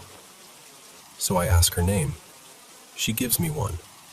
I check the reservation and it's under a different name. Now I'm confused, so I ask if she knows the name on the room. She goes, yes, and says it, correctly. And then she admits she used a friend's ID to check in, which is a huge no-no, like major. So I call 208. No answer. I go up, open the door with my master key. No one inside. I come back and tell her, ma'am, you can't just sit in the lobby all night. Do you even have a key? She says no. Then she pulls out a cigarette and starts walking toward the front doors, and I follow her like, ma'am, I'm trying to help you. What is going on? And she suddenly whips around, throws the room card at me and screams, I'm not the one! Just like that. I'm standing there holding a room key thinking, not the one? What? She storms off. Cameras show her leaving the lot. 20 minutes later, she comes back, walks in like nothing happened, sits in the exact same spot on the couch. I tell her she can't stay here. She looks up and screams again, I'm not the one! I'm not proud of it, but in my head I'm like, okay, something is seriously wrong with this woman. Then she yells, leave me alone or I'm calling the police. I'm not the one. So I call the police myself. They show up, ask her basic questions. She doesn't know what day it is, doesn't know where she is. They say she lives nearby and they drive her home. But then I do the camera review because now I'm fully locked in. And sure enough, a man did check in under that room. I see her go up with him. They're in there about 10 minutes. She comes back out alone. And the man? He never comes out. Ever. I watch footage for days. No hallway exit, no stairwell, no lobby, nothing. It makes no sense. So I charge the card on file because I have the ID, I have the footage, I have the paperwork. That guy shows up furious, yelling at my front desk. "I'm not the one! I'm not the one!" We dispute it with the credit card company. We win. Then he takes us to small claims court. And I swear to you, hand on my life, he stands in front of the judge and starts yelling again. "I'm not the one! I'm not the one!" And the judge is looking at him like, "Sir, what are you talking about?" And I'm sitting there thinking, okay, this can't be coincidence anymore. Because at that point, we've had, no exaggeration, 10, maybe 20 issues tied to that room. People in 208 either panic, get irrational, or start acting like someone's accusing them of something they didn't do. Always the same words. So we finally shut it down, turned it into storage, told staff, no one goes in there alone. I'm not even kidding. People refused to clean it. Funny thing is, even after we closed it, the system still tried to offer it up sometimes as clean and ready, like it was waiting. And because I'm a business owner, and yes, I'm greedy, I eventually reopened it. Just temporarily. Big group came in. Girls' softball team wanted basically the whole second floor. We cleared out storage, cleaned 208 twice, sprayed it, aired it out, everything perfect. 4 high school girls stayed in 208. I waited an hour after check-in. Everything seemed fine. I went to lie down. Then the police station calls us and says, "Someone from your hotel dialed 911, whispered, and hung up." I check our phone system logs. Room 208. I call the girls. "Hey, you cannot call 911 from the room phones." They swear they didn't. An hour later, it happens again. Police call. Same story. I go up. Knock. The girls are clearly asleep. Like dead asleep. Their coach comes out furious, thinking they're prank calling. So we remove the phone from the room. Problem solved, right?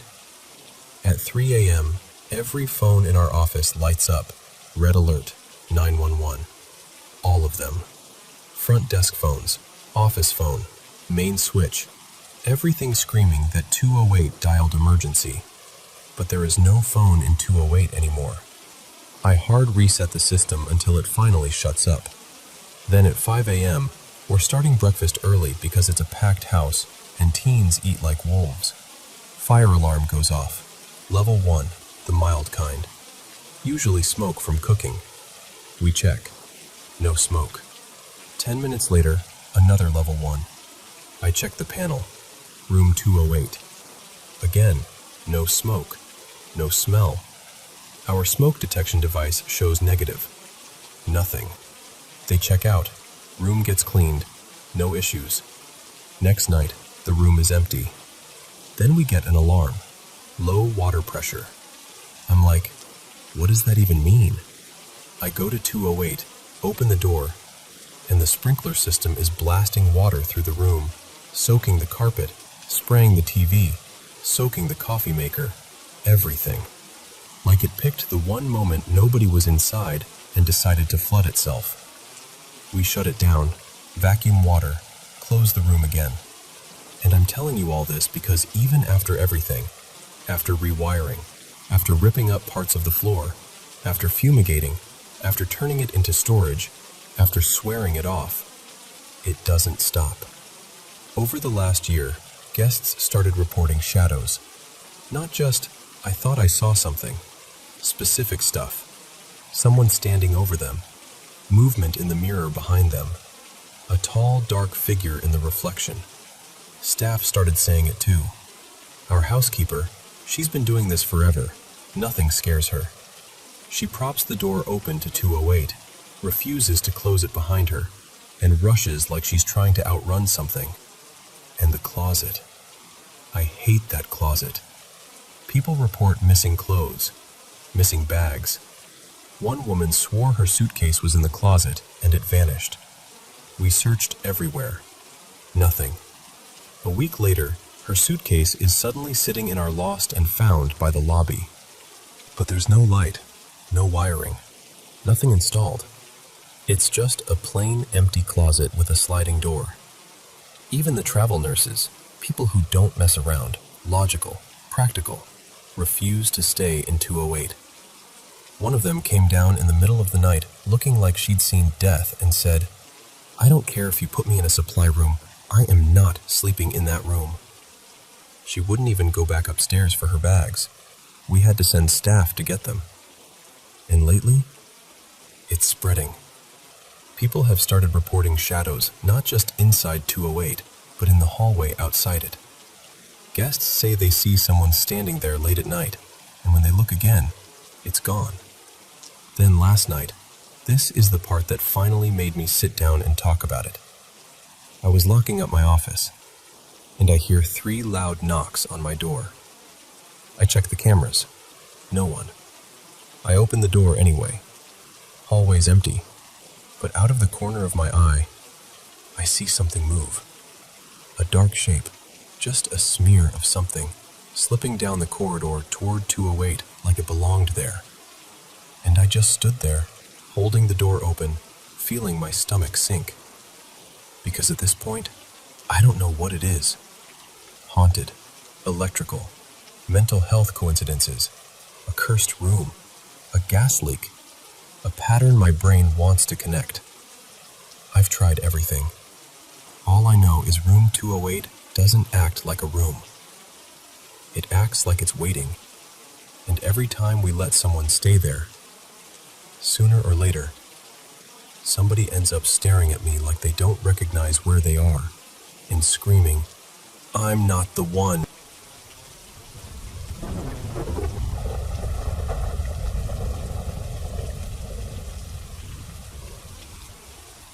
Hey, I wanted to tell you something that's been sitting on my heart since it happened.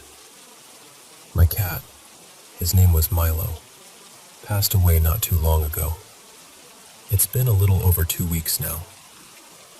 I got his ashes back about a week ago, and even though we knew he was getting worse, the way everything unfolded still hit like a surprise. We ended up having to let him go with euthanasia, and I'm not going to lie, that part was brutal. But I keep coming back to one thing that gives me peace. I got to hold him for a long time through the whole process. I got to stay close, whisper to him, and really say goodbye. I'd had Milo for most of my life. We were actually joking that we were about to celebrate him hitting his legal age in human years, like it was going to be this silly little milestone moment. And then, he didn't make it there. That still stings. If you've ever had one of those animals who's basically a whole person in a fur coat, you'll get what I mean when I say he had a huge personality. He was loud, chatty, dramatic. The kind of cat who didn't just exist in a room. He announced himself. Honestly, if you stuffed the soul of a big, goofy dog into a cat's body, that was him. Anyway, this happened just this past weekend, and it was so intense that I still get chills thinking about it. I had family over, and my mom spent the night. And my mom, she's important in this story because besides me, she was the only other person who really took care of Milo. When I went away for college, she was the one feeding him, talking to him, rolling her eyes at his attitude. She knew him almost as well as I did. Like, she knew his moods, his routines, his exact voice. So early in the morning, still dark, I woke up to this long, loud meow coming from the hallway. And when I say loud, I mean it wasn't like a faint little, maybe I imagined it sound. It was one of those meows that has presence. It kept going, too. It didn't stop just because I woke up. And instantly, my whole body just went, "That's him." It wasn't just a cat sound. It was his tone, his specific way of calling out, like he was making sure you heard him. And at the same time, I had this strong feeling my mom wasn't in the bedroom anymore. I couldn't see well. My eyesight is awful, and I didn't have my glasses on. But I could just sense she'd gotten up. And what's weird is, I wasn't scared. I didn't even feel confused, really. I felt this warm, calm contentment, like my heart recognized him before my brain could start arguing. I remember thinking very clearly, that's Milo. He's here. And then I just let myself relax and go back to sleep. Later that morning, my mom comes up to me and pulls me aside, and she looks nervous, like she's trying to figure out how to say something without upsetting me. And she goes, I don't know how to tell you this, but I heard him. She said she woke up thirsty and got up to go to the kitchen, the one by the living room. Everyone else was asleep. The apartment was quiet, still dark. No TV, no talking, nothing. And the second she stepped into the kitchen, she heard a long meow. So loud she literally froze, like her body stopped before her mind even caught up, because it sounded like he was right there in the room with her. And she said, I knew it was him. I knew that meow. The second she said that, I got this rush through my chest and I told her, Mom, I heard him too. From the back bedroom. Same time. And the strangest part? No one else heard it. Just me and her. We kept saying maybe it made sense because we were the ones who mothered him. We were the ones trained by years of hearing that voice every day. Like maybe love tunes your ears in a certain way. And then it clicked even more. Because the kitchen, that's where his bowls were. And honestly, they still are. After he passed, I made a little space for him, like an ofrenda. Just something gentle and loving. I leave fresh water there, and a bit of kibble, and I change it out. Not because I think he needs it in a literal way, but because it's my way of still caring for him. My way of saying, you still belong here. And it hit me. Of course it was the kitchen. And of course it was that time. Because before he got sick, this was his thing. If you woke up around 4 or 5 in the morning to get water, or you went anywhere near the fridge, he'd start up immediately. This long, dramatic, I'm starving, I'm dying, no one has ever fed me in my entire life, meow. Every single time. Like clockwork. So when we realized the meow happened right there, right then, it was almost funny. In this soft, aching way. Like he was still himself. And for me, that's what made it comforting. Not scary, not spooky, just familiar. Like he was saying, hey, I'm okay. And also, where's breakfast?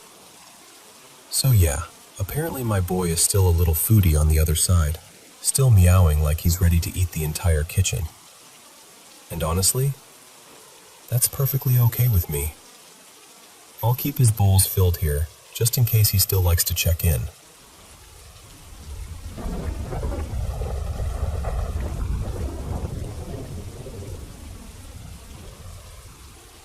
Okay, so I need to tell you something that's been sitting heavy in my chest, because I genuinely don't know if I'm being dramatic or if I should actually be worried. My husband and I, well, Miles and I, moved into this house a little over a year ago. It felt normal at first. Cute even. The kind of place where you start imagining holidays and kids running down the hallway, you know? And then, about a week after we moved in, I heard this sharp bang right by the front door. Not a little pop, like a real solid knock. I turned my head and my keys, hanging on this little hook rack we keep by the entry, were swinging in a full circle. Not just swaying, like someone had spun them. And the weirdest part? Nothing else on the rack moved. Not the leash, not the spare lanyard, nothing. There wasn't a draft, the air felt totally still. After that, the house started doing this thing where it couldn't just be quiet. A few weeks later, I heard a crash in the kitchen, loud enough that I thought something major fell. I walked in, and one of the vent covers had popped loose and dropped straight out of the wall onto the floor, just sitting there like it had been pushed. And here's the detail that still bugs me. That vent is right above our pantry door, because the pantry door has its own personality, apparently. There are days where I shut it, and it clicks, and I walk away. Then 5 minutes later, it's cracked open again. Sometimes I'll shut it over and over, 6, 7 times, before it finally stays. And I blame the latch or the hinge, except it doesn't do it consistently. It comes and goes like it's choosing when to behave. And when I'm home alone, Miles travels for work a lot. I hear things. Footsteps where there shouldn't be footsteps. Little thumps. The kind of noises that make you pause mid-breath and just listen. And I know houses make normal noises. I get that. But this doesn't feel like settling. It feels like I'm not the only one walking around. We have 2 big guard dogs, sweet, but definitely the type who don't miss much.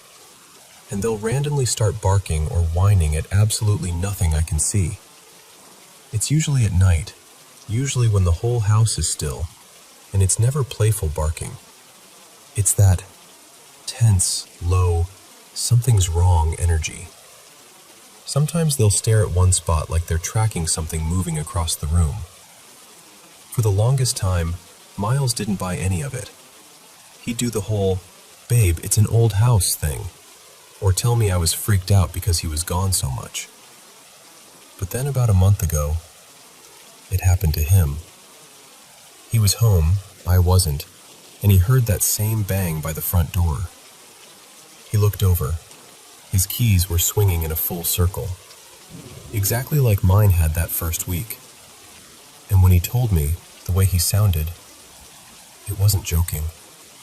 It wasn't skeptical. It was quiet, like he didn't want to make it bigger by saying it out loud. And that night, this is the part that made my stomach flip. He woke up and swore he saw a figure in the corner of our bedroom, just standing there. He said it was only for a moment, but it was long enough for his brain to register, that's not a shadow. And he told me the dogs reacted around the same time, like they sensed something before he even sat up. We've also had this other thing with their crates. We're careful about locking them, like really careful, because somehow, every so often, we'll come home and the crates are open or partially unlatched, even though we know we secured them. We even added extra locking clips because it kept happening. And still, it happens. Which brings me to this morning. I know I closed it. I remember it so clearly because I stood there with my hand on the handle, debating if I should go back inside to grab something I forgot, and I didn't want to risk waking the dogs. I literally stood there for like half a minute doing that mental math of, is it worth it? Do I need it? Can it wait? And I decided no. I closed the door and I left. But apparently at some point after that, the front door was just open. When I got home, both crates were partially unlocked again. And one of the locking pieces, the little metal clasp we use, was missing. Completely gone. We tore through the usual spots. The floor, under the couch, the crate tray, by the entryway, everything. It's like it evaporated. So now I'm sitting here with this pile of weird that keeps growing, and I don't know what to do with it. Because part of me wants someone to look me in the eye and say, here, this is the normal explanation. This is why vents fall and doors won't latch and keys spin in circles and dogs bark at nothing. But another part of me is, honestly, spooked. The front door being wide open really got to me. That feels different than a noise or a creepy moment in the night. That feels like safety, like boundaries. And I keep thinking, What if we raise a family here someday? What if this isn't just a quirky house? And I hate even saying this because it sounds ridiculous, but do you think I should be worried? Like, actually worried? Not just unsettled. Because I don't even know what I'm asking for. Validation, logic, reassurance, a reality check, anything. I just know I don't like the feeling that something in this house can touch things, and open things, and leave us guessing.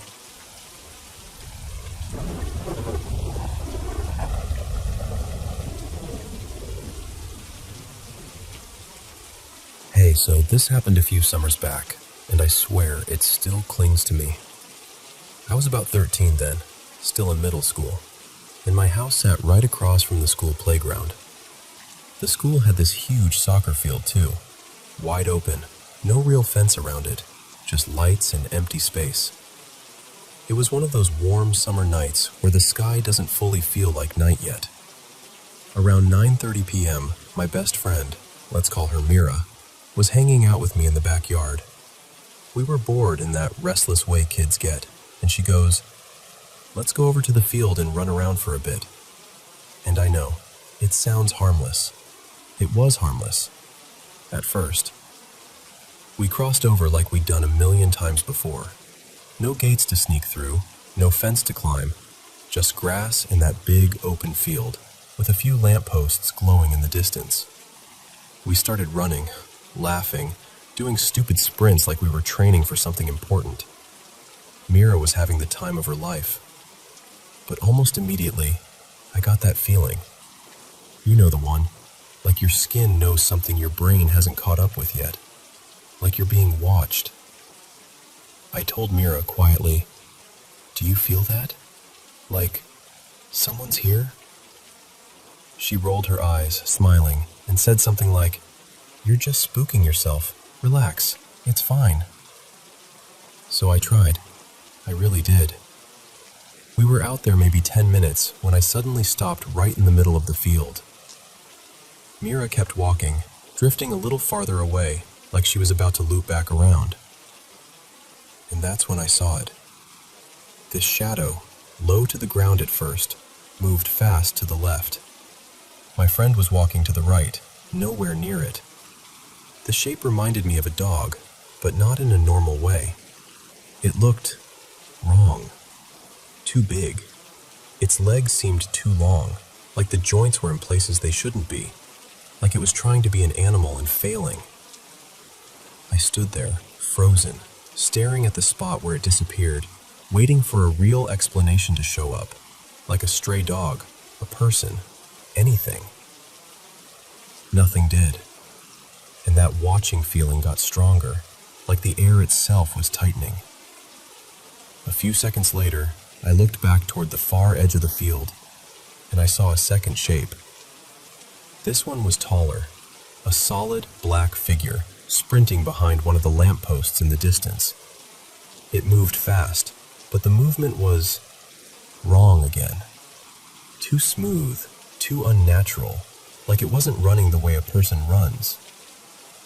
The moment I saw it, my voice came out sharper than I meant it to. "Mira, now, we're going home." She turned, confused. "Why? What happened?" "I'll tell you later," I said, and I didn't even wait for her to agree. I just started walking fast, like if I acted calm, maybe whatever it was wouldn't notice we'd noticed. Near the playground there was this little shed, almost like a storage hut, and I stopped there, pretending I needed to tie my shoe, just so I could look back without making it obvious. And I wish I hadn't looked, because it was there. The exact same tall figure stood in the distance, right around the spot where we'd been standing. And it wasn't standing like a normal person. It looked lifted, like it was balancing in a way that made my stomach drop. Then it shifted, almost like it rose higher, and I realized it was upright, staring straight at us. It was tall, like close to 2 meters. Thin, too thin, but it had this presence that made my body scream danger. Then it started running toward us. Not walking, not hesitating, just charging. The distance to my house felt impossible, like the street stretched longer than it ever had. We reached the fence by my yard, and I risked one glance back. It was across the street, under the dim light, stopped now, just watching us. And I swear to you, it looked like it was smiling. We bolted inside. I slammed the front door shut, locked it, then locked it again like that would make it more real, more safe. Mira and I just stood there, gasping, staring at each other like we were trying to confirm we hadn't both lost our minds. Finally, I asked, "You saw it too, right?" And she nodded. No joke, no hesitation, just, yes. I didn't tell my family. I couldn't.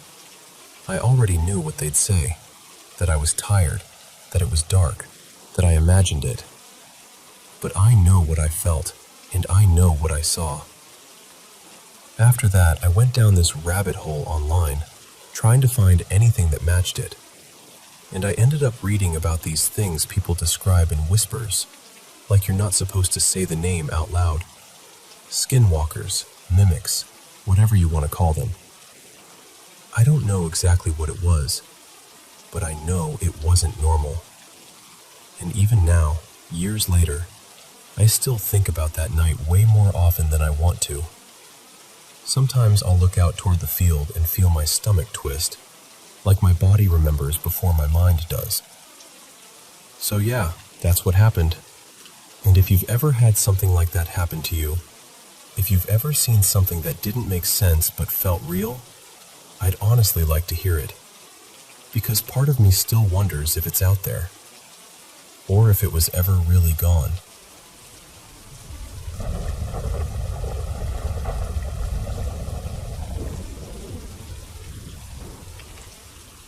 So, my friend Maddie stayed over the other night, mostly because it had been forever since we'd really hung out, and she'd just gotten back from this weekend trip to the Stanley Hotel. She was buzzing about it, in that wide-eyed, you wouldn't believe what I felt in that place kind of way. Maddie's always been the intuitive one. Like, she's the type who can walk into a room and immediately clock the energy, the mood, the presence of something. Me? I'm aware, but not like that. I've always felt things in the background, like a subtle shift or that weird sensation of being watched, but I've never actually seen anything, not clearly. Still, lately I've been thinking about trying to get more in tune with it all, even though, honestly, I haven't done much besides one thing. I've always felt like I have this gentle, protective spirit around me. I started calling her Eliza a while back, just because the name felt right. It sounds silly when I say it out loud, but she's always felt kind, grounding, like a presence that doesn't want anything from me except to keep me safe. Anyway, after dinner, we got settled in my room, talking for a bit, and eventually the conversation faded out like it always does when you're tired.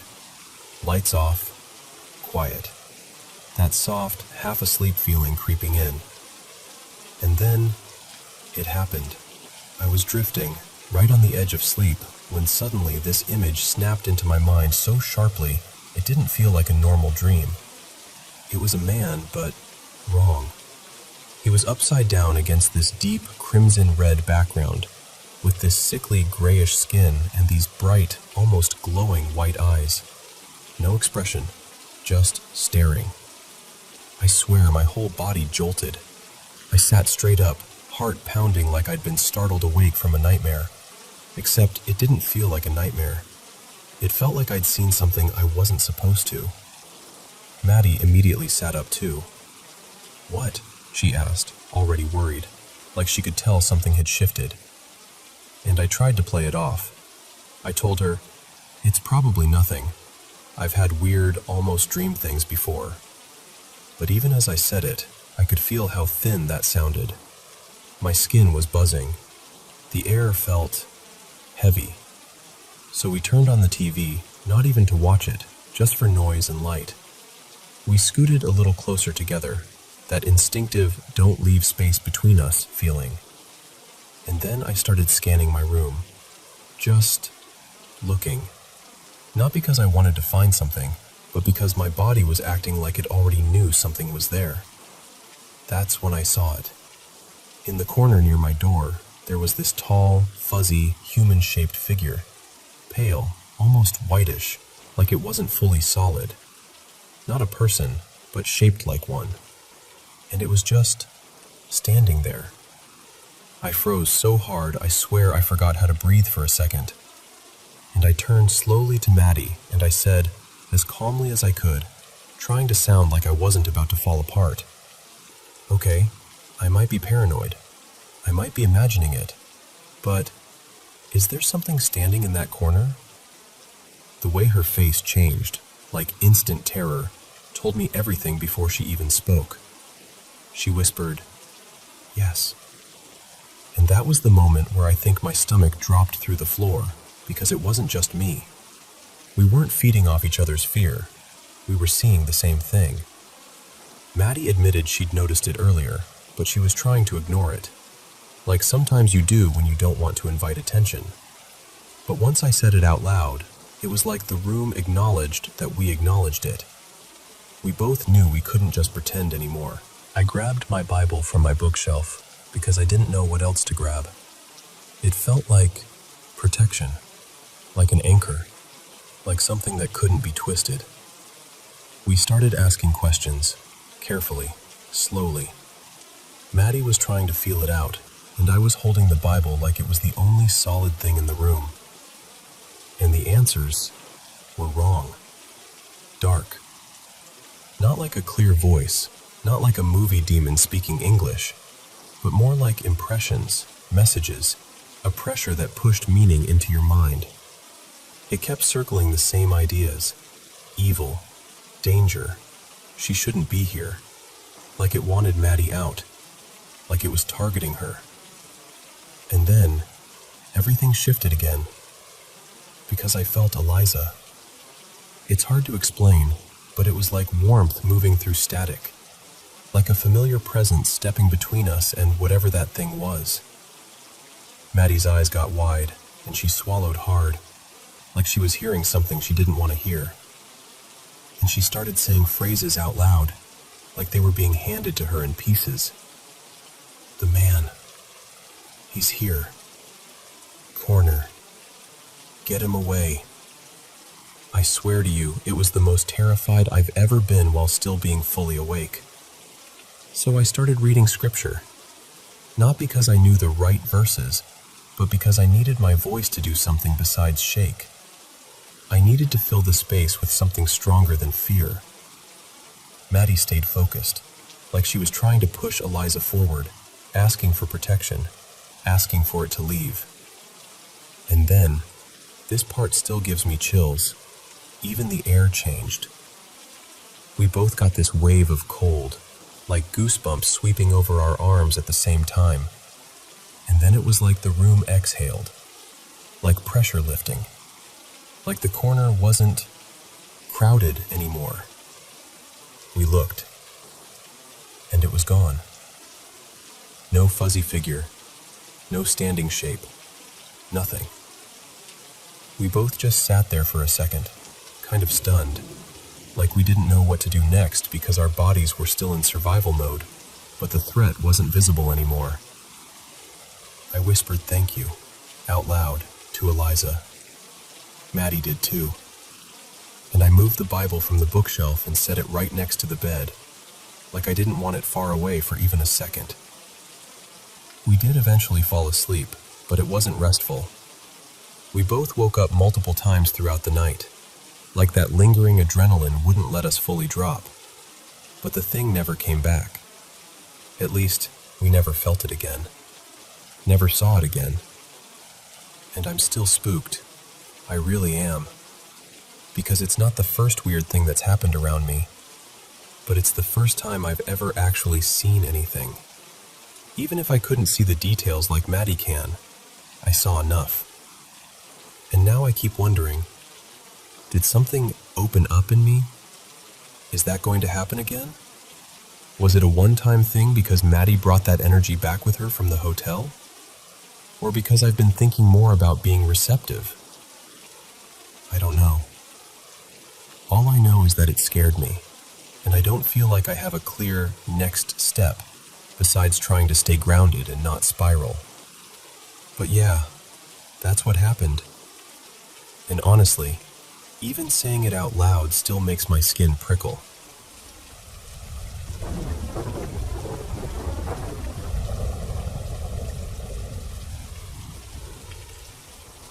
Okay, so we've kind of made peace with the fact that we have a roommate who contributes absolutely nothing to rent. Like, zero. And honestly, most days it's just little audio or visual things. Nothing that makes us feel unsafe. More like, really? Again? Energy? The woman who lived here before us, her name was Marilyn, I think. She passed away in the hospital from cancer. And I know how this sounds, but I swear she never fully left. Every now and then, I'll be in the kitchen, and I'll feel someone brush my back. Or, how do I say this without making it weird? Sometimes it's a very clear, very unmistakable touch on my backside. So I told my partner, Evan, and of course he laughed.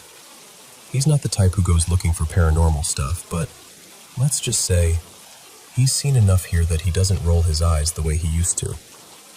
One night, garbage night, we're clearing out the fridge, tossing old leftovers, the whole glamorous routine. Evan suddenly stops and goes, totally serious, "Did you just touch my butt?" And I froze, because both of my hands were wrapped around this huge mixing bowl. I just stared at him and went, "I'm holding a bowl, with both hands." Then I added, because I couldn't help myself, "Also, your butt is literally out of my reach right now." And I started laughing.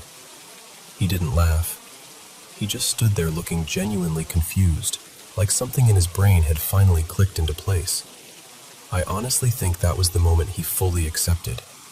Okay, fine. We live with a ghost. But then the squash thing happened. Evan usually gets home from work before I do. One afternoon, he was feeding our cat, and when he finished, he put these 2 squash we'd bought back where we always kept them, on top of the fridge. He turns to walk away, and then he hears this loud thunk from the dining room. Now, our dining room is connected to the kitchen, like open layout. And the weird part is where the squash landed, because if a squash falls off the fridge, you'd expect it to drop, right by the fridge. This one didn't. It landed several feet away, like it had been tossed. Not rolled, not bounced, not slid. Just lobbed. Evan said he stood there for a second doing that silent math people do when they're trying to prove to themselves they're not losing it. When he told me later, I laughed and said, "Maybe our ghost just hates squash." We joked about it for like a week. Then, maybe a couple weeks later, we had squash again, because apparently we don't learn. I was planning dinner and I couldn't find one of them. I checked the counters, the pantry, the fridge, the little rolling cart, even places that made no sense because I was starting to feel mildly insane. Eventually, I gave up and just cooked something else. The next morning, I opened the freezer door to grab meat, and there it was. The missing squash was wedged into the freezer door. And not just sitting there, wedged, like shoved in with purpose. I had to yank at it to get it out. I just stood there holding this icy squash, staring like, what am I even looking at right now? So I called out to my son like, "Okay, be honest, did you do this as a joke?" And he was so sincerely confused he almost looked offended. He swore he hadn't touched it. And because I needed to know I wasn't losing my mind, I tried to recreate it. I took the other squash, the one that hadn't been frozen and was a little smaller, and I tried every angle, every height, every "maybe it bounced just right" scenario. I could not get it to lodge behind that bar in the freezer door. It kept bouncing out and dropping down. Even forcing it in took effort. Here's the funniest part. A friend of mine who's, let's call her sensitive, had been over months earlier to play Catan with us.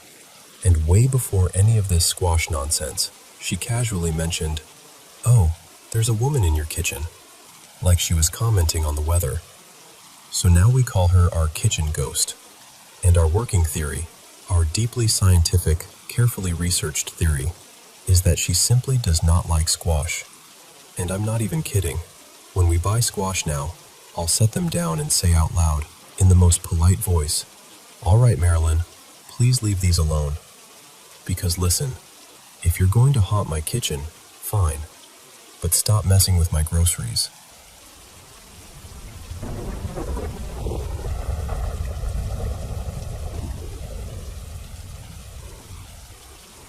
Hello, Paranormal M viewers. Welcome back to the channel where we share paranormal experiences. I seriously love doing this, getting to sit here and tell you stories from all over the world. And don't forget to drop a comment. I love reading what you have to say. Alright, let's jump into today's story. Also, please subscribe and turn on notifications. Thanks so much. So, this happened a couple months back, and I still get that tight feeling in my chest when I think about it. After my grandma passed, I moved into her place. It was this big, creaky old house, like the kind where the floors complain every time you take a step. It didn't feel scary at first, just quiet. Too quiet sometimes. One night, I was home alone, parked on the couch with the TV on, waiting for my friends to come over. We'd planned a little girls' night. Snacks, gossip, laughing at dumb movies, the whole thing. I remember I'd made popcorn and set out plates like I was trying to make the place feel less empty. When the girls got there, everything felt normal again. We picked a stupid comedy, something easy, and turned it up loud enough to drown out the house sounds. And then, not long after we started watching, we heard this tapping. Just a light tap, tap, tap somewhere near the front of the house. All of us paused like, was that the door? I even joked that maybe the pizza guy was early. I got up, checked the door. Nothing. No one on the porch. No car outside. Just the dark yard and that still, heavy silence. So we brushed it off. Old houses make noises, right? Pipes, branches, whatever. We went back to the movie. A little while later, the food finally arrived. This time there actually was someone at the door, thank God. We were laughing again, eating our pizza, relaxing, and I started thinking we'd imagined the tapping. Then maybe 20 minutes after that, we heard scratching. Not downstairs, not outside, right above us, like something was dragging its nails across the ceiling. I swear my entire body went cold. I could feel my face drain, like all the color just left me. My friends kept glancing at me because they could tell I was trying to act fine, and failing. I finally whispered, "Okay, we should check upstairs." So we did the bravest thing we could think of. We held hands like little kids and went up together. I'm not kidding.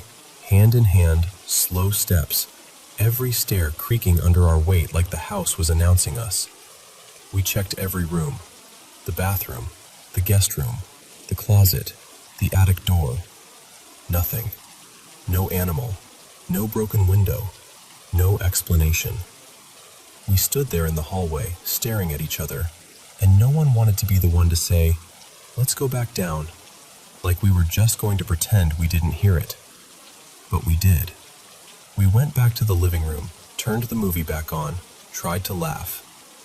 A few minutes passed and my friend, Lena, the one who's always the most confident, wasn't talking anymore. She was just stiff, like she was frozen in place. And then she leaned toward me and said, barely audible, I saw something." I turned the volume down and asked her what she meant. And she goes, "In the mirror, just for a second, a tall, black shape, like it was behind us." Her voice was shaking so hard it sounded painful to get the words out. And the thing is, Lena doesn't do that. She's not dramatic. She's not the type to fake a reaction. She looked like she was about to cry. Right after she said that, the tapping came back. Louder, faster, like someone was irritated we weren't listening. Then the scratching started again, only this time it sounded heavier, more aggressive, like it was right above our heads and moving. The ceiling lamp actually trembled a little, and I remember thinking, why does it feel like the whole house is vibrating? I couldn't even explain it properly. It wasn't just noise, it felt angry. That's when Lena, because of course it was her, said, "Wait, I have my spirit box." I looked at her like she had lost her mind. I wanted to say no. I should have said no. But honestly, I was so scared that a part of me was desperate for any answer, even a terrifying one. So she turned it on, and I swear to you, it started spitting words out non-stop, like it couldn't wait to talk, one right after another. Leave. Lena. Unclean. You're not safe. Are you afraid? Not alone. Demon. We just stared at it, frozen, like our brains couldn't keep up with how fast it was happening. My stomach felt like it was dropping over and over again. And then, right when Lena went to turn it off, we heard a growl. Not like a dog, not like a person trying to be funny. Something low and guttural, like it came from deep inside the walls. All three of us screamed, like full-on panic screaming. We didn't even grab our stuff. We just bolted out the front door and stood on the porch, shaking, breathing too fast, looking back at the windows like we expected something to be staring out at us. We ended up going to my friend's car and sitting with the doors locked, just trying to calm down. My hands wouldn't stop trembling. And the worst part? Even outside, we could still hear faint tapping inside the house. So yeah, I'm still staying here for now, because life is complicated and moving isn't instant. But I'm not pretending it's fine anymore. I already called someone to come bless the house next week. And until then, I don't sit in that living room at night. I don't look at mirrors if I can help it. And I definitely don't watch comedies in silence anymore.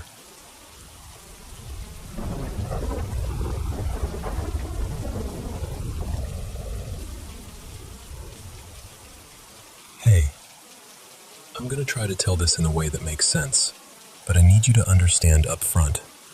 I'm not even sure what sense is supposed to feel like anymore. Most days, I can't decide what's real and what's not. And yeah, I've heard that thing people say, if you're crazy, you don't know you're crazy. But I think about it constantly. Like, what if the fact that I'm asking means nothing? What if I'm already gone and this is just me standing in the ashes, trying to name the smoke?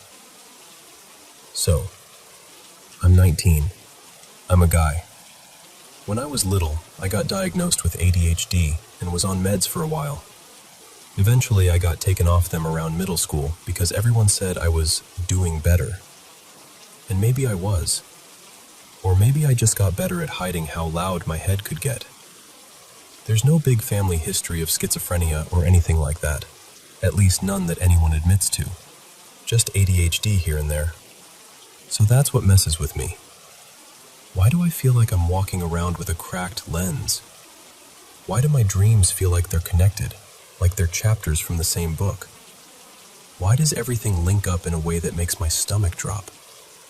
Because the dreams, if I can even call them dreams, don't feel random. They feel like nostalgic nightmares. That's the only way I know how to explain it. Like I belong there in this horrible place, and sometimes it's terrifying, but sometimes it's weirdly comforting. And I hate that I can't tell you why. When I was younger, I tried to be logical about it. I'd wake up and go, okay, dreams have rules. You can't read right, time doesn't work, you don't have full control, your brain's foggy. And for a while, that all checked out. But around 16, maybe late 15, something changed. It started with this vibration, right in the center of my head. It would happen when I laid down to sleep, not every night, but often enough that I couldn't ignore it. At first I thought it was stress or anxiety, Or maybe I was just imagining it because I'd read too much online. And I'm still skeptical, by the way. I'm not telling you this like I think I'm chosen or awakened or anything dramatic like that. If anything, I'm telling you this because I don't trust myself. But the vibration, over time, I learned I could kind of bring it on. Only when I was lying down. If I focused on it, it would spread, like from my head down my neck and into my chest, then into my arms, and especially into my fingertips. It's like my whole body becomes a tuning fork. And if I lean into it, I fall asleep. Except, it's not sleep the way you're thinking. Because then, I'm there. And there doesn't follow the usual dream rules. I can read. I can hold conversations. I can understand details. I'm me. I have control of myself, my choices, my movement. But I don't have control over anything else. Not the people. Not what happens. Not where things go. Two things stand out more than anything. One, pain is real there. Not metaphorical. Not dream pain where you wake up and laugh it off. I mean physical pain and mental pain that sticks to you like a smell you can't wash out. Two, when you die there, you don't wake up. You go somewhere else. And the worst part? It's always the same places. Like there's a map. Like dying is just a door and the hallway beyond it is familiar. Now, before all of that started, there's something from when I was a kid that I can't shake. When I was about 8, we lived in this old house in Lexington, Kentucky. I'm not going to say the exact address. Feels weird to put that out there. But it was an older place off one of those streets where every house looks like it has secrets in the walls. We didn't know anything about the history when we moved in. My grandpa was really religious. My mom believed in demons and angels and all that.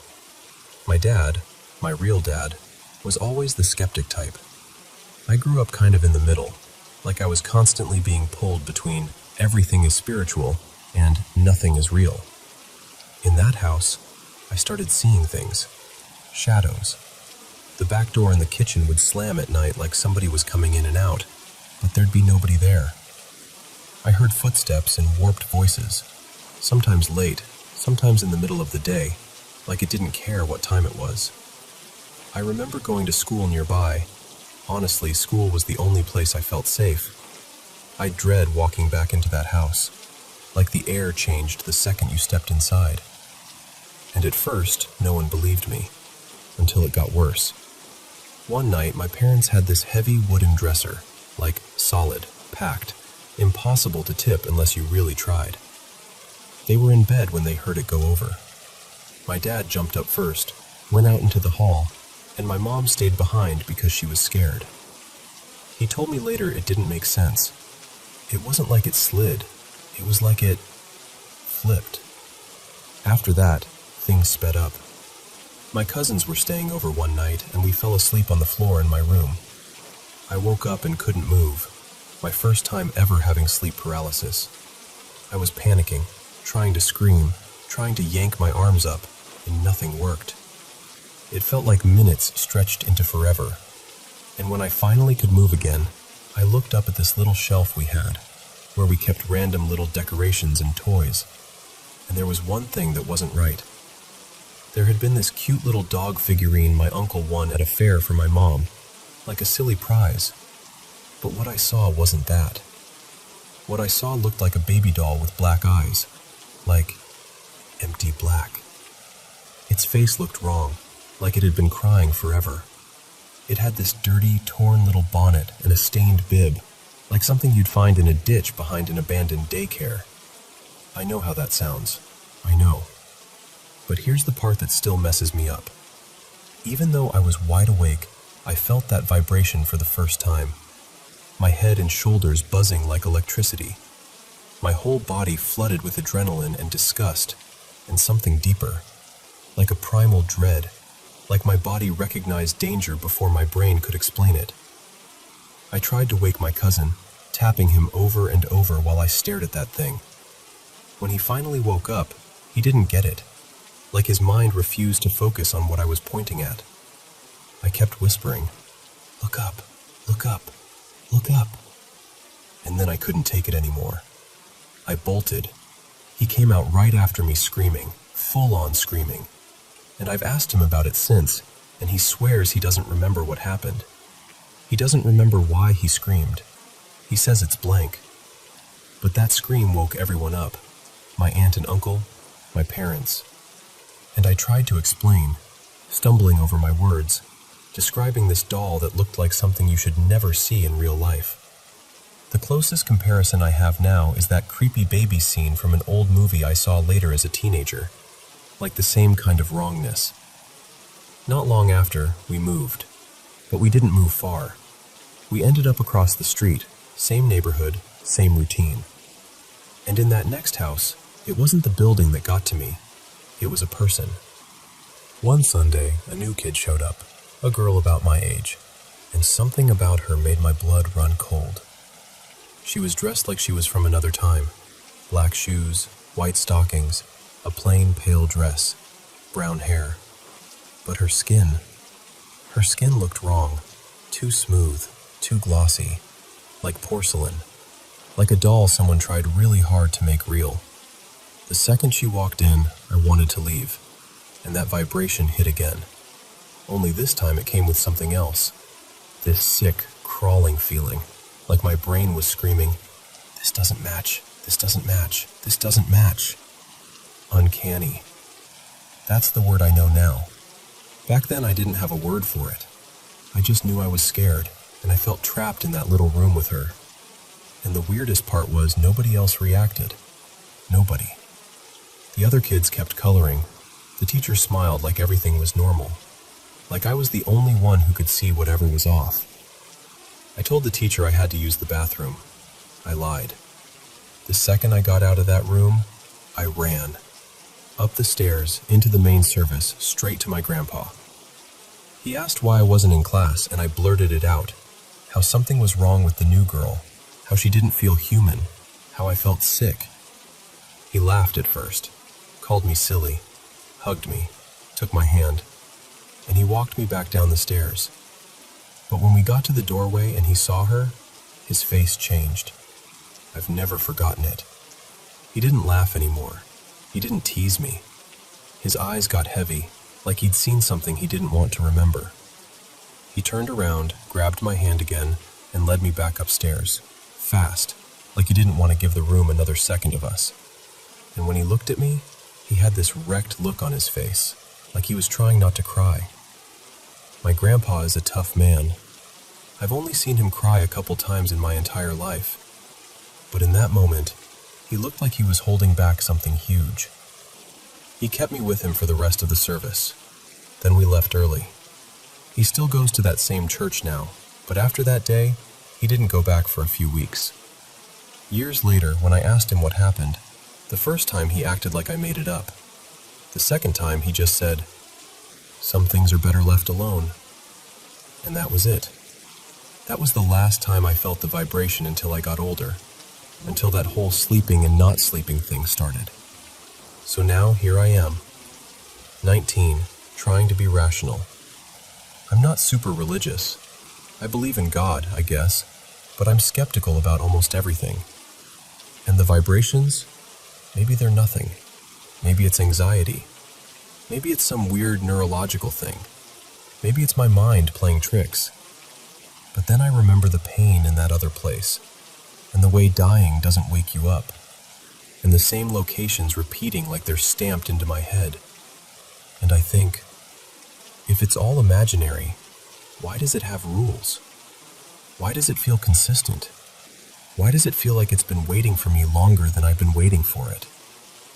And I hate that part of me still wonders if I'm losing my mind, or if I'm finally noticing something I was never supposed to notice. Either way, I'm tired of carrying it alone. I just want someone to hear me say it out loud and not immediately decide I'm lying, or crazy, or special. I don't want special. I want real.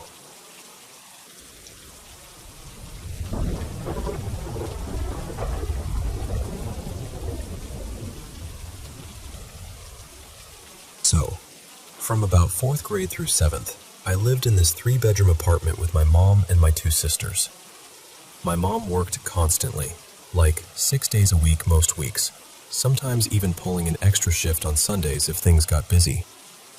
She'd get home around dinner time, in that way where you can tell she's been holding herself together all day, which meant a lot of the time, it was just us kids. And honestly, most of the time, it was just me. I was the youngest, and I was already jumpy by nature. Back then, nobody called it anxiety, but that's what it felt like. This constant tightness in my chest, like I was always waiting for something to go wrong. And it didn't help that I watched way too many scary movies.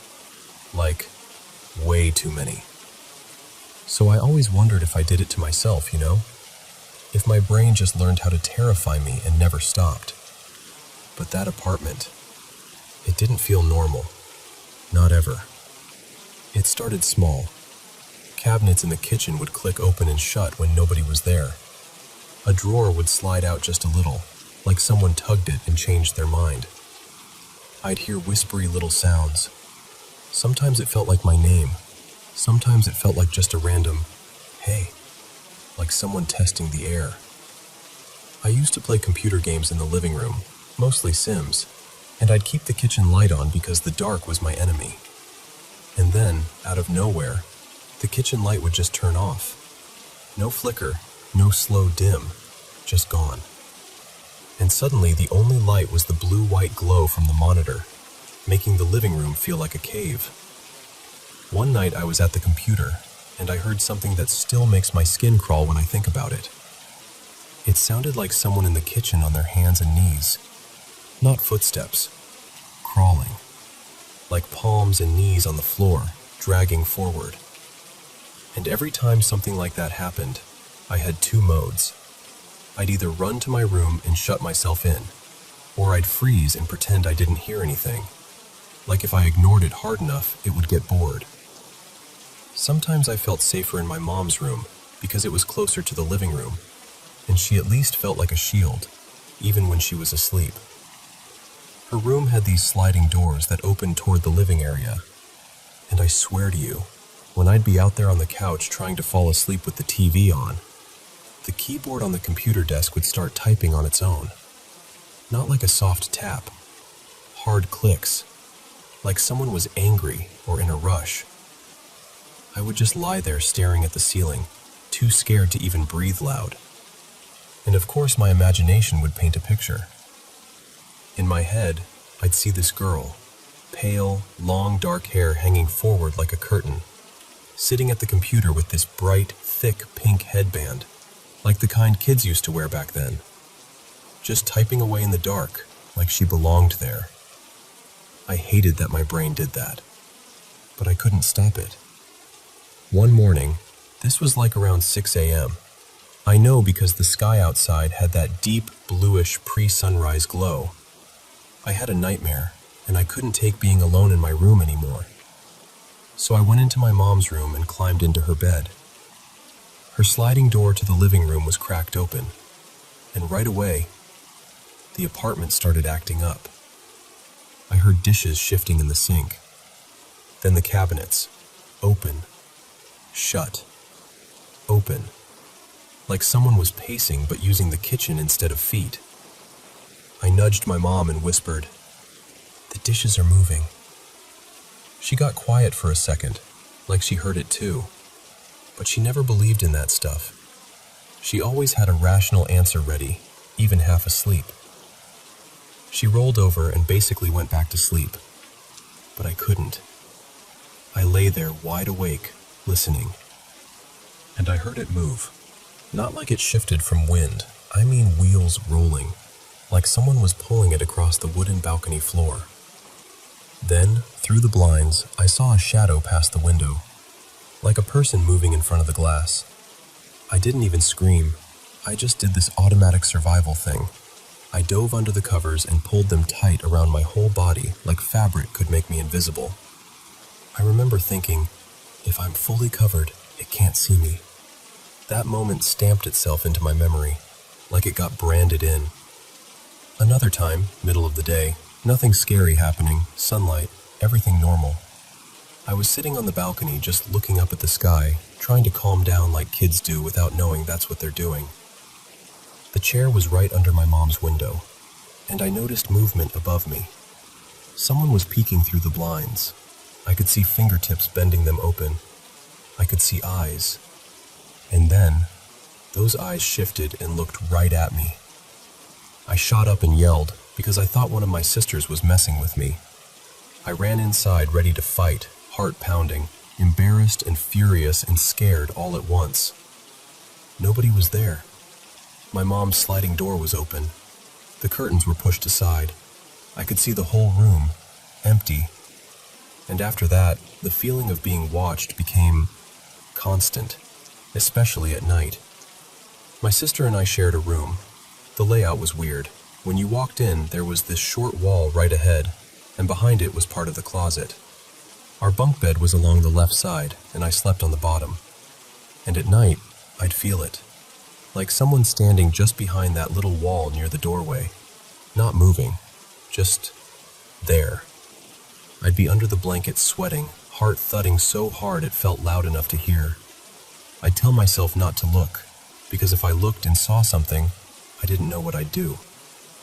Sometimes the cabinet in the half bath would creak open on its own. The light would shut off. I started locking the bathroom door, but I'd still hear the knob twist sometimes, like someone testing it. And I got weird habits, like I started leaving closet doors open. I don't even know why. Maybe I thought if they were open, nothing could surprise me by opening them. Or maybe I thought it would prove I wasn't scared, like the apartment was challenging me and I was trying to act tough. The full bathroom was the worst. I was terrified to shut the door. The shower drain would make these sounds that reminded me of little voices, like distant kids talking through a pipe. Even flushing the toilet felt too loud, like it would summon something, like something would leap out while the noise covered its steps. I was so tired all the time, but I fought sleep like it was dangerous. And when I did fall asleep, it was heavy and restless. Night terrors, sleep paralysis.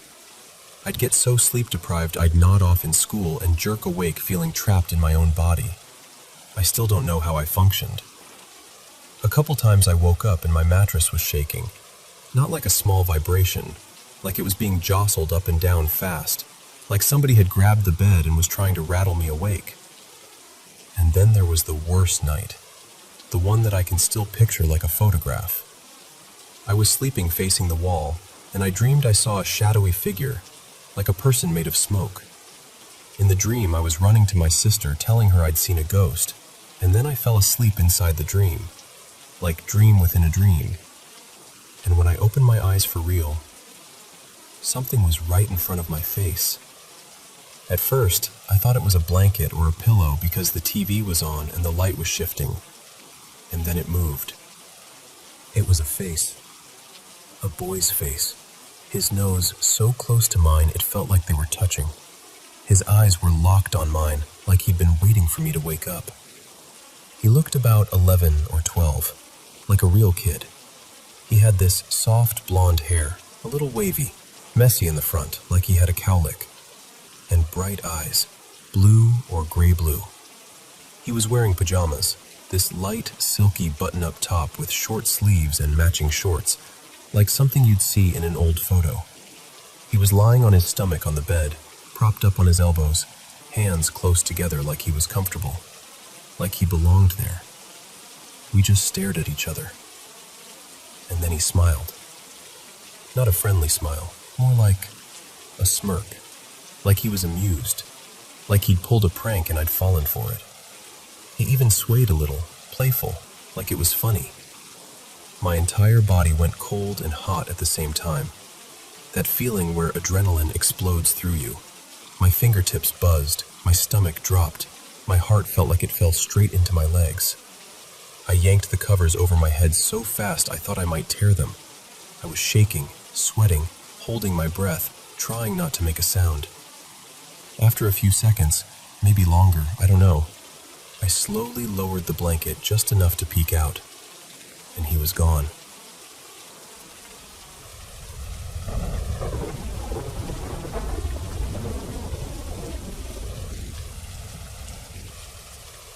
So this was about, wow, nearly 20 years ago now. I was living in this one-bedroom apartment for maybe a year and a half, and honestly, I loved the neighborhood.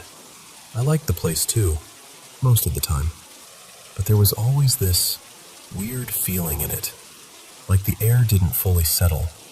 It was a pretty normal apartment, decent-sized for a one-bedroom, in a building that felt fairly new.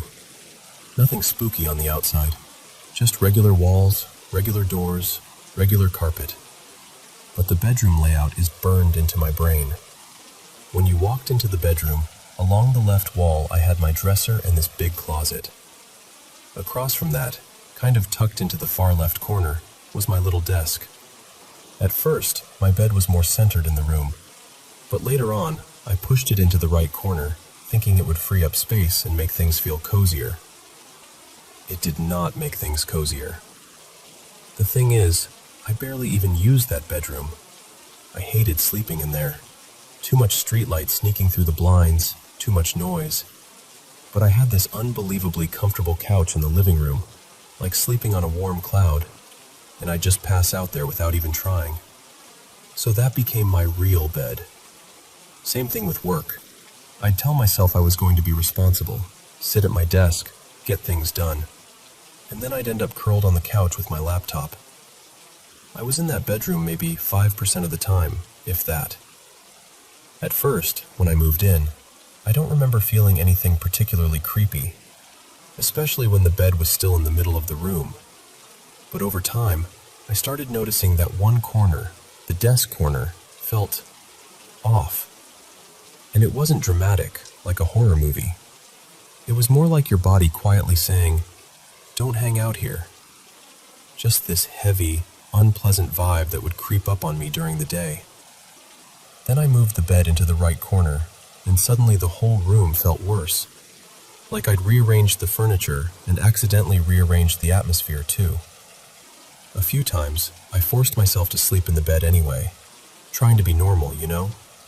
Trying not to let my imagination run my life.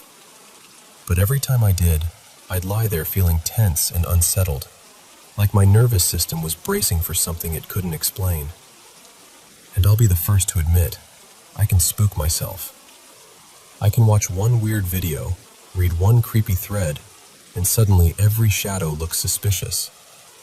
So I kept telling myself it was just that. But then, there were the shadow people.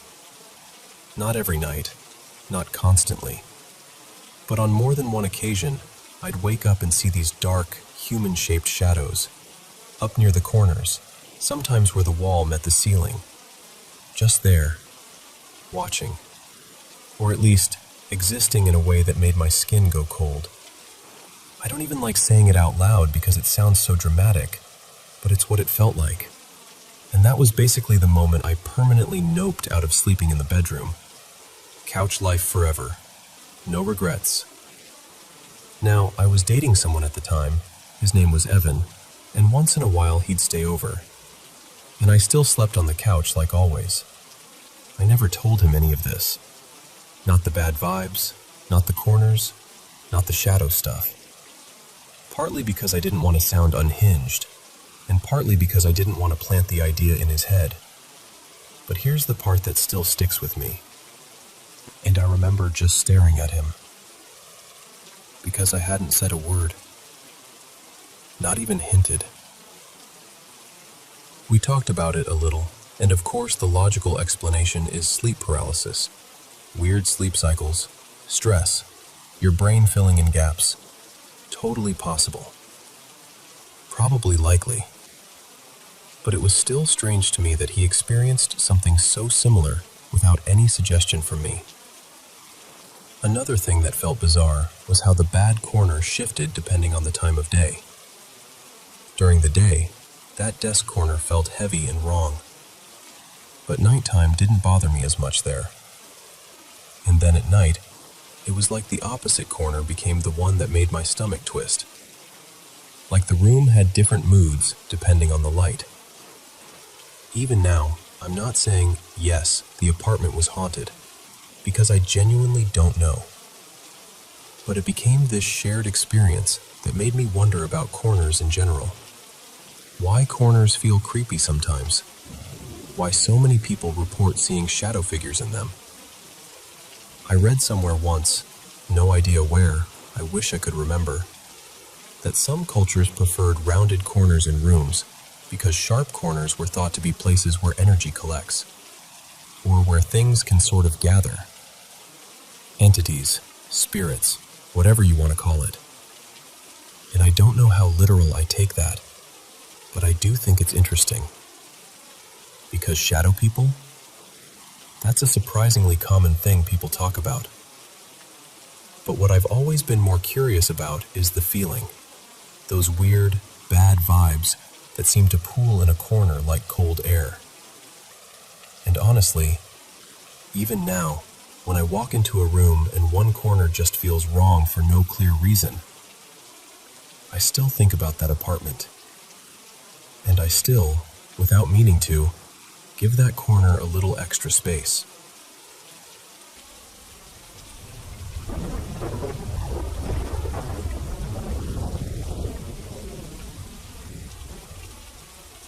So, when I was a kid, I grew up in this tiny town where people didn't just tell scary stories. They lived like they were true. Spirits, curses, bad luck that followed you home. All of it. And our house? Our house had a reputation. It was this old, slightly crooked place. Warm and homey, but with this weird feeling you couldn't quite name. My parents would never say it outright, but they'd trade these looks sometimes, like, yeah, something's not right here. At first, it was small stuff. Annoying, harmless. I'd set a toy down and gone. Then I'd find it later in a spot that made no sense, like inside the linen closet, or tucked behind the couch cushions, like someone had hidden it on purpose. My mom would leave her phone on the counter, turn around, and later it would be inside a cabinet with the plates.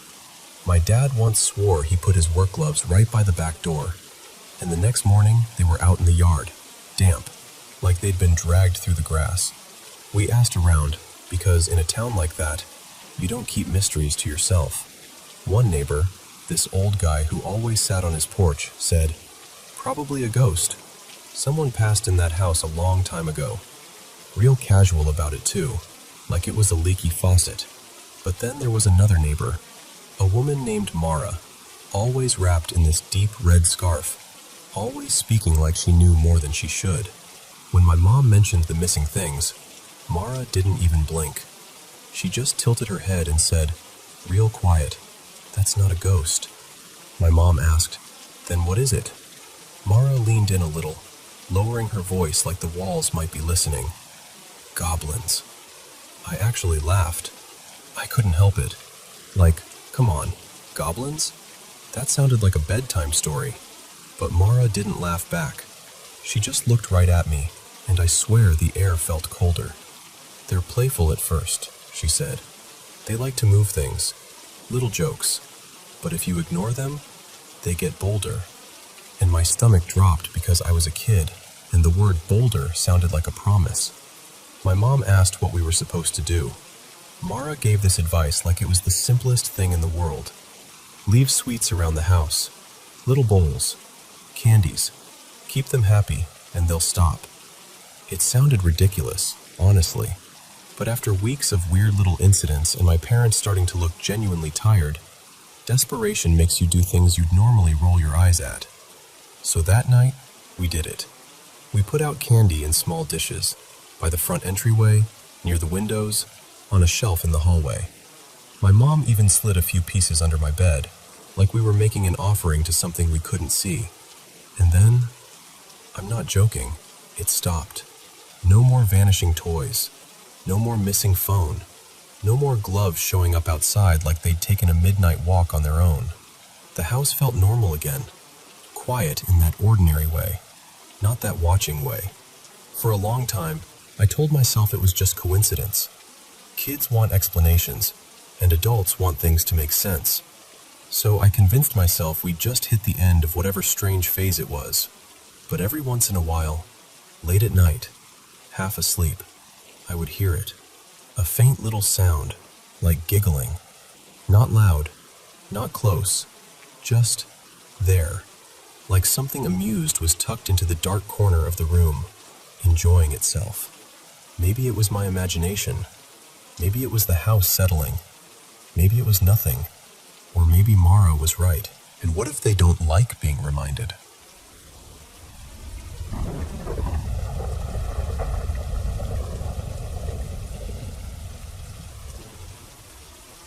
Okay, so I need to say this out loud to someone, because I feel like if I keep it in my head, it just gets bigger and louder.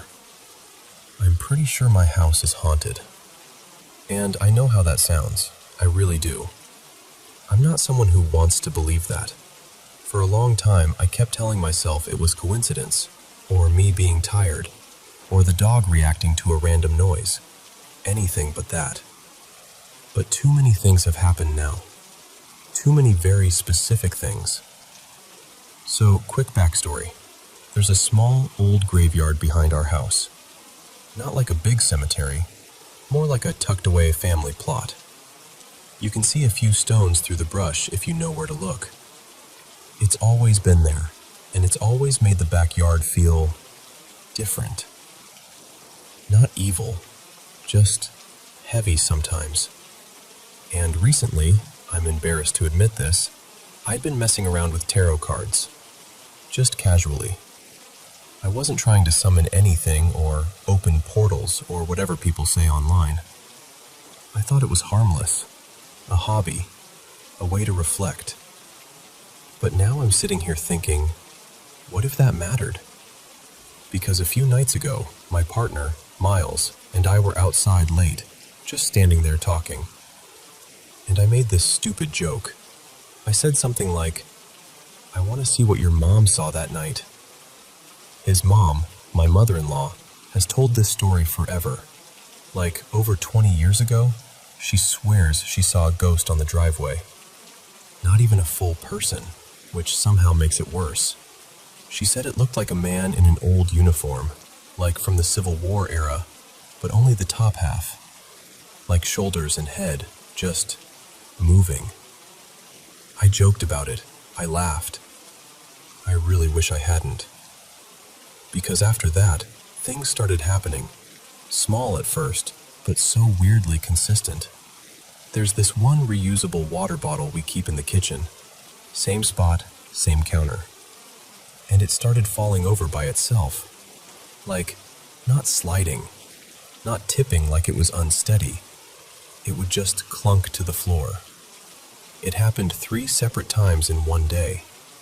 The same bottle, the same counter. Then the next day, Miles's mom came by while we were out. Later she told us she heard a knock at the front door, like an actual knock. She paused her phone call, muted the TV, walked right up, opened the door. No one. And the only other person on the property was a worker we had outside, way out back doing yard stuff. She went around and asked him if he'd knocked. He swore he didn't, and he also said he hadn't seen anyone come up the driveway. Okay, weird. But still, maybe someone knocked and walked away fast. Maybe. Except the next day, the water bottle fell again. Same one, same spot. And then yesterday morning, the doorbell rang. Not a knock, the actual doorbell. My dog exploded barking like someone was right there. And we've had contractors at the house, so I'm thinking, oh, they need something. I get up, I'm walking to the door, and I glance at the camera feed. Nobody is there. Like, nobody even close. No shadow. No person stepping away. Nothing. I still opened the door because, I don't know. Part of me didn't want to admit what my brain was already whispering. One of the contractors was up on a ladder near the side of the house, so I called out, "Did you ring the bell? Do you need anything?" He looked genuinely confused and said, "No, I didn't touch it."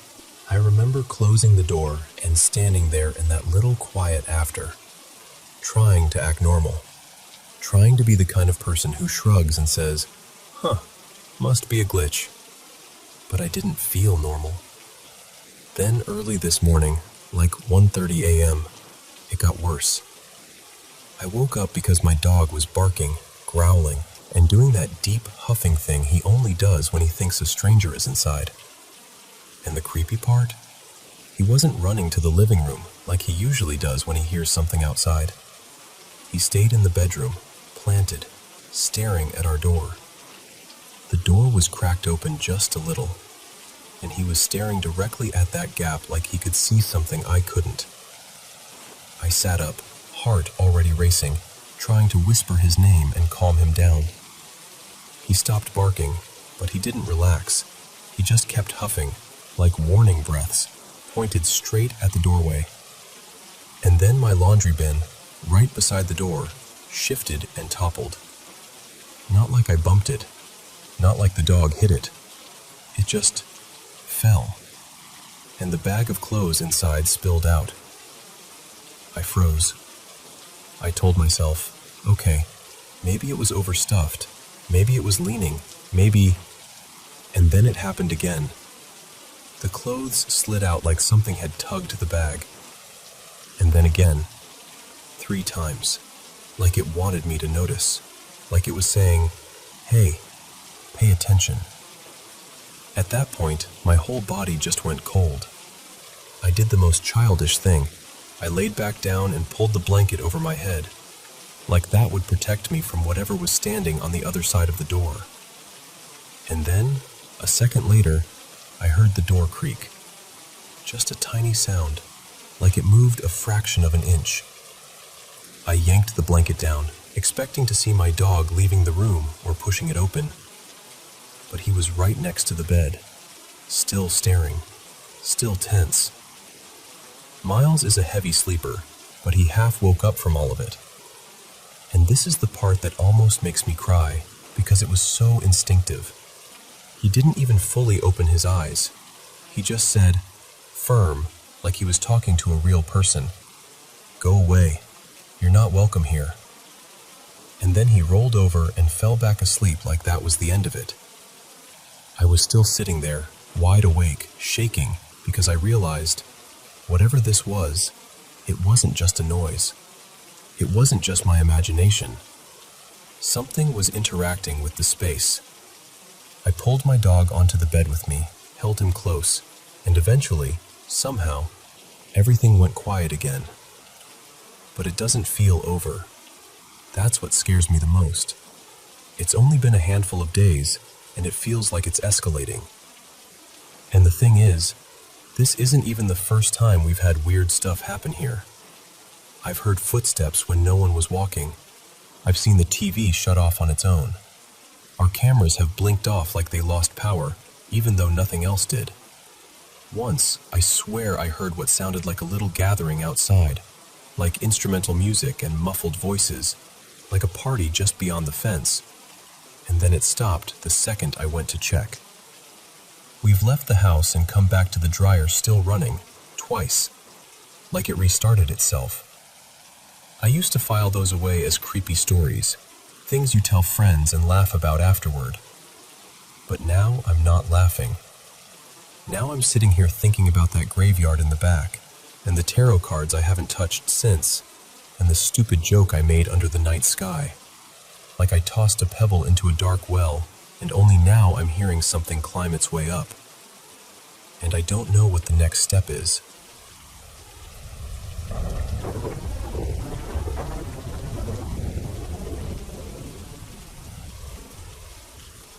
Hey, so I've been lurking in a couple paranormal spaces for a long time, just reading people's stories, trying to make sense of what they experienced. And I kept telling myself, one day I'll share mine. This is that day. This happened about 6 years ago. I was living in this townhouse with a bunch of roommates, all guys, all of us working, doing the usual routine. Nothing about the place felt creepy. It was just a normal, slightly cramped house where the kitchen was always busy and everyone's stuff had a spot. One afternoon, I'm at work, mid-shift, and my phone rings. It's one of my roommates. Let's call him Samir. He sounds weirdly serious, like he's trying not to sound dramatic. He goes, "Hey, "Did you leave a phone in your kitchen cupboard?" And I'm like, "No, I've got one phone. It's literally in my hand." There's this, and then he says, "I'm only asking because I keep hearing a woman laughing, like from inside your cupboard." I laughed it off at first, like, yeah, okay, sure, maybe he's messing with me. I tell him it's definitely not me, and I go back to work. But when I get home later, he asks me again, same exact question, same exact tone. And now I'm not laughing anymore, because he looks unsettled, like he's been waiting for me to come back so he doesn't have to be alone with it. So I'm thinking, all right, let's solve this. Maybe someone's playing a prank. Maybe there's a toy in there. Maybe a video got left running on somebody's device. Something. I'm in the kitchen making dinner, chopping onions, heating up a pan, just trying to act normal. And then it happens. This clear, bright female laugh. Not a creak, not a pipe groan, not something vague you can interpret. It's a laugh like someone standing right there, amused, like she heard a joke and couldn't hold it in. My whole body went cold. I walked straight to the cupboard that was basically my cupboard, where I kept snacks and random groceries, and I swing it open so fast I nearly knock the door off the hinge. Nothing. Just food, boxes, rice, a couple cans, normal stuff. I pull everything out. I check behind things, under things, like I'm going to find a tiny speaker taped to the back wall or a phone wedged somewhere.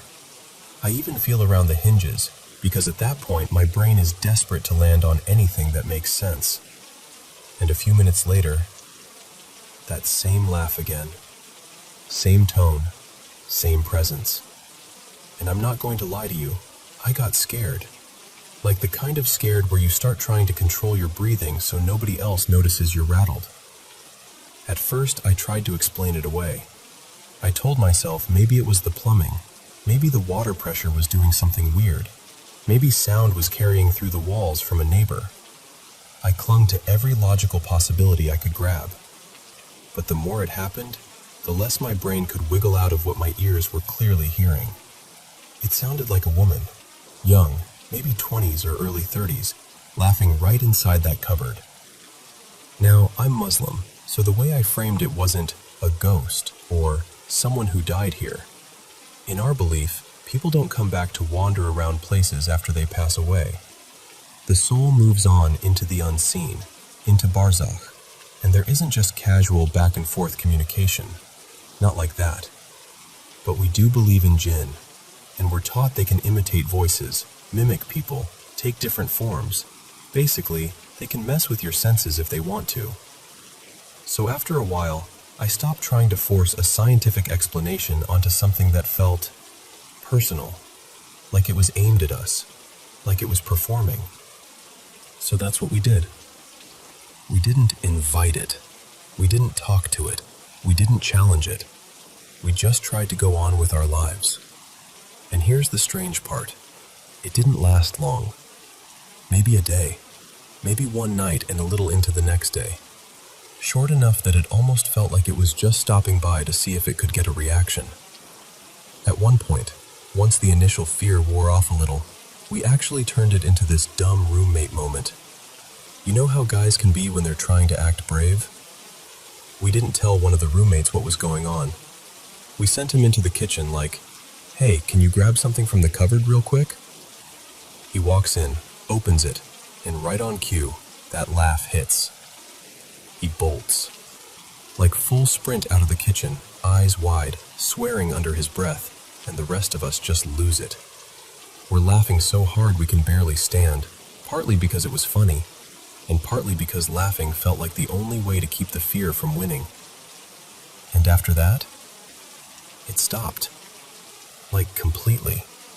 No more laughter. No more weird moments.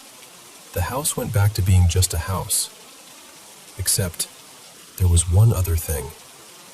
Months later, I had a sleep paralysis episode, my first real one. I woke up and I was fully aware, fully conscious, but my body wouldn't move. Not my arms, not my legs, nothing. Even my breathing felt heavy, like it didn't belong to me. And the whole time, all I could think was, recite Ayat al-Kursi. Just recite it. That's something we're taught early on, something protective, something that anchors you when you feel exposed to anything unseen. But I couldn't. My mind was screaming the words, but my tongue wouldn't cooperate. It was like my mouth wasn't mine. I fought so hard to get even the first sound out, and it felt like trying to lift a mountain with one finger. It only lasted a few seconds, but in the moment it felt longer, because you measure time differently when you're trapped in your own body. And then, my tongue finally moved. Just enough. The moment I was able to form the words, the paralysis snapped like a rubber band. I could move again. I sat up, heart racing, just staring into the dark, trying to convince myself I was safe. I can't prove that sleep paralysis was connected to the cupboard thing. I'm not even claiming it is. But I'll tell you this. After you've heard a woman laugh from inside a cupboard that contains nothing but groceries, you don't forget that feeling. And you don't dismiss the unseen quite as easily ever again.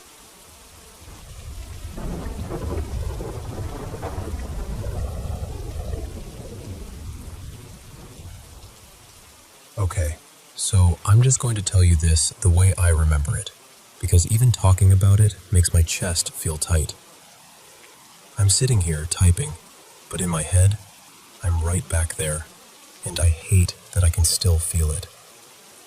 This happened a couple years back, maybe closer to 2 than 3.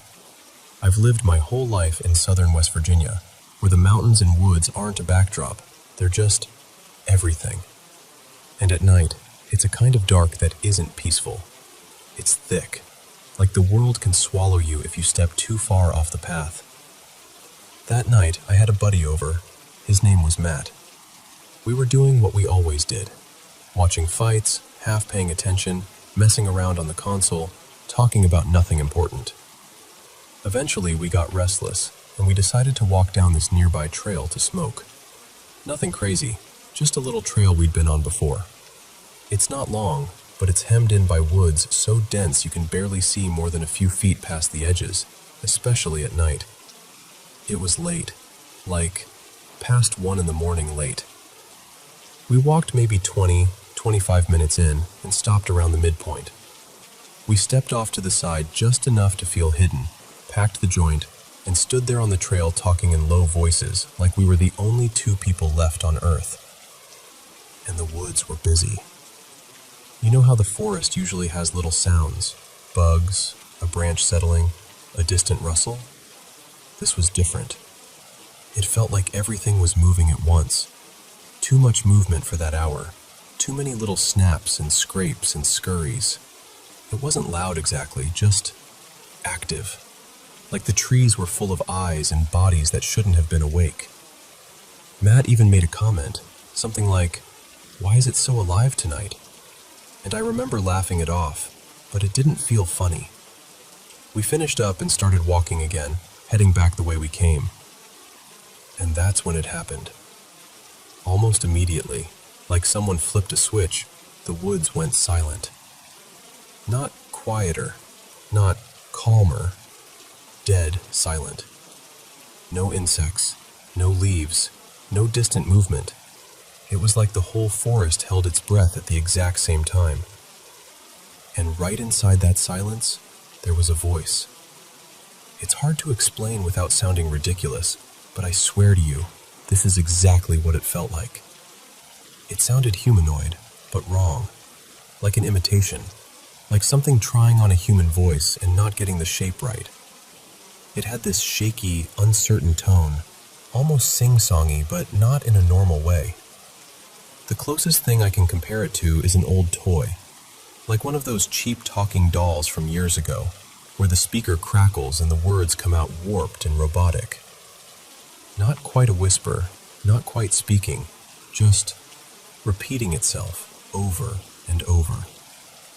Both of us froze for half a second, and then we didn't even talk about it. We just ran. We sprinted back down the trail as hard as we could.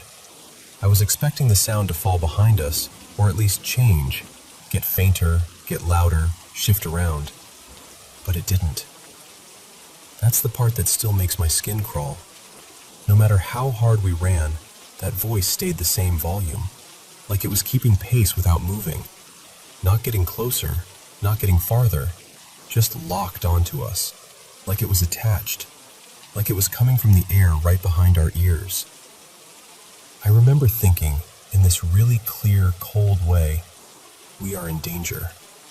Not, we're spooked, not, this is creepy. Like genuine, real danger. The kind you only feel a few times in your life, if you're unlucky. And we started moving fast away from the entrance. Like, don't stop, just go. Maybe 5 minutes after we cleared the trail, we heard it. A scream. Not an animal, not even close. I know what the wildlife sounds like around here. I've heard bobcats, foxes, all of it. This wasn't that. This was human-shaped, but stripped of anything human. It sounded violent. It sounded murderous, like pure rage with lungs behind it. It came from directly behind us, back toward the trees, and it was so loud and so nasty that it felt like it hit my spine. Birds exploded out of the woods like something had kicked a hornet's nest in the sky. My stomach dropped so hard I thought I might actually throw up. And in that moment, standing there in the dark with my heart trying to rip out of my chest, all I could think was, whatever made that sound wanted us to know it was there.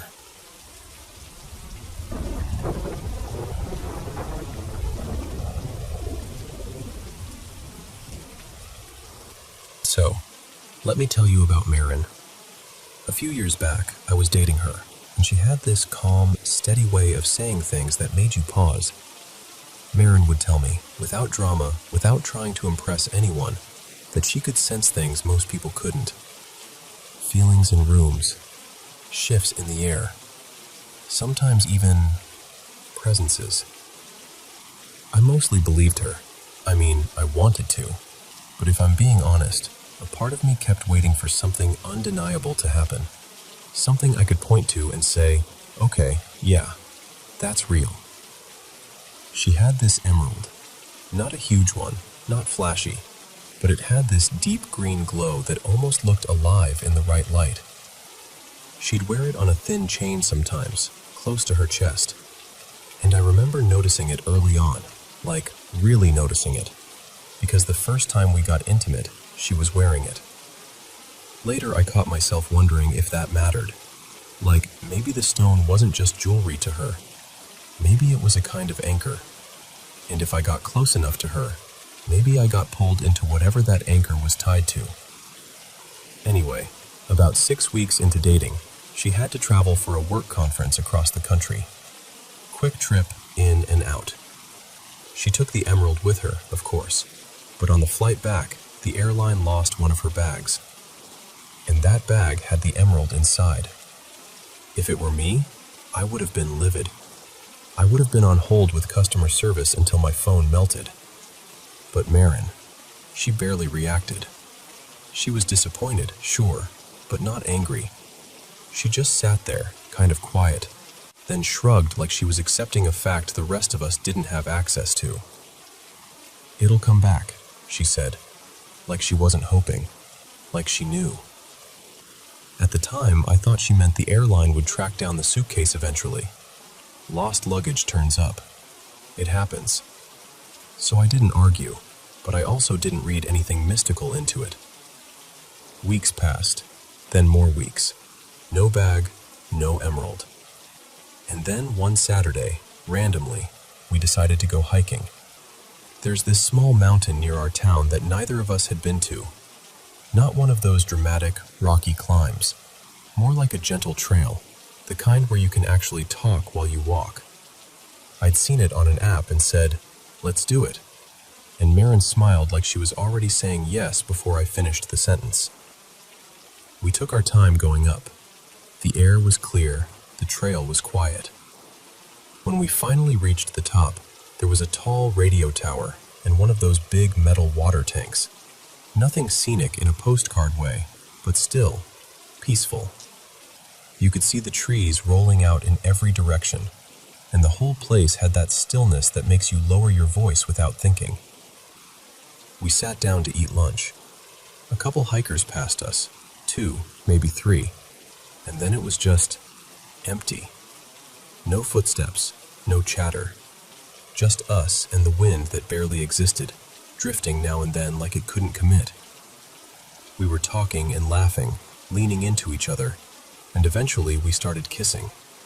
Nothing wild, just that slow, comfortable kind of affection you fall into when you feel safe with someone. And then the air changed. I don't know how else to say it. One second everything was calm, and the next it was like the mountain took one huge breath and exhaled right in our faces. The wind came out of nowhere, hard, loud, whipping so strong it made that long whoosh sound, like it was moving through a tunnel. It startled me, but Marin, she went pale. "We have to go," she said, voice cracking. "Not because it's bad, it's so sad up here. Something's sad." That's what she said. Something's sad. So I didn't argue. I started packing up our food, folding things quickly, trying to steady the moment. We were both cleaning up, making sure we left no trash behind, when I spotted something in the dirt near my shoe. A flash of green. At first I thought it was a bottle shard or a piece of plastic catching light, but when I brushed the dirt aside, my stomach dropped a little. It was a necklace. A thin chain, tarnished in spots, and at the center, that deep green emerald. Marin froze when she saw it, like her brain needed a second to accept what her eyes were telling her. Then she let out this breath, half laugh, half sob, and she grabbed it with both hands like it might disappear if she didn't hold on tight enough. And suddenly she wasn't shaking anymore. She was glowing, smiling through tears, laughing like a kid who just got something back that they'd already decided was gone forever. I kept looking around, almost expecting someone to pop out and yell, "Gotcha!" But there was nobody. Just that wind, fading as quickly as it arrived, leaving behind this heavy quiet. On the walk back down, she told me something she hadn't said before. The emerald had been her grandfather's gift, given to her when she was little. She said it wasn't just sentimental. It was him. Like he'd poured something of himself into it, some promise of protection and return. She also told me she'd lost it once before, years ago, when she was a kid. It had slipped off near a river, one with a fast current. She'd cried and told her grandfather, and he'd looked at her and said very calmly, "It'll come back." And somehow, it did. A few weeks later, he handed it back to her like it was the most normal thing in the world. So when the airline lost her bag, she didn't panic. She'd already lived through the emerald coming back once. She trusted the pattern. Now, I'll be honest with you. My brain immediately tried to build a neat little explanation. Like, maybe she never lost it on the trip. Maybe it was in her pocket the whole time and she staged the whole thing. Maybe she dropped it when I wasn't looking. Maybe one of those hikers lost it and the timing was just weird. I tried to convince myself of all kinds of logical versions. But here's the problem. It wasn't just that one moment. There were other things with Marin. Little unexplainable turns, strange coincidences, moments where she'd say something before it happened. Enough that, even now, I can't fully laugh it off. And I don't know. Maybe the truth is somewhere in the middle, part mystery, part human storytelling. Or maybe that emerald really does have a way of returning, like it's tied to her life in a way that doesn't care what I believe. All I know is this. That day on that mountain, the wind came like a message. And when it passed, the emerald was there, waiting in the dirt like it had always belonged exactly where we were sitting.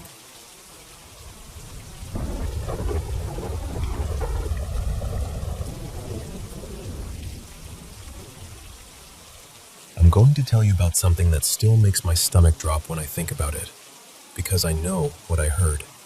There's just no way I imagined it. So, a few years back, maybe 3, give or take, my sister Maris and I were living together in this little townhouse in a quiet suburban town. The kind of place where people wave even if they don't know your name, and where the edge of town turns into nothing but woods and open fields. At night it got weirdly still, like the dark had weight to it. Anyway, it was a Friday, late afternoon, and Maris and I had been fighting over something so small it's almost embarrassing to admit. One of those petty arguments that somehow grows teeth because you've been around each other too much. We worked at the same place back then too, so there was no cool off and take space. It was just all day, every day, the same person, the same tension. We were sniping over text all afternoon. Then it turned into calls, and by the time the workday ended, I was shaking with anger, like I could feel it buzzing under my skin. Maris left the office first. I stayed a little longer, trying to breathe through it, trying to not explode. Part of me wanted to just go to my mom's house instead. She lived close. But I told myself I needed to be alone. I needed quiet. So I drove back to the townhouse, gripping the steering wheel too hard, dreading the moment I'd walk in and it would start all over again. When I pulled up, the street was calm. Too calm. I remember the air looking sort of dim and flat, like the evening hadn't decided if it wanted to be night yet. I walked to the front door, took a breath like I was bracing for impact, and stepped inside. The downstairs was quiet. I headed toward the kitchen, and I remember feeling this wave of relief because, thankfully, Maris wasn't down there. Her bedroom was upstairs, right above the kitchen, and you could hear everything through that ceiling. And that's when I heard her voice, clear as day. She was on the phone, and she was talking about me. Not just venting either. I mean, she was tearing me apart, calling me names, talking about my character like I was the worst person she'd ever met, saying these nasty, cruel things that didn't even sound like normal anger. It sounded like someone trying to hurt me. I stood there in the kitchen, frozen, staring at the counter like it could explain what I was hearing. And something in me just broke.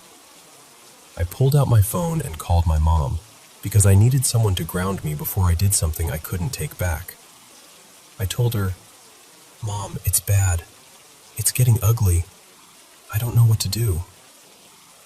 But while I'm talking to my mom, the voice upstairs suddenly shifts, like it realized I was home. And then it starts screaming. Not muffled, not distant, piercing, sharp. The kind of screaming that makes your heart jump like you've been slapped. "Get the F out!" And then worse, way worse. It was saying disgusting things, violent, hateful stuff. Stuff I don't even like repeating. But the point is, it sounded exactly like Maris. Same tone, same rhythm, the same way she dragged certain words. Her voice has this distinct bite when she's furious, and that bite was cutting through the ceiling like it wasn't even there. I snapped right back. I started yelling up at the ceiling, screaming until my throat hurt, and my mom is on the phone hearing all of it, hearing me go absolutely feral with rage. Then my mom suddenly goes quiet. Not like she got distracted, like she got serious. And in this low, careful voice, she says, "Honey, stop." So I stop. I'm breathing hard, shaking, still staring upward like I'm about to see someone come through the ceiling. And my mom says, slowly, like she's choosing every word, "Maris is right next to me. She's here, at my house, right now." I didn't understand at first. My brain couldn't make the shape of it. And then my mom says, "Who are you yelling at?" I swear to you, everything in me went cold. Because I had been hearing her. I had been fighting with her. I had been responding to her voice with my own voice. And I wasn't guessing, I knew it was her. But she wasn't there. And that's the moment the fear hit, the real fear, the kind that doesn't come with adrenaline, just this sick, sinking certainty that something is wrong in a way you can't fix by turning on a light. Later, when I tried to make sense of it, I kept landing on the same thought. Whatever was upstairs didn't want a conversation. It wanted a reaction. It wanted anger. It wanted chaos. It wanted me loud and hurt and losing control. And ever since then, I've never forgotten what that felt like. Standing in my own kitchen, listening to a voice I trusted, knowing in my bones it was real, and realizing it couldn't have been. So, I don't know what you believe. I'm not here to convince you of anything. I'm just telling you what happened. And I'm telling you this. If something ever tries to pull you into rage that fast, if it feels like it's feeding on the worst parts of you, step back, breathe, reach for something steady. Because sometimes the scariest thing isn't what you see. It's what knows exactly how to sound like someone you love.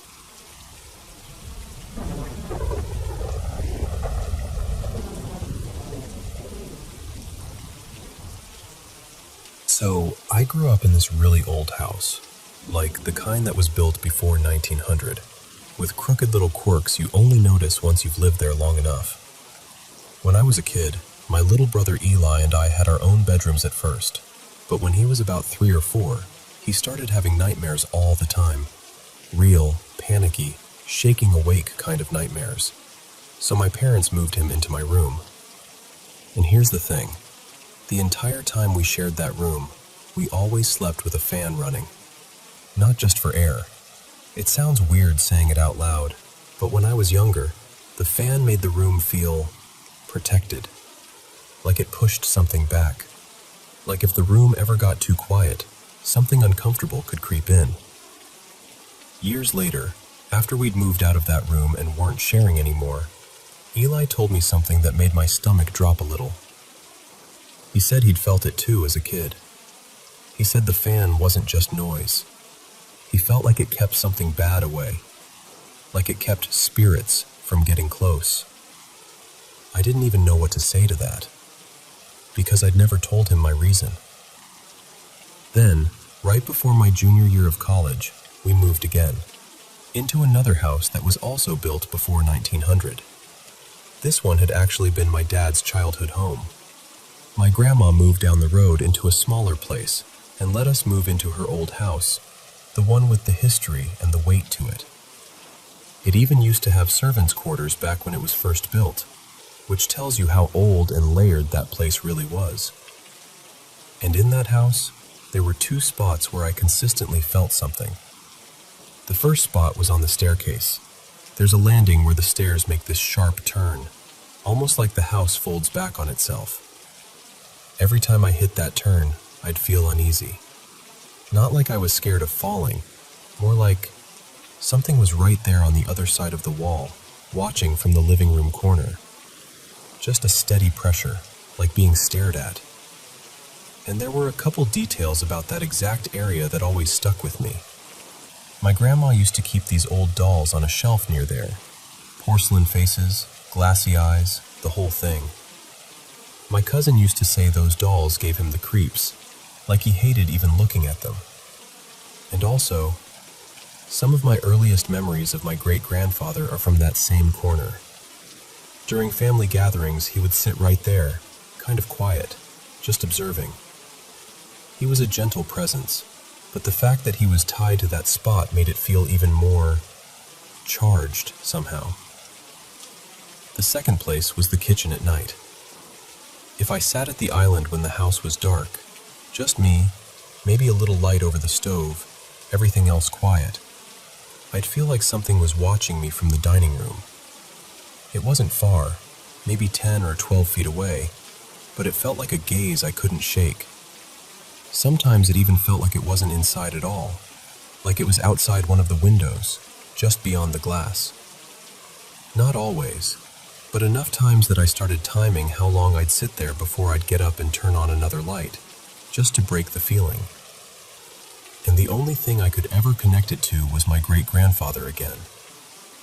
In his last several years, he was in his 90s by then and needed help walking.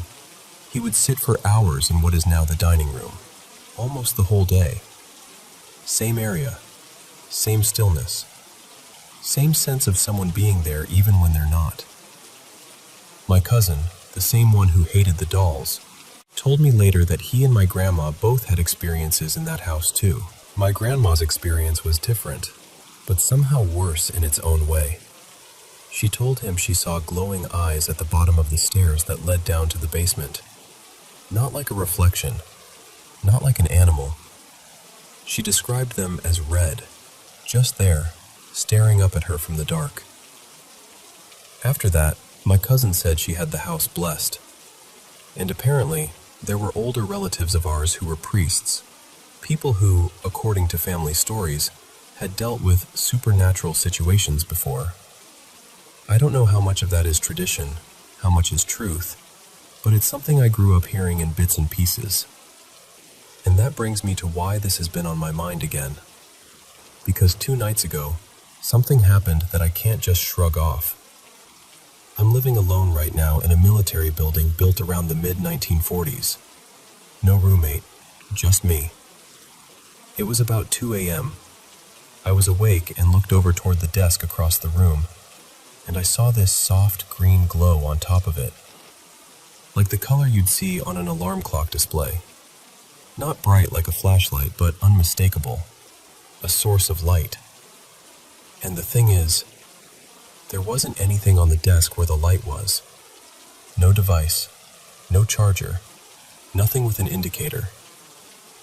I stared at it long enough to be sure I wasn't half dreaming, then looked away and back, and it was still there.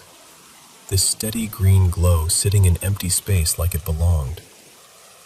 Then, about 30 minutes later, I heard a sound from the other bed, like someone rolling over under blankets.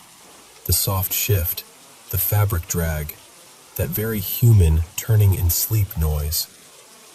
But the other bed didn't have bedding on it. It only had my uniform laid out, and it didn't move. So I just sat there, frozen in that kind of silence where your brain starts begging you to explain it. Air vent, settling building, whatever, anything. But the sound was so specific, so familiar. And since then, I've had this other thing happening too. When I walk to the bathroom at night, I sometimes feel like something is behind me, keeping pace. Not footsteps I can hear, just that instinct, that prickling pressure between your shoulder blades like you're being followed. There are other people in the building, sure, but when I feel it, the hallway is empty. No one else in the passageway. No doors opening, no voices, nothing. And I hate admitting this, but it's the same feeling I used to push away with a fan when I was a kid. The same don't let it get too quiet feeling.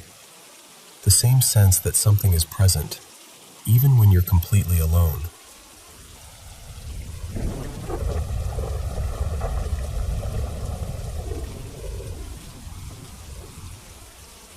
So I think my latest ghost encounter might have officially clocked in for work with me. I'm one of those people who's always been a little too sensitive to that kind of thing. I've had a handful of experiences over the years, and honestly, even when nothing felt truly evil, it was still scary. Like, your body goes into alarm mode anyway, you know? But this one feels different. I started a new job recently, and right away someone mentioned, almost like a fun little fact, "Oh, we barely ever use the aircon here. The building's just always cold." Which sounds normal until you remember I live in a place where heat is basically a lifestyle. So yeah, a naturally chilly building already felt a bit strange. At first, nothing seemed too weird, except for this one thing that kept happening. People would get locked out of rooms even though they swore they hadn't locked the door. Like, they'd step out for a second, come back, and the knob wouldn't turn. It happened to a few coworkers, and then it happened to me once too. I brushed it off as old doors, old locks, whatever. Then one day, I was alone in the building for a while, and I heard what sounded like someone gently moving around in the kitchen. Not loud, not dramatic, just that soft, someone's in there kind of sound. Pots shifting, a cupboard maybe, the casual noise of a person doing small things. But here's the thing, there are only two ways into the building. One entrance was properly locked, and the other one? If anyone came in through it, I would have heard it, and they would have had to walk past me. So I go check the kitchen, half expecting to catch someone sneaking a snack or something, and there's nobody. Not a single person, no movement, just that cold, quiet air. It was odd. Not terrifying, just odd. Then today, my boss was in my office chatting with me, and we both heard these noises coming from the front room. It sounded like knocking, but not on the door, more like someone tapping something against a surface, like knuckles or maybe an object, and it was definitely inside the building. My boss actually got up and went to look, properly investigated it, walked around, checked the front area, and found nothing. No one. Later on, the aircon was switched on, and none of us had done it. There were only 3 of us working that day. No one claimed it, and it wasn't on earlier. It was just on. Like someone decided, yeah, we're doing this now.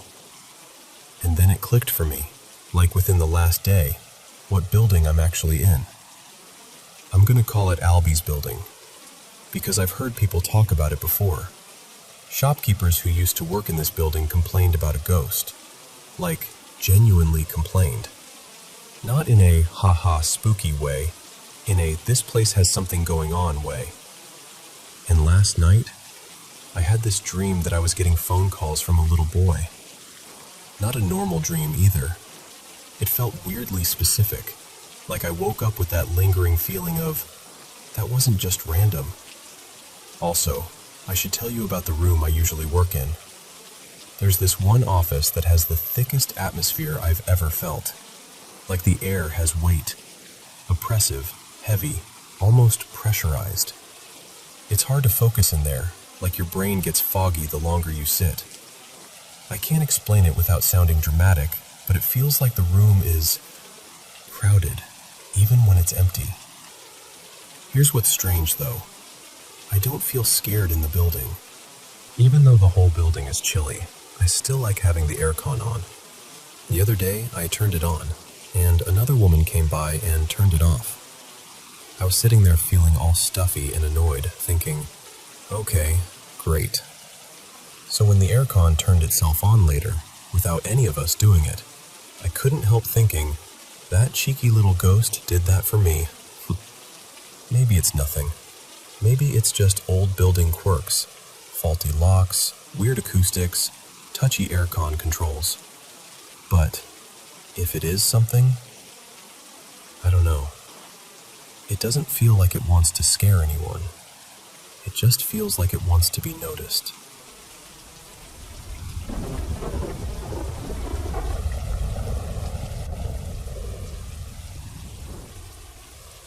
So this goes back to about 9 years ago now. I've told bits and pieces of this story to a few people over time, but I've never really sat down and shared it start to finish. And I should probably say up front, strange stuff has followed me most of my life. I don't go looking for it. It just finds me. But this house was different. I was living in a small, low-income town where rentals almost never come up. The kind of place where, if you find something that isn't falling apart, you grab it and don't ask too many questions. At the time, I was living with my mom, my brother, my sister, and my nephew. He was still little then. We finally found a private rental through this sweet older couple, and honestly, the house looked like a miracle. It was on the good end of a street that had a rough reputation, and it was maybe 20-ish years old, still modern, roomy, and for the first time in my life, it had air conditioning. I remember walking in and thinking, okay, we've made it. This is fancy living.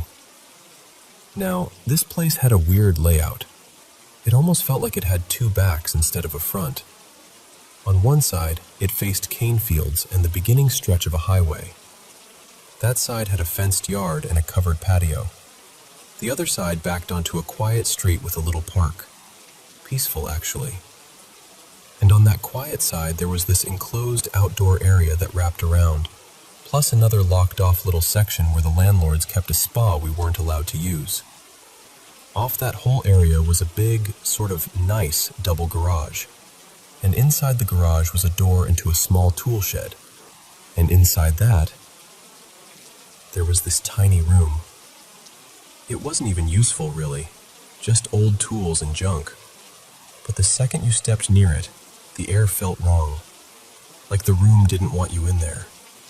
I never had a reason to go inside, and I avoided it the way you avoid a dark hallway in a horror movie. You know when your body says no before your brain catches up? It was like that. Not long after we moved in, I started feeling watched. Not by an adult, by a young girl. I never saw her clearly. It was more like a presence, like the sense of a small person standing just out of view, quietly paying attention. And it always felt strongest near the spa and garage area, like she was tied to that part of the house. I'd be hanging laundry or walking through that outdoor space, and I'd get that prickly feeling on the back of my neck, like someone was behind me. That was unsettling but manageable. I told myself I was imagining it. Stress, new house, all that. And then something happened in town. A little girl was killed. An awful, senseless case that everyone talked about for weeks. The whole city felt heavier after it. And I swear, it was like the air in our house changed after that. Like something got stirred up. One night I was in my bedroom, just sitting there. Nothing dramatic, just existing. And this little statue I had on a shelf suddenly launched across the room. Not slid, not tipped. It flew, fast, like someone had thrown it with real force. It hit the wall hard enough that I actually yelped.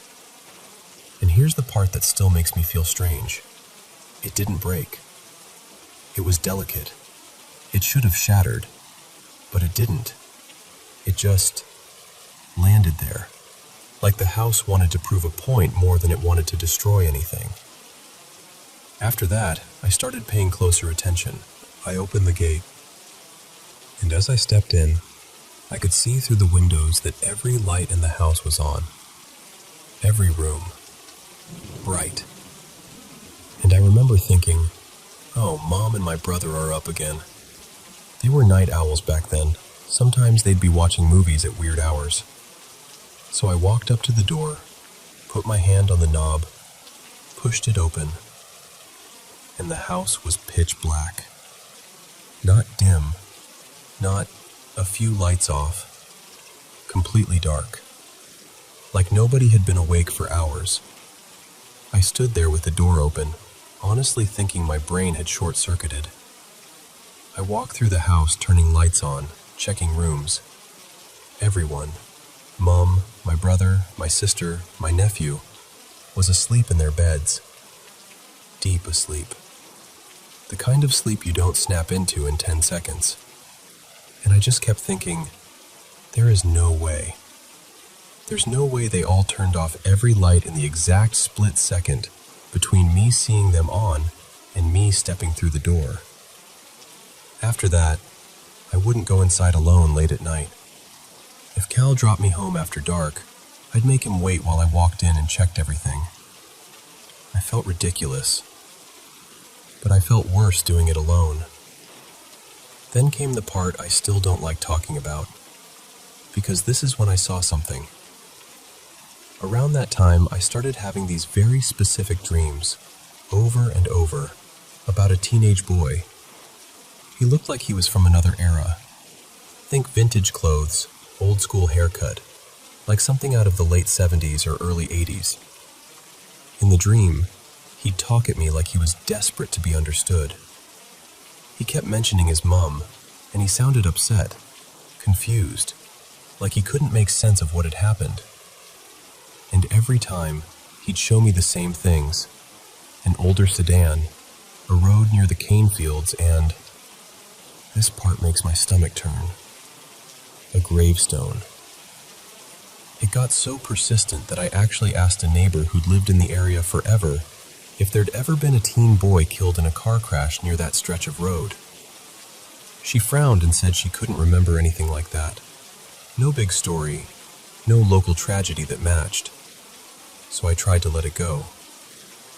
But then one morning, I woke up around 3:40 a.m. The room was that half-dark, half-light stage right before dawn. I blinked a few times, and I saw what looked like a tall, thin male figure standing in my room. My first thought, honestly, was my brother. Like he'd come in for something and didn't want to wake me. So, half asleep and irritated, I said, "What are you doing? What are you looking for?" The figure turned toward me, and the moment it turned, I knew it wasn't my brother. There were no features, no face, no clothes, just a human-shaped darkness, like the light couldn't land on it properly.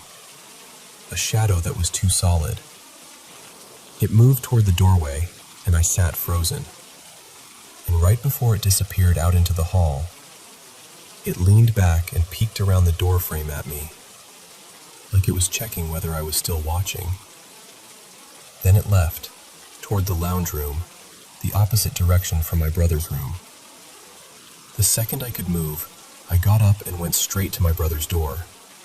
He was asleep, fully asleep, not pretending, not stirring, nothing.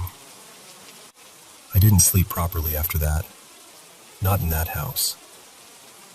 Eventually, the owners sold the place and we had to move. And I thought, okay, done, over. I'm not taking anything with me. But then, the weirdest part happened after we left. I remember feeling my stomach drop, but I told myself I was being dramatic. I filed it away in my mind and moved on. A while later, I was dating someone else. His name was Cameron, and one afternoon we were driving near the cane fields, not far from where that house had been.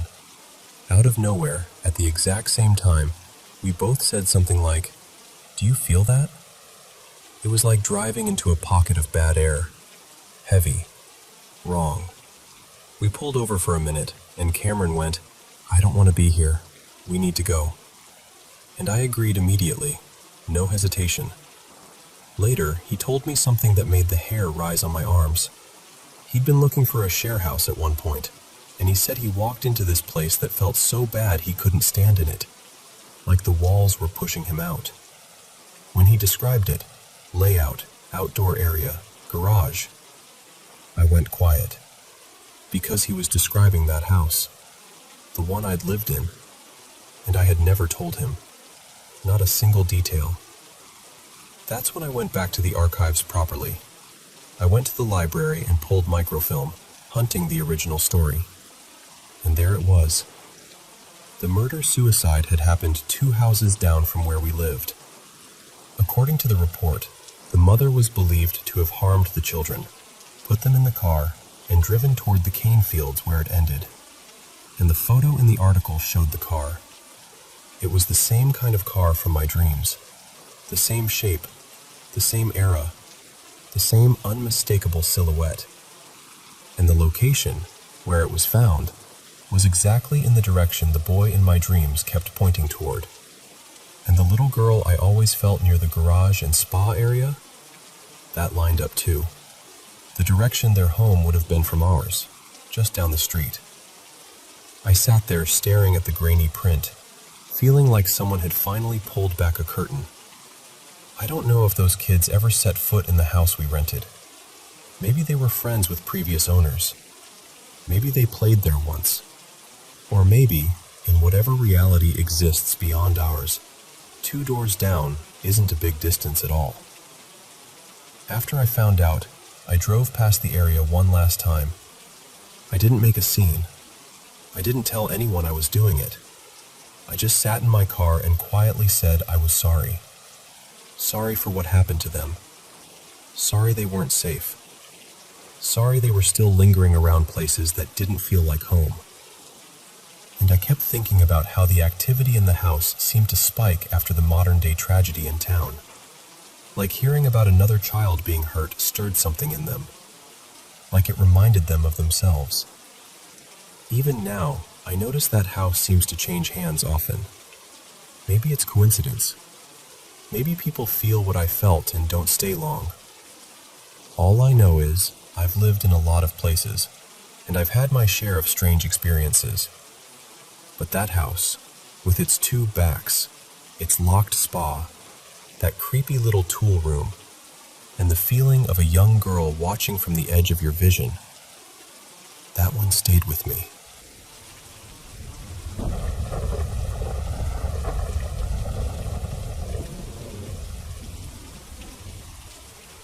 Hey everyone, welcome back to the Paranormal M channel.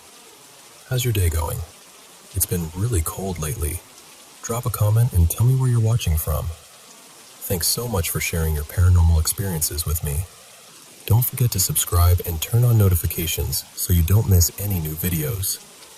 Now, switch on your bedside lamp, cozy up under the covers, and let's dive into today's paranormal stories together. Good night. So, for my birthday this year, my mom surprised me with a little adventure in Virginia. Cave tours, the whole thing. I'd never really done caves before, so I was like a kid with a new toy, filming everything. The formations, the weird little openings in the rock, the way the lights hit the walls like the stone was glowing. It was honestly stunning. Our first stop was Skyline Caverns, and yeah, this is where it happened. Near the end of the tour, we came into this rounded chamber. Nothing huge, just this cozy, almost bowl-shaped room. My mom and I tend to hang back in groups, so we were doing our usual thing. Last one's in, last one's out. We drifted toward the back of the room, kind of slipping past a couple people as they started shuffling toward the exit.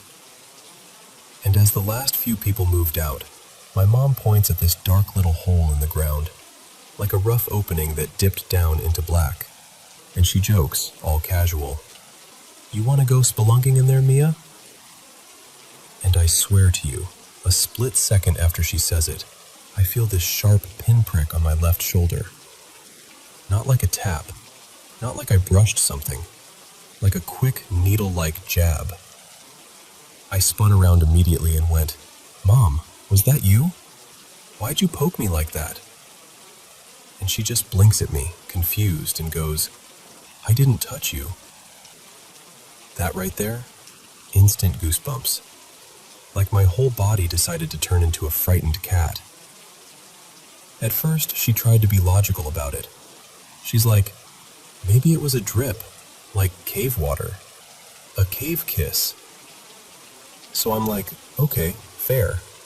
I asked her to touch the spot on my shoulder. It wasn't wet, nothing, just normal skin. And that made it worse. So I asked again, "Are you messing with me?" And she gets really serious, like mom serious, and says, "No, I'm not." And that's when I started doing that nervous little laugh, because I did not like being in a dark cave with my brain suddenly screaming, "Something is behind you." You know that feeling when it's dark and you can't see, but you feel watched anyway? Like the air has attention? That was me, in a cave. I've been recording, and before I even say what's on it, I need you to understand. I'm a spiritual person, sure, but ghosts? That's a different category for me. I'm not out here begging for encounters, and when people tell ghost stories, I'm usually like, okay. I've watched a million spooky shows and still never truly believed any of it. But this made it personal. So I play back the clip, about 4 minutes or so, mostly because I wanted to see if you could hear the moment I asked my mom if it was her. I wasn't filming selfie style. I was filming the room and that creepy hole. And what I caught on audio made my stomach drop. About 6 seconds before my mom makes the spelunking joke, you can hear the last people shuffling out of the chamber. Their footsteps fade, and once the final person is fully out of frame, you hear very clearly, right on my microphone, "It's you." Or, "It is you."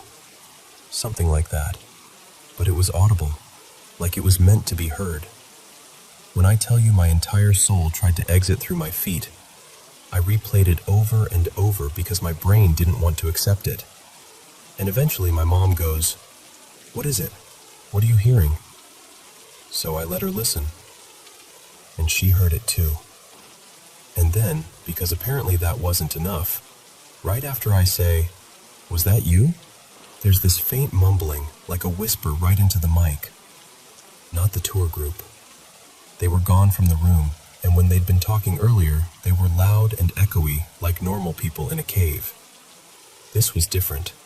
Soft, close, like breath. And I couldn't make out what it was saying, which somehow made it even worse. Later that same day, we went to a couple more caves, and at one of them, Shenandoah Caverns, 2 women working there told us they've had their own weird experiences. My mom asked if they wanted to hear the audio. I didn't even tell them what it said. I just played it. And both of them immediately looked at each other and went, "Did it just say, 'It's you'?"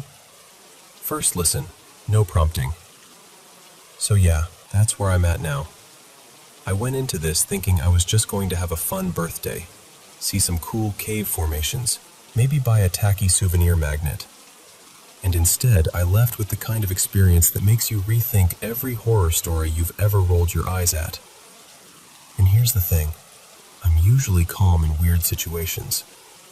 I used to work in emergency response, so I'm not someone who panics easily.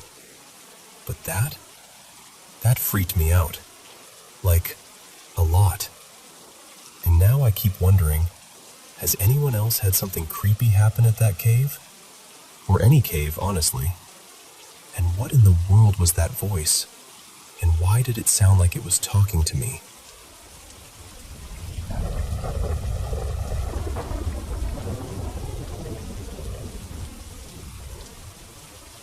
So, I want to tell you something I don't usually say out loud without my throat tightening.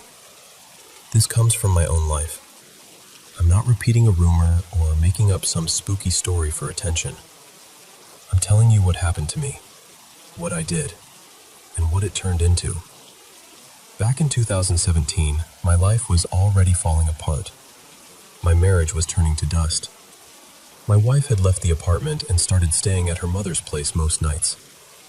The silence in my home wasn't peaceful. It was suffocating. I was angry, lonely, embarrassed, and honestly, desperate. One night, scrolling online the way people do when they don't want to feel their own thoughts, I found a video with a title that still makes my stomach drop. Something like, "How to Summon a Djinn for Intimacy." I know how it sounds. Even saying it now, I feel ashamed. The video made it look simple. It said to draw certain old symbols, strange shapes, on your hands. Burn a specific kind of incense, oud, thick and expensive, the kind that clings to the walls. And then recite words under the open night sky. I didn't fully believe it. I think part of me expected a weird dream, a trick of the mind, something I could laugh off the next day. But that isn't what happened. That night, while I slept, I felt 3 hard strikes right against the back of my neck, like someone knocking on bone. I shot awake, heart racing, and I swear to you, I wasn't alone. There was a woman standing near me. Not a human woman, no. But she looked like one at first glance, and that's part of what made it worse. She was stunning, yes, but in a way that didn't feel safe to look at. Her hair was long and black like spilled ink. Her eyes, listen to me. Her eyes were so dark they didn't reflect light. It was like staring into something that swallowed light. And she spoke, calm like she'd been invited. "I am yours," she said. "I came only for intimacy." Later, she told me her name was Ramisa. Just a slight difference in the way she said it, like the name didn't belong in my language. And she told me, almost proudly, that she was the daughter of someone powerful among her kind. The first encounter, it didn't feel like anything I'd known. It was vivid, physical, impossible. And when it was over, I lay there shaking, like my body didn't know whether to breathe or scream. The video had warned about one thing. It said after it happens, you must dismiss her.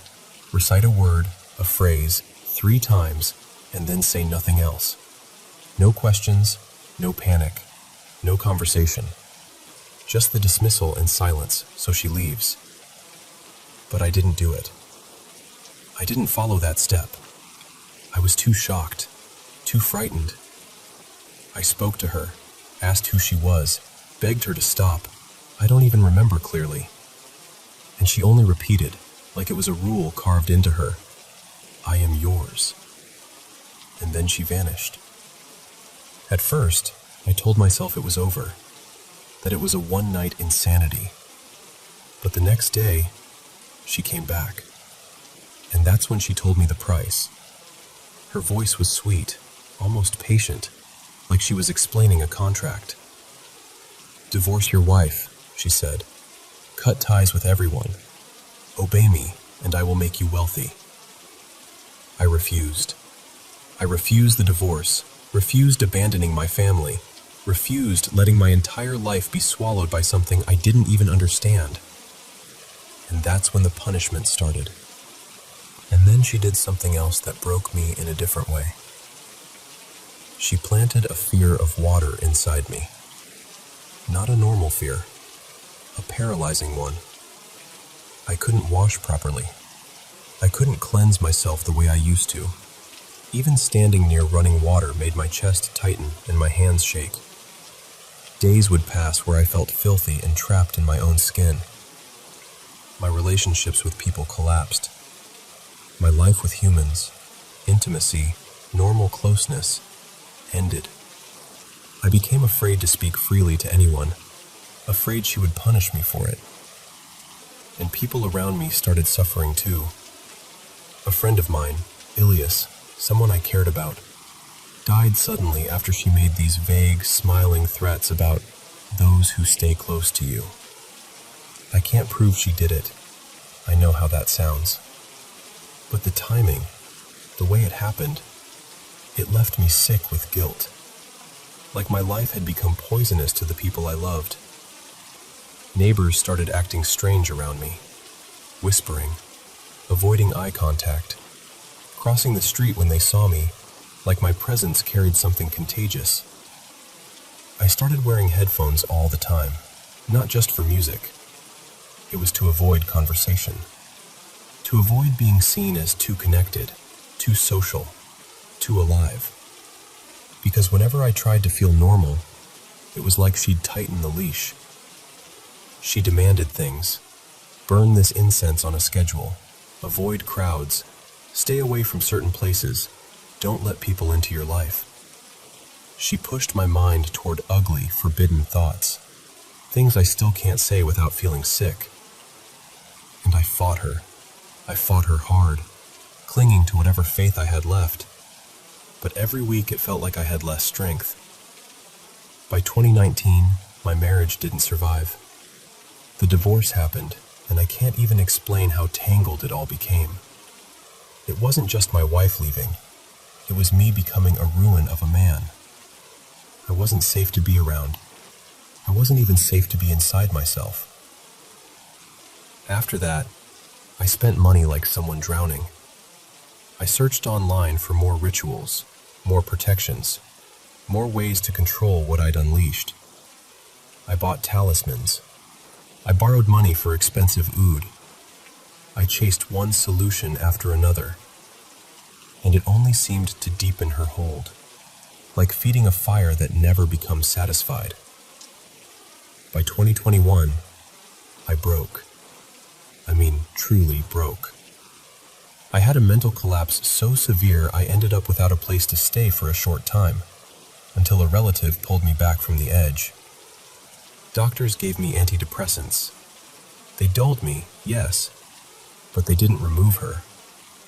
The fear stayed sharp, awake behind the medication. And then her threats became the worst kind.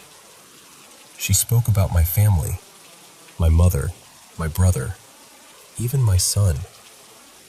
"Disobey," she said, "and I'll destroy them." Imagine hearing that and still trying to live like a normal person. Imagine waking up every morning carrying that threat like a stone in your ribs. I tried to get help. I found 2 spiritual healers. One tried prayers, methods, protections. Nothing worked.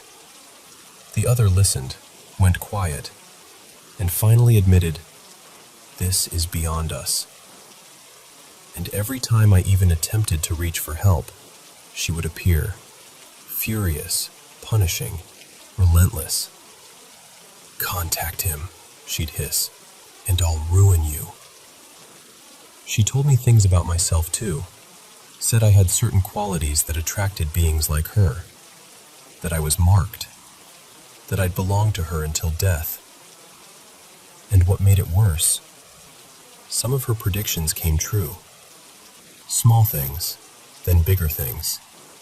Just enough accuracy to keep my fear locked in place. Even talking about it, I still catch myself looking around, listening for a sound that isn't there.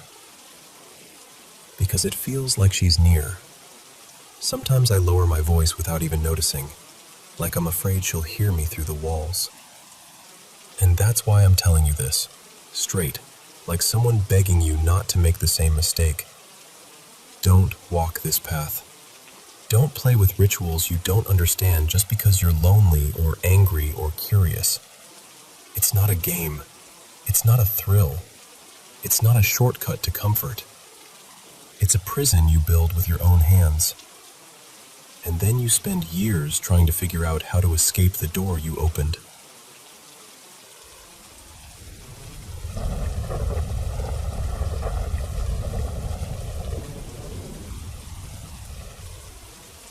So, I lost my dad last year. It was alcoholism in the end. Years and years of it catching up with him. He was 70 when he passed, and I still can't quite get my mind to stop circling back to certain memories. There's one weekend in particular I keep replaying. I was around 19, maybe 20, back when I was in college. I was driving home for the weekend, a long trip, like 4.5 hours. My mom and my stepdad lived at the end of that drive, but my dad, Don, lived pretty much right around the halfway point. On impulse, I decided I'd stop and see him on the way.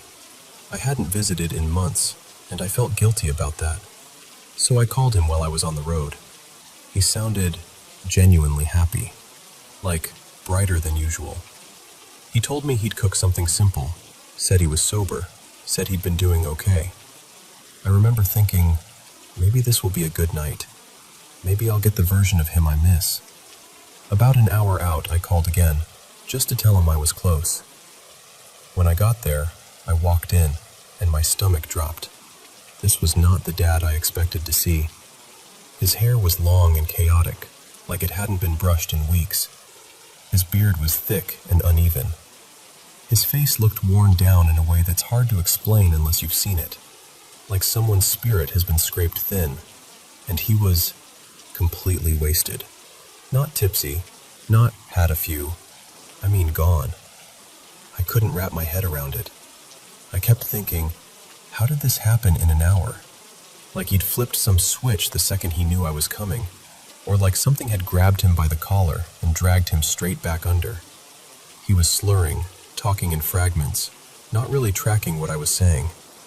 I tried to keep it light, tried to just be there, but it was like speaking to someone behind a foggy window. After a while, he shuffled into his bedroom and just collapsed onto the bed, flat on his back, legs hanging off the edge, boots still on, feet planted on the floor like he'd passed out mid-step. The light was still on. The room felt off, like it was holding its breath. It was late by then.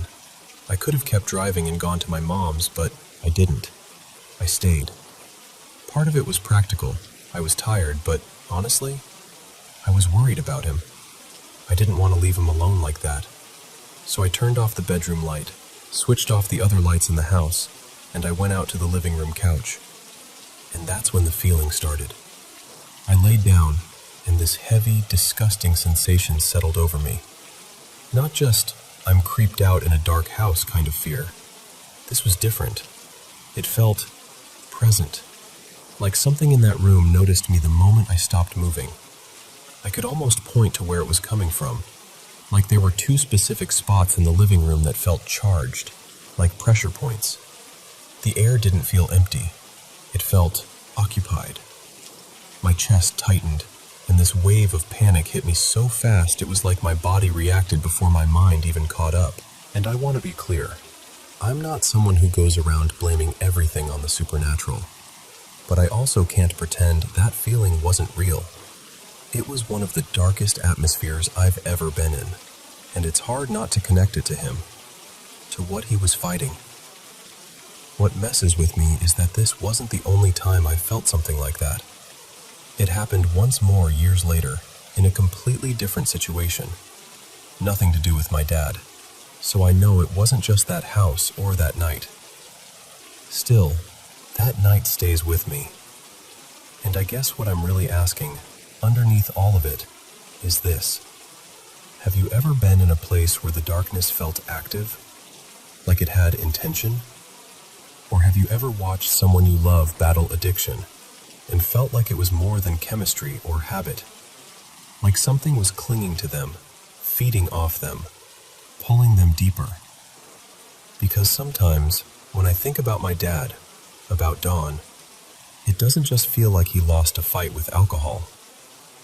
It feels like he was fighting something he couldn't name.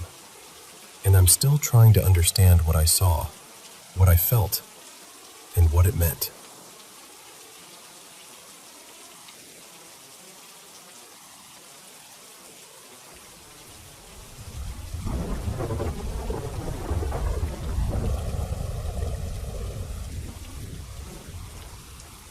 So, I have to start by saying this.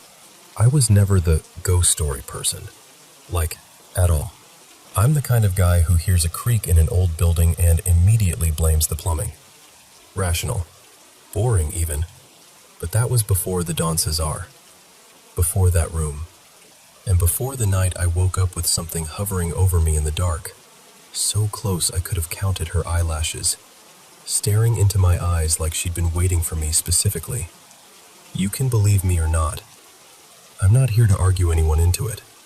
I'm just telling you what happened. Because I honestly don't know how to carry it alone anymore. I was headed down to St. Pete Beach for a professional conference, and I'd registered late, like last minute. The hotel was booked solid. No rooms, nothing. So I figured, fine, I'll stay a few blocks away, drive in, deal with it. Then, about 2 days before I flew out, I got a call. A room opened up. At the Dawn. It felt like winning a tiny little lottery, right? I remember smiling like an idiot while I confirmed it, because the Don Cesar is that place. The pink castle on the beach. You don't just casually get a room there when it's full. So I arrive, check in, do the normal small talk with the front desk, and they hand me my key. The slip says 803. I actually laughed and said something like, 803? That's fancy. The clerk didn't laugh back. Not exactly. More like a quick, polite smile that didn't reach the eyes. I didn't notice how weird that was until later, because the Don Cesar is, what, 7 stories? I'm riding the elevator, and sure enough, the buttons stop at 7. So I step off on the top floor, rolling my suitcase behind me, and I start walking the hallway looking for 803.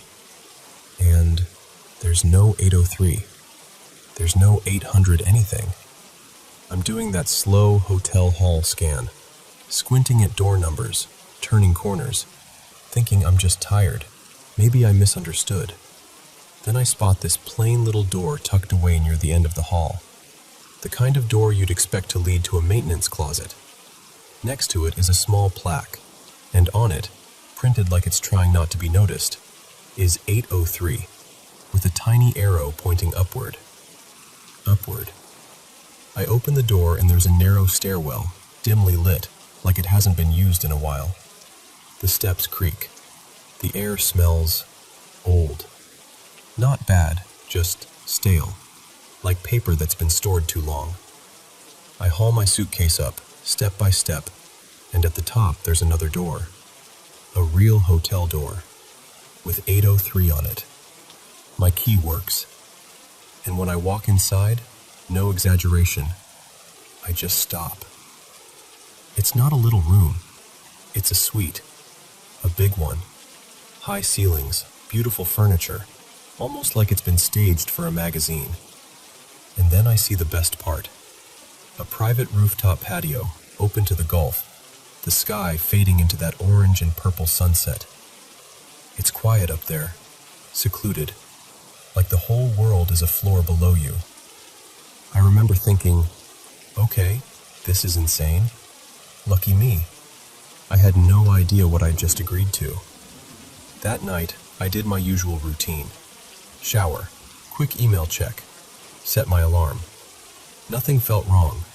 No cold spots, no weird noises, no ominous anything. I fell asleep on my side like I always do. And then, sometime later, my eyes open. It's dark. The room is still. I'm on my back, arms straight at my sides, legs flat, like someone carefully positioned me. Not I'm sleepy, can't move. Not my arm fell asleep, can't move. I mean nothing responds. No fingers, no neck, no legs. It's like my body has been unplugged.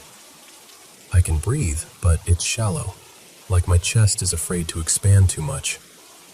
And in that awful moment, when you're trying to stay calm but panic is rising anyway, I notice the clock glow across the room. A little after 3 a.m. And then, because my eyes are the only thing I can control, I look up. She's there, hovering above me. Not standing by the bed, not leaning over, hovering. She's inches from my face, suspended like gravity doesn't apply to her. She's wearing a pale, flowing dress that moves like it's underwater. Her hair is dark and loose, drifting softly around her shoulders. Her skin is so light it almost reflects what little darkness there is. And her eyes lock onto mine and stay there. She isn't snarling. She isn't shrieking.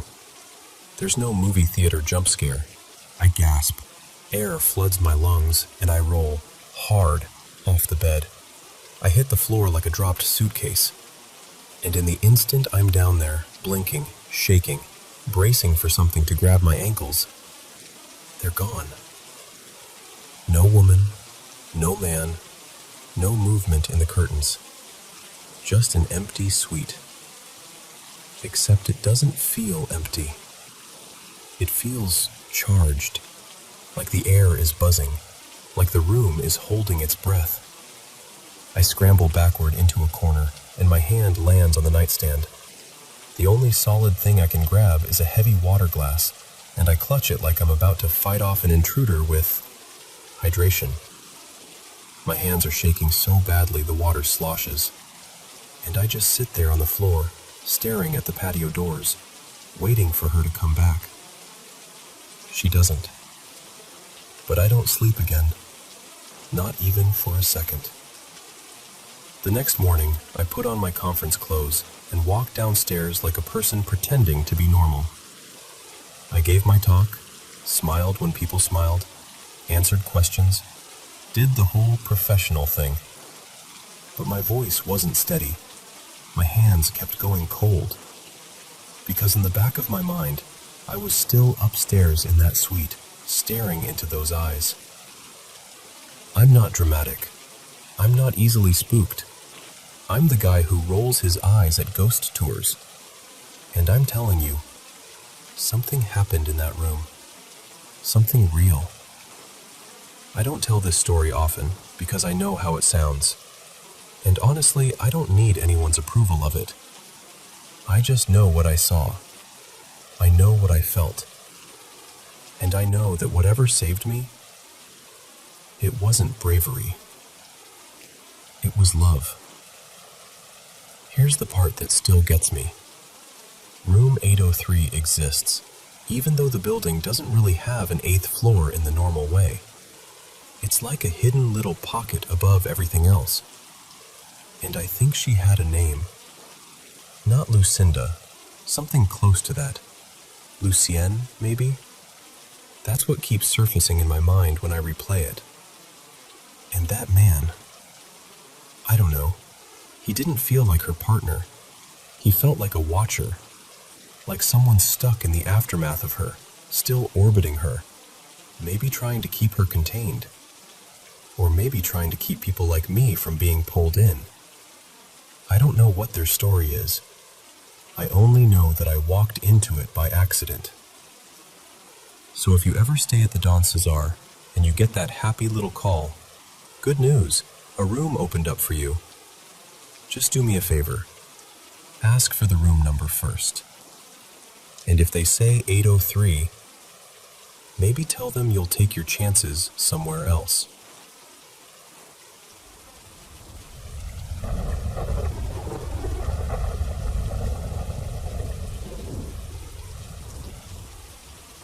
So, there's this place just outside Louisville, Kentucky.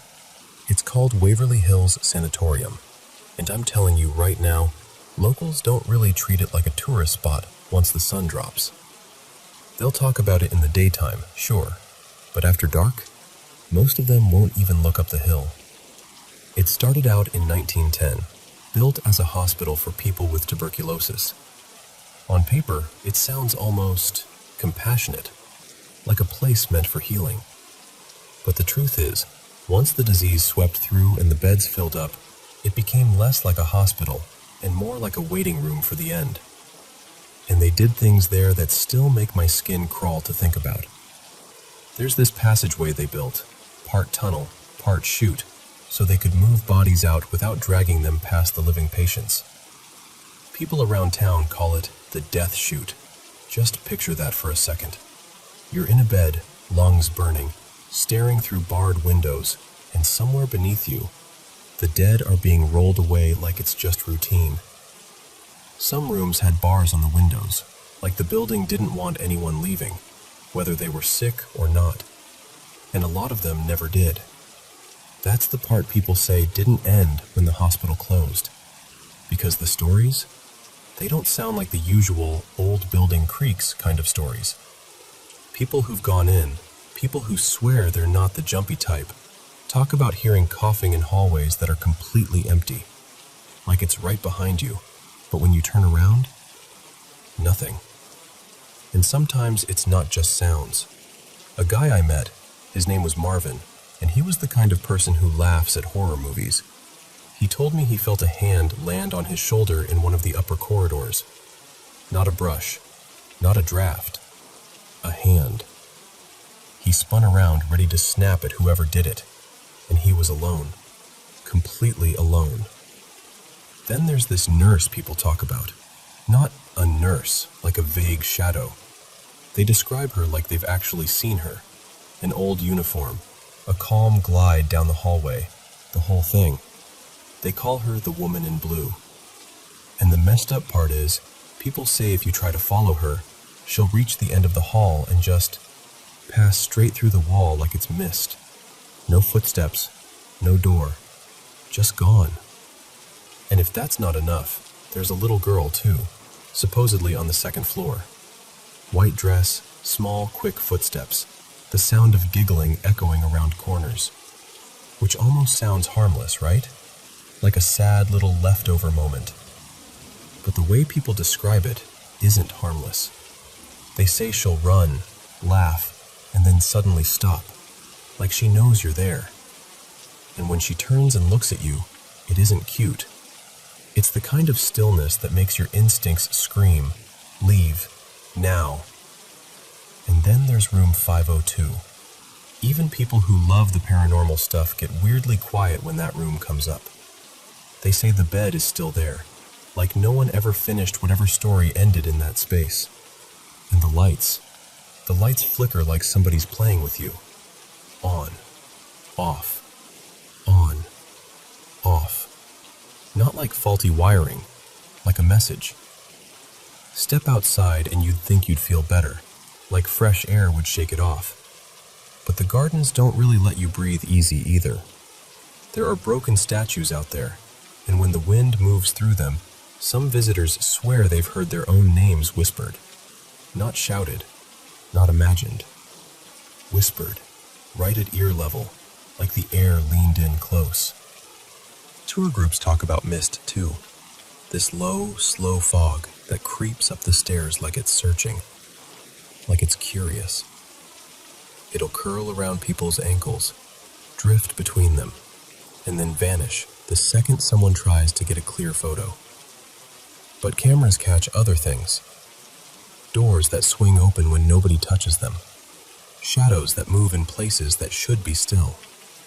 And sure, some people shrug and say, drafts, old hinges, bad angles.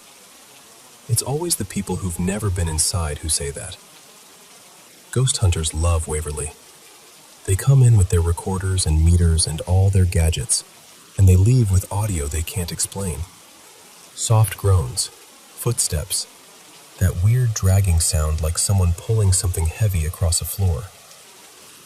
And out back, there's this old caretaker's cottage. Empty now. Totally shut up. Except people swear that around dusk, a lamp inside will flicker on. Just one steady glow behind the glass, like someone's waiting for company that never arrives. Every Halloween, they do tours, haunted ones, and they sell out fast. People go in laughing and trying to act tough, and they come out changed. Some are shaking, some are pale. Some won't talk about what happened at all, even when their friends beg them to. And honestly, that's the part that gets me most. Because a creepy place can scare you in the moment. A creak, a cold spot, a weird noise. Fine. But Waverly? People describe it like it sticks to you. Like the building watches you back. Like you don't leave it behind when you walk out. So if you ever find yourself near Louisville and you're feeling brave, or reckless, you can go up that hill and step inside. Just don't tell yourself you're only bringing home photos. Because once you've walked those halls, it gets a whole lot harder to believe you're ever truly alone again.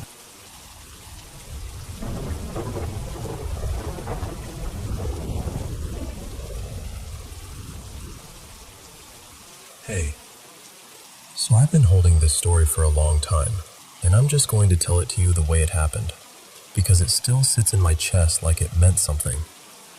I was 18, pregnant, and riding a train up through Northern California, heading toward Colfax. I remember staring out the window and just crying. Quiet crying at first, then the kind where you can't stop once it starts. Like everything I'd been through up to that point was catching up with me all at once. I felt alone in this huge, moving world. And then, out of nowhere, I felt someone sit down to my right. But that's the thing. There wasn't anyone there. No body, no face, no voice. Just this presence. Heavy, solid, like the air had weight. I couldn't see it and I couldn't hear it, but I could feel it the way you feel someone standing too close behind you. And somehow, it communicated with me anyway. Not with sound, more like it dropped words straight into my knowing. So I did the only thing I could think to do. I started talking back, out loud. I'm sure I looked completely unhinged to anyone paying attention, but I didn't care. I needed it to be real. I needed to respond like it was real, because it felt real. And then it asked me something that still makes my throat tighten when I say it. It asked me for my heart. Not my physical heart, like, not the organ. I knew what it meant. The inside part. The part you protect. the part that doesn't trust. I remember whispering, "I don't even know you." And it was so calm, so steady, like it wasn't offended at all. It just was. "I know," it told me, in that quiet way inside my mind. "But trust me." And I argued. Oh, I argued like my life depended on it. I fought it for what felt like forever, probably 20 minutes, going back and forth like, "Why would I give you anything? Why are you here? What do you want from me?" And then, eventually, I don't even know why. I just broke. I said, "Okay, yes." The second I said yes, it was like a dam opened. Every warm, beautiful emotion you can imagine, relief, love, safety, hope, just poured through me in this huge wave. It was intense. I started crying harder, but it wasn't despair crying anymore. It was like my body finally remembered what comfort felt like. Then it told me to go to the observation car, the one with the big windows where people sit and watch the scenery. So I went. And that's where things got darker. Because I walked the moment he left, the whole observation car felt lighter. Like the air changed. Like everyone could breathe again. And I remember this other passenger, someone who'd been talking to him right before I came in, turning toward me like they'd just woken up, like the spell had broken. We started talking normally, like two strangers on a train, and it felt human again. After that, the presence stayed with me.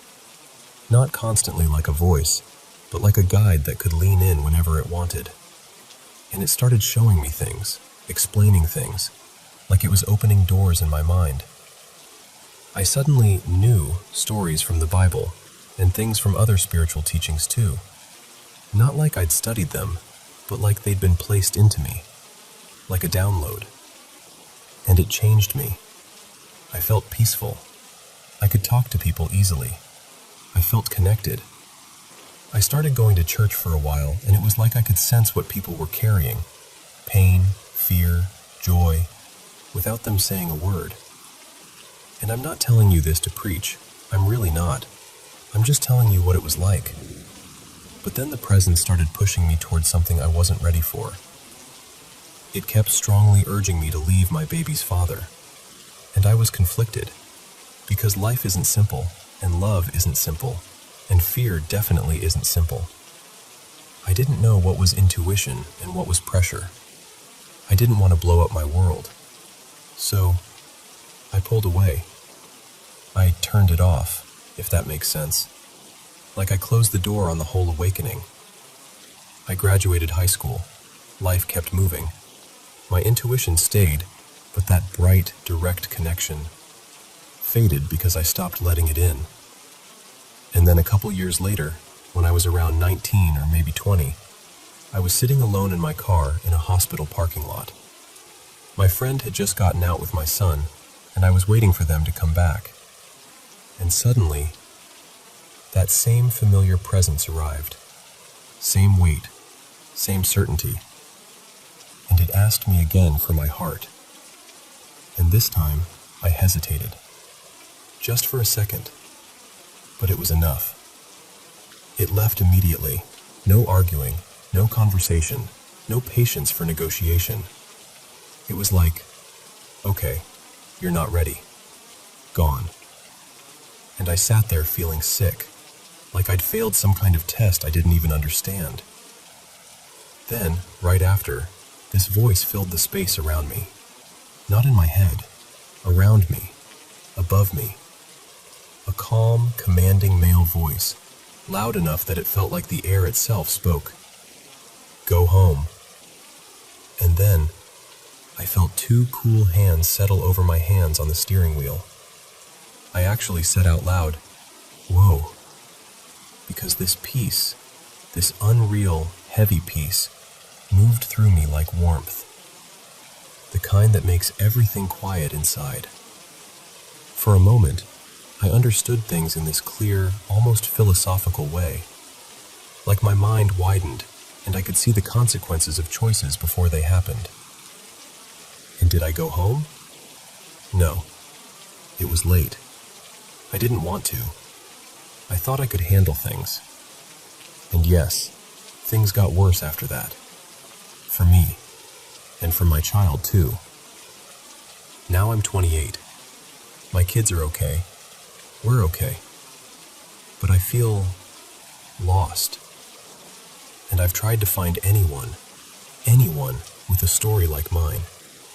An entity asking for someone's heart twice.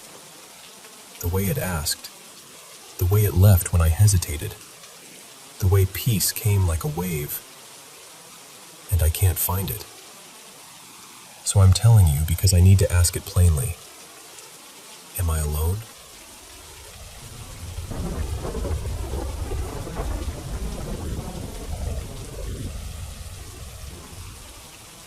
So, I have this thing about doors. Closet doors, bedroom doors, bathroom doors. Honestly, if it has a hinge, I want it shut. I've been that way for as long as I can remember, and people always tease me for it, like it's just some quirky habit. But it isn't. It started after one night at my parents' house, back when I was staying there for a couple of weeks, just trying to get my life sorted out. I can tell you pieces of what happened, clear as day. And then there's this blank space. Like someone took scissors to my memory and just cut the middle out. I woke up at 3:21 a.m. I will never forget that.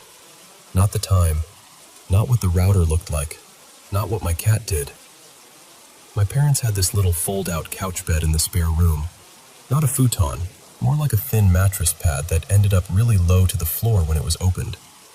So when I slept on it, I was basically eye level with anything down near the ground. And right at the foot of the bed was my dad's desk. Under it, on the floor, sat their internet router, one of those plain boxes with a row of tiny green LED lights on the front. It always blinked in this steady little rhythm, like it was breathing. Blink, blink, pause, blink. Just constant motion. Familiar enough that I'd stopped noticing it. There was also a window behind my head. I'm only mentioning it because, well, later it felt like it mattered. And my cat, my sweet, clingy little shadow, was with me. She'd come with me to my parents' house and slept in the room with me every night. That night, she was curled up near my legs like usual. So I wake up kind of suddenly, and my eyes drift left to the clock. 3:21 a.m. Then I blink a few times, trying to figure out why I woke up at all. A few seconds later, my cat lifts her head. Not slow and sleepy, sharp, like she heard something. She stands up and steps quietly toward the foot of the bed. I remember watching her because it felt strange, like the air had changed, like something had shifted, but nothing obvious was happening. And then, the router lights stopped. Not they flickered or the internet cut out. I mean, they froze. Mid-blink, like somebody hit pause on them, like time itself just snagged. My stomach dropped, because that router always blinked. Always. It was the most predictable thing in the room. My cat froze too. She arched her back in this perfect, rigid curve and stared, not at the desk, not at the floor, up and toward the back of the room, toward the space behind my head, toward that window. And I remember thinking, in this weird, disconnected way, what is she looking at? There's nothing there. But at the same time, I could feel this heavy, crawling sensation starting at my shoulders, like my body knew something my eyes hadn't caught up to yet. My cat held that arched pose for a beat, completely motionless, like she was trying to decide whether to fight or run. And then she bolted. She didn't scamper. She didn't jump off the bed and wander away. She launched across the room like she was escaping something, nails skittering on the floor, and disappeared out of sight. And that, right there, that's where everything just drops out. Like someone yanked the tape out of a recorder. There's nothing. No sound, no movement, no sense of time passing. Just a hard, clean gap. The next thing I remember is waking up sometime after 5 a.m., and I'm in full sleep paralysis. My eyes are open. I can see the room. I can see the dim shape of furniture. But I can't move a single muscle. Not my arms, not my legs, not even my fingers. I try to scream. Nothing comes out. My heart is pounding so hard I can feel it in my throat, and I'm trying to breathe like normal, but even that feels shallow and wrong. And my brain is panicking, going, move, move, move. And then, this is so random, but it's true. My mind flashes to that scene in Kill Bill, where she tells herself to wiggle her big toe. So I focus on that. Just that one tiny movement. Wiggle your toe. Wiggle your toe. Come on. It takes forever. Maybe minutes, maybe longer, I don't even know. But finally something breaks loose. I can move again. I sit up, shaking, and I still can't make a sound. My mouth feels sealed, like it's forgotten how to open. I don't remember standing up. I don't remember how I crossed the hallway. I just remember reaching my parents' bedroom door and pounding on it with everything I had. My mom opened the door, half asleep, and the second I saw her, I completely fell apart. I buried my face into her shoulder, and I'm shaking so hard my knees feel weak. I'm sobbing, like ugly, breathless sobbing, but my mouth stays shut. It's like I'm crying through clenched teeth. Tears just pouring down my face, my whole body trying to scream, but no sound coming out. I can feel my mom's arms around me, and I can hear her voice, but it's muffled, like I'm underwater. My dad gets up, confused and worried, and they keep asking me what happened. And I can't answer. I can only show them that something is wrong. Eventually, they guide me back to bed and tell me, gently, logically, that it was probably a night terror. That sleep paralysis can happen, especially if you're stressed. That my brain basically glitched between dreaming and waking. And maybe that's all it was. But I know what I saw. I know those lights stopped in a way that didn't make sense. I know my cat saw something, because cats don't arch up like that for no reason. They don't run like that unless they're scared of something real, something they think is right there. And I know there's a chunk of time, at least an hour, maybe more, that is completely deleted from my memory. We never talked about it again in my family. It became one of those unspoken things, like if we ignored it hard enough, it wouldn't be real. But the aftermath followed me. Because now, when I walk through my house at night and a door is open, even just cracked, I get this sick, eerie feeling in my chest. Like something might be waiting just out of sight, ready to round the corner the second I look away.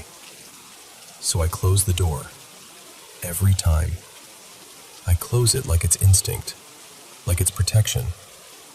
And sometimes I wonder if I did see something that night, something my mind refused to keep, something so frightening it just erased itself.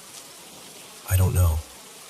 I only know that ever since then, an open door at night doesn't feel neutral to me. It feels like an invitation.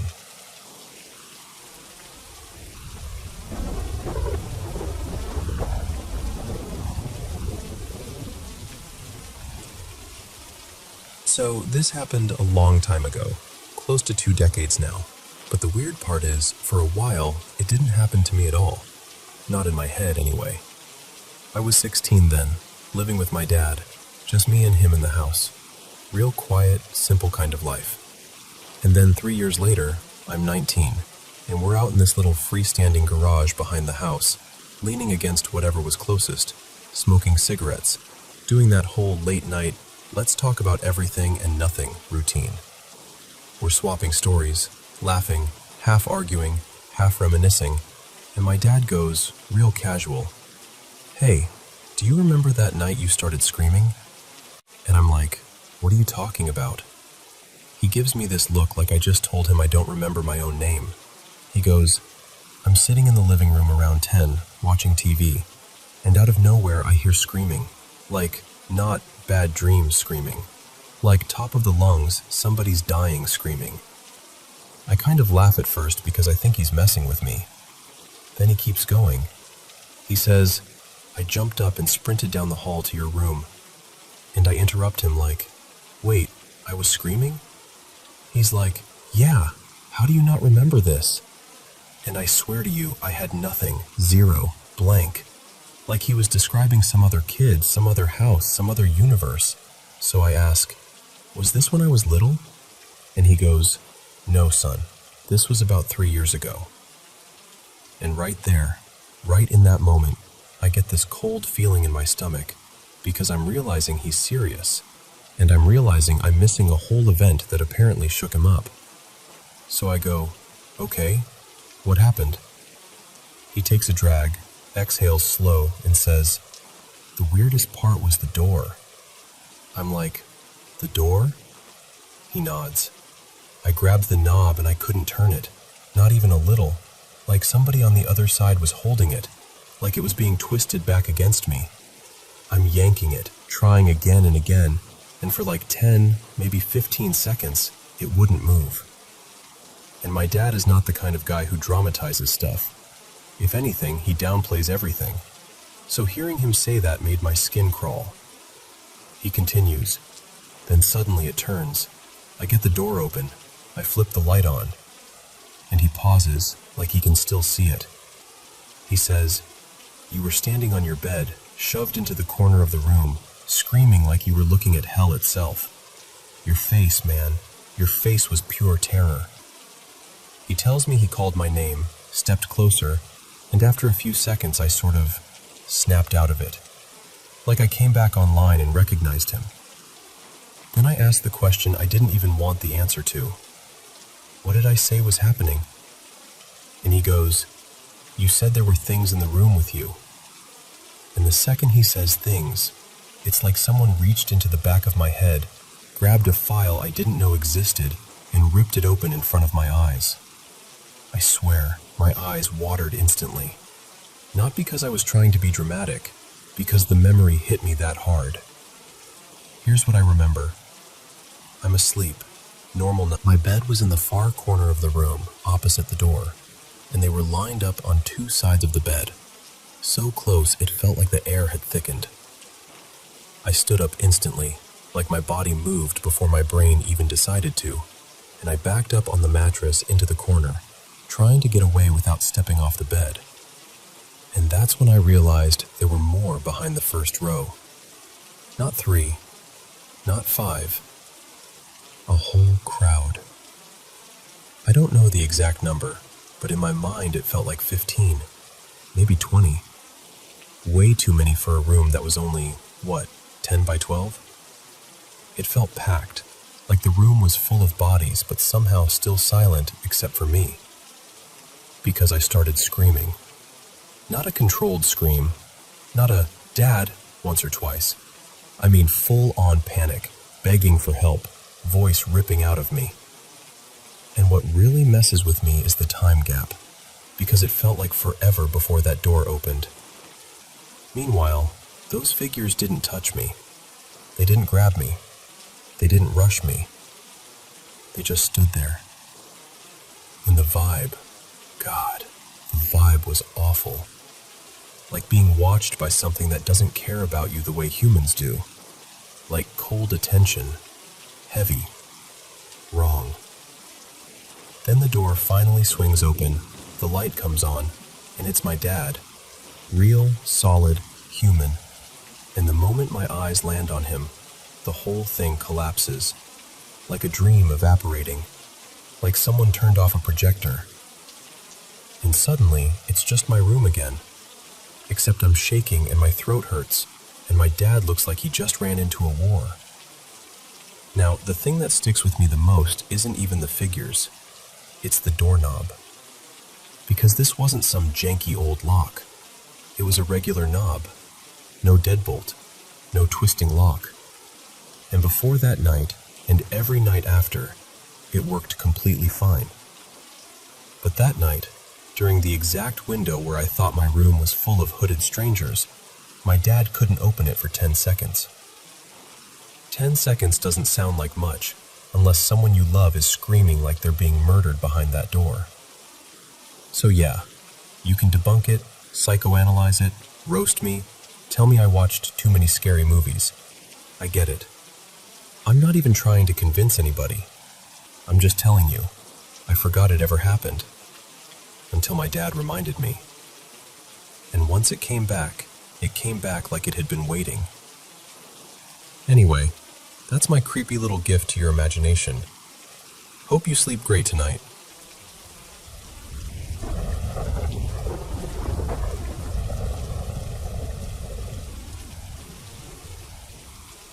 Okay, so this happened years ago. Honestly, it's been more than a decade now, but it still sits in my brain like it happened yesterday, and I've always wondered what the heck it was. I was 13, and I was practicing a dance routine for a competition.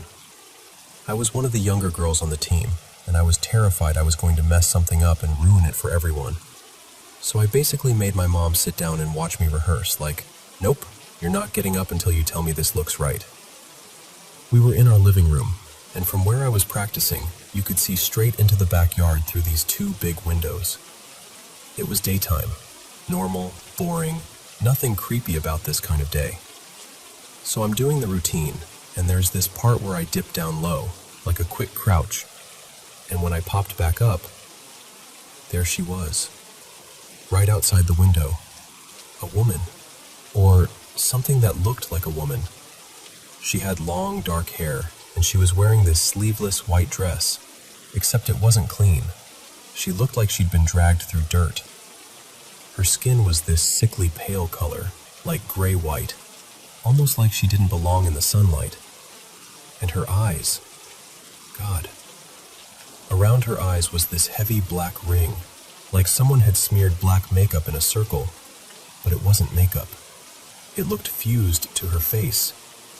And the worst part is, I couldn't even really see her eyes, because they were black too. Just dark, hollow looking, blending into the shadows around them. And she was staring straight at me, not moving, not blinking, just locked on me. I froze so hard I swear my whole body turned into stone. I don't even know how long I stood there, but it felt like forever. Like the room got quiet in that weird way it does when you're scared, where you suddenly hear your own heartbeat. And then my mom goes, "Honey, what is it? What are you looking at?" Her voice was tense, like she could tell something was wrong because I just stopped mid-dance and I was staring past her. The second I looked away, just for a moment, just long enough for my mom to pull my attention, when I looked back, the woman was gone. Gone like she'd never been there at all. I remember telling my mom, "I just saw someone. There was a woman outside." And my mom, bless her, immediately runs out into the backyard like she thinks she's about to catch a trespasser with her bare hands. Which, not her best survival movie choice, honestly. But no one was there. And the thing is, there was a little flower bed right under that window. If someone had been standing there, you'd see footprints, crushed plants, something. There was nothing. No signs, no movement, no sound. Just empty yard. My mom came back inside and was like, "There's nobody out there." But she believed me. She said my face went completely white and I looked, not like I was joking, like I'd seen something that genuinely scared me. And here's where it gets even weirder, because our house was kind of wedged between two cemeteries. Not like right beside them, but close enough that if you went a street or so in either direction, you hit one. And my mom always said the house had a vibe. When my parents first moved in, she swore she'd hear whistling when she was home alone. Like someone casually whistling in the distance, except there was no one there. It freaked her out so much she had somebody come over to cleanse the place.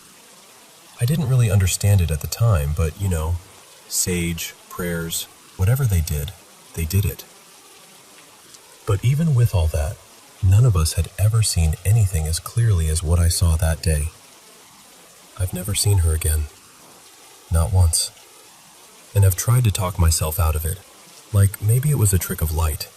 Maybe my brain filled in details. But I can picture her so clearly. Like a snapshot burned into my memory. That filthy white dress. The long dark hair. The blackness around her eyes. And the teeth. Her teeth were sharp. All of them. Not like one weird tooth. Like every tooth was pointed. And I remember feeling this cold fear crawl up my spine, but at the same time I couldn't look away. Like my body didn't know how to move. Like I was stuck. The closest comparison I can make is those horror movie ghosts, like The Ring or The Grudge, but not exactly. Similar vibe, sure, but she didn't look like an exact copy of anything. Just close enough to make my stomach drop when I try to describe her. And I know how this sounds. I do. I'm not out here trying to be dramatic, and I'm not someone who tells this story at parties because it makes me sound unhinged. I almost never talk about it.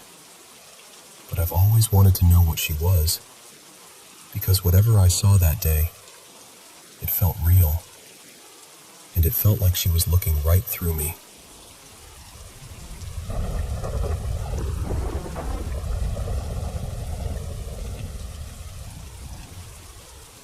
So, my dad and I have always been those people.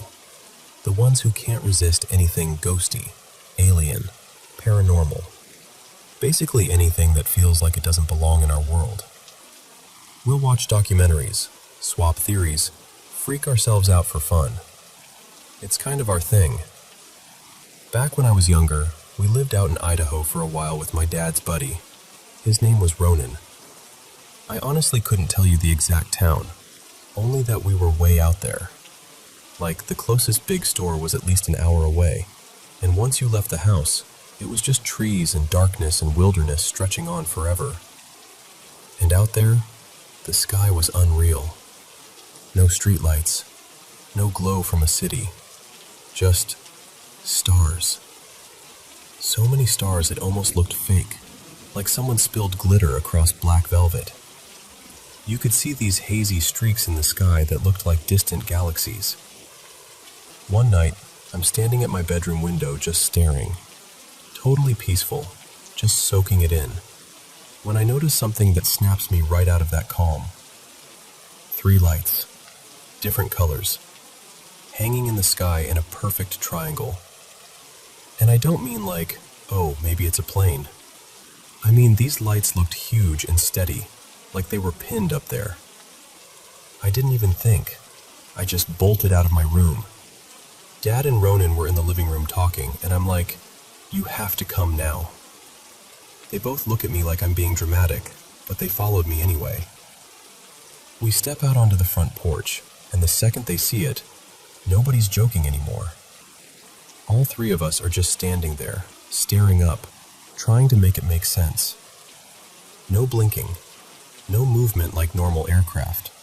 Just this silent triangle of colored lights hanging over the tree line like it was watching us right back. We stood there a couple minutes, whispering guesses. Satellites, drones, some weird reflection, anything that would make it feel normal. And then, right when we're about to go back inside, we hear it. This sound from the left side of the house, down where the trees start. A snarl, but not like any animal snarl I've ever heard. It was warped, jagged, almost like a screech that had been dragged through something broken. I know that sounds dramatic, but I swear, it didn't sound alive in the way animals usually do. It sounded wrong, like the noise had edges. We couldn't see anything. It was pitch black out there. But the sound was close enough that all the hair on my arms stood up. Ronan didn't hesitate. He rushed back inside, and I realized a second later what he was doing. He came back out with a gun, and I remember this cold drop in my stomach because that was the moment it hit me. He thinks this is dangerous. He aimed into the darkness and fired. One shot, then more, into the trees where the sound came from. And then we heard footsteps. Fast, heavy, coming right at us. Not circling, not retreating, charging. It felt like the whole night tightened around us. The steps rushed closer, and then, this part still makes my chest feel tight. It sounded like it went under the porch. Ronan and I ran inside so fast I don't even remember my feet touching the floor. But my dad stayed out there. I turned and saw him frozen on the porch like someone had hit pause. I started yelling, "Dad! Dad, get inside! Now!" Over and over, louder each time, panic turning my voice sharp. And he didn't move at first. It was like he couldn't. My dad was pale. He kept rubbing his hands on his jeans like he was trying to get feeling back into them. And then he said something I'll never forget. He told me he couldn't move because he could feel it under the porch. Like a vibration, strong enough that the wooden boards beneath his feet were trembling. He said it felt like whatever was underneath him was alive and powerful, like it was humming through the floor. We tried to peek out the window, still terrified, still half expecting to see something. And that's when we realized the triangle lights were gone. Just gone. The sky was back to normal, like nothing had ever happened. The next morning, the sunlight made everything feel almost embarrassing, like, okay, maybe we overreacted. Maybe it was just some animal and our brains turned it into a horror movie. But then my dad told me, "Come here, I need to show you something." He stored his RC stuff under the porch, cars, little planes, all that. No idea why he kept it there, but he did. He crouched down, reached under, and pulled out one of his RC cars. And it was ruined. Not cracked, not chewed, not broken. Melted, like it had been left too close to a fire, except there was no fire. The plastic looked warped and collapsed in on itself. And the weirdest part? That was the only thing under there at the time. My dad just stared at it, and then looked at me like he was waiting for me to say something that would make it make sense. But I couldn't. Because how do you connect three lights in a triangle in the sky? A distorted, snarling thing in the trees. Footsteps racing under the porch. A vibration strong enough to freeze my dad in place. And then a melted RC car the next morning. To this day, we still don't have a solid answer. Sure, you can say animal or coincidence, and maybe that covers one piece of it, but not all of it. Not together. Not in that order. And honestly, I don't know what we encountered that night. I just know I'll never forget the way that sound felt. Like it didn't belong to anything that's supposed to exist out there in the dark.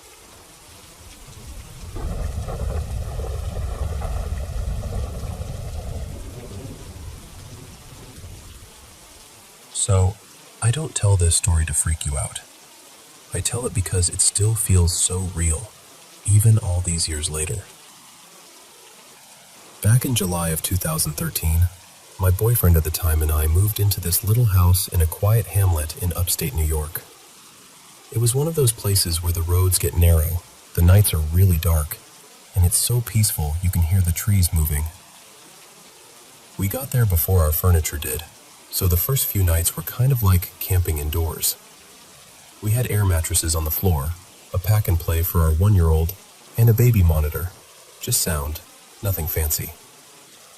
That first night, I woke up and heard something coming through the monitor. It sounded like a little girl, like soft talking and playful giggling, the way a kid sounds when they're playing with dolls or whispering to themselves. At first I thought, okay, my 4-year-old must have gotten up and she's talking to her baby brother. So I got up and went to their room. Both kids were completely asleep. Dead asleep. not even stirring.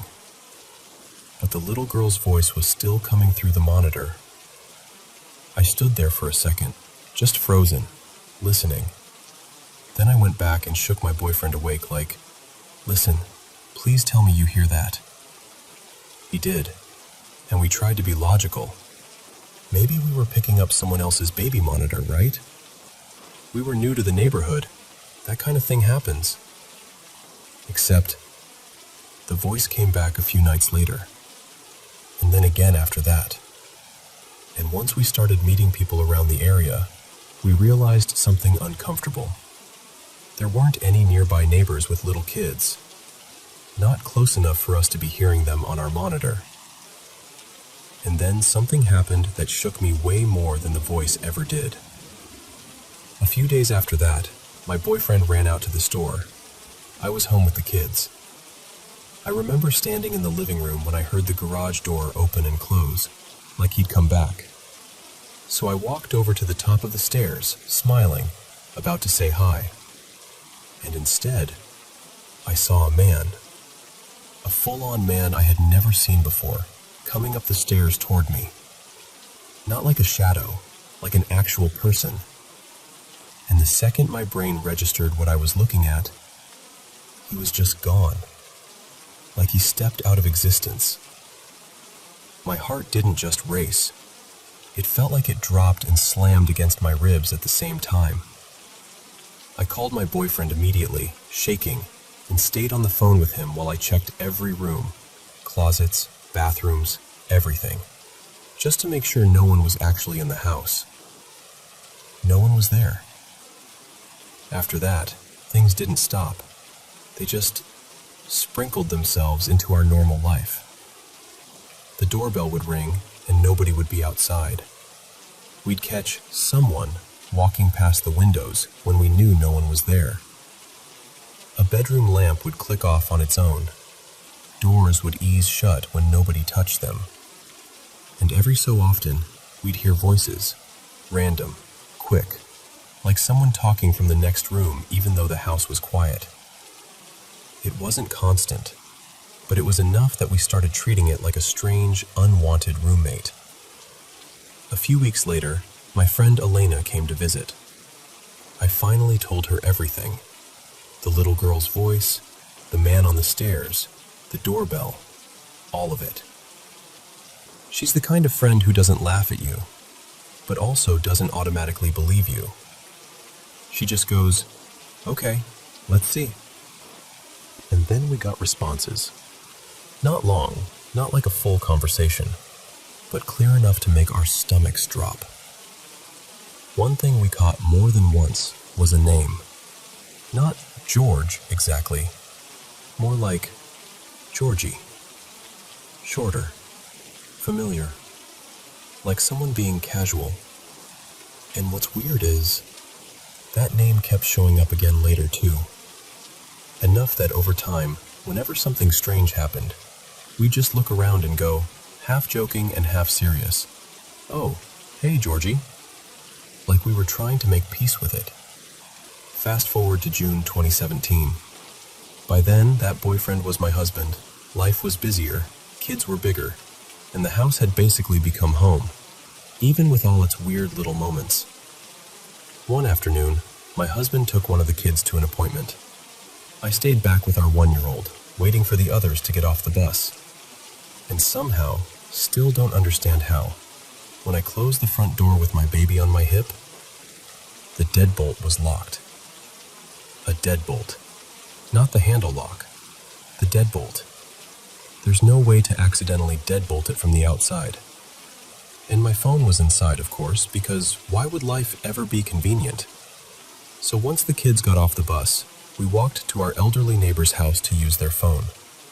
They were sweet, offered the kids ice cream, sat us down like it was the most normal thing in the world, and we just waited.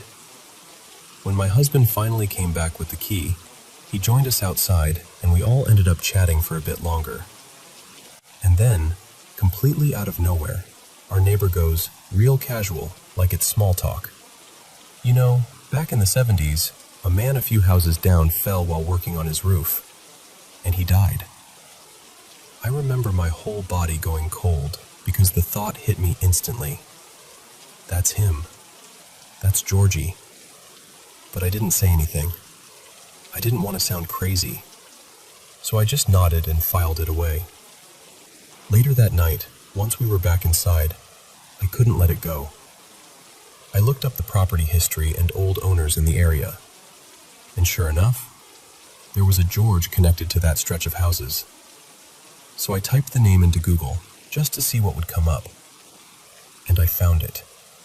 An article, a real one, about a man who died after falling from scaffolding while doing roof repairs.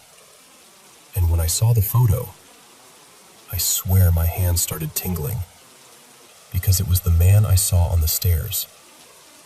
That was the moment everything changed for me.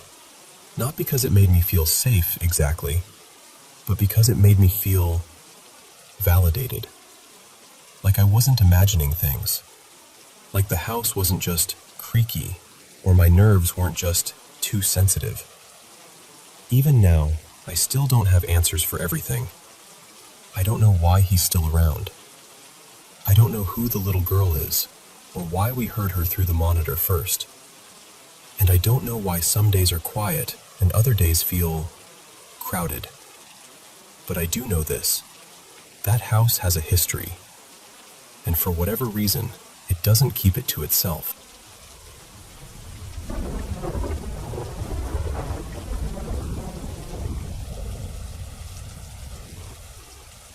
I want to tell you about the house we just bought, because on paper, it was perfect.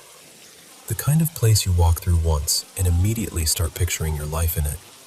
The sunlight in the kitchen, the little corners that felt cozy, the I can't believe this is ours feeling. But the first couple nights, I don't know how else to say it, something felt wrong. Not new house creaks wrong, not we're not used to the neighborhood wrong. More like my body was reacting before my brain could explain anything. I'd be lying in bed next to my partner, Eli, and everything in me would just tense up, like the air was heavier than it should have been. By Monday afternoon, I was a mess. Full on crying, telling him, I don't want this house anymore. I think it's contaminated. I feel like it's going to hurt us. And I know how that sounds. I do. But it felt so real in the moment that I couldn't talk myself out of it. Eli tried so hard to steady me. He kept saying, we're okay. We're safe. It's just a big change. He even tried to make me laugh when I spiraled about the dumbest thing. Because I'd killed a couple bugs earlier and then convinced myself, completely seriously, that the rest of them were going to retaliate. Like they'd formed some tiny revenge squad. He looked at me with this gentle half smile and said, Babe, the bugs are not organizing. That night, we decided to get out of the house for a bit. My sister Jess offered to let us come over, do laundry, because we didn't have a washer yet, and just breathe somewhere that felt normal. We got there, ate something, the couch swallowed us up, and we accidentally fell asleep. And then the next morning happened. We drove back to the house, still kind of groggy, carrying our laundry baskets, trying to act like this was just a regular Tuesday. We unlocked the door, stepped inside, and immediately saw our cat, Miso. He was only 3. He'd been healthy, playful, loud about breakfast, the kind of cat who would follow you around like a shadow and flop dramatically at your feet. And there he was on the floor, completely still, like someone had snapped the story in half. I don't even remember dropping the baskets, but I must have, because the next thing I know I was on the ground, saying his name over and over like it could pull him back. Eli went searching for our other cat, Nori, because she was nowhere in sight. He found her hiding, wide-eyed, trembling, but alive. We got her out of the house as fast as we could, and I need you to understand what that did to me. The first real memory we made in our new home was finding our beloved cat dead on the floor. After that, everything felt darker, Like whatever off feeling I'd had before wasn't just nerves anymore. It was grief, yes, pure grief. But it also felt like the house absorbed it and turned it into something sharper. We tried to fight it. Yesterday we threw a little cookout, more like an unofficial housewarming, even though it didn't feel like warming anything. We invited family and a few close friends. People showed up with food, with cleaning supplies, with boxes they were willing to carry. They helped us unpack and laugh and move furniture and tell little stories in the rooms, like we were trying to fill the house with anything human and kind. And while everyone was there, it worked. It really did. For a few hours I could breathe. I could almost believe we were going to be okay.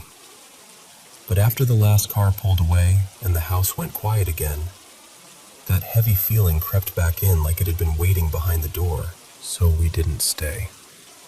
We took Nori, packed a bag, and went back to my sister Jess's place. And I hate admitting this, but I'll be honest with you. I feel completely convinced that if we move back in and try to live there, we're going to die. I know that sounds extreme. I know.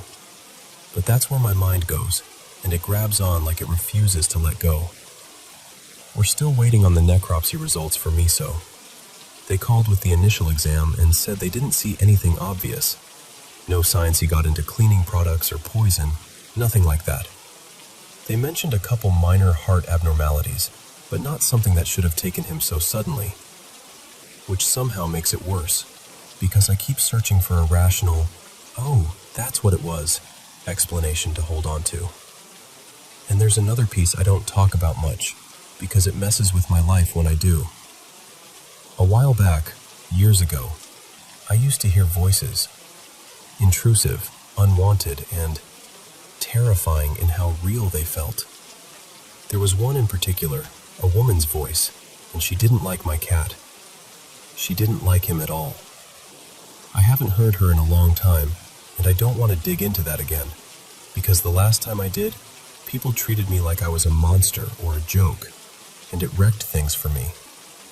But now, standing in that house, after what happened to Miso, I can't stop wondering, what if that's connected?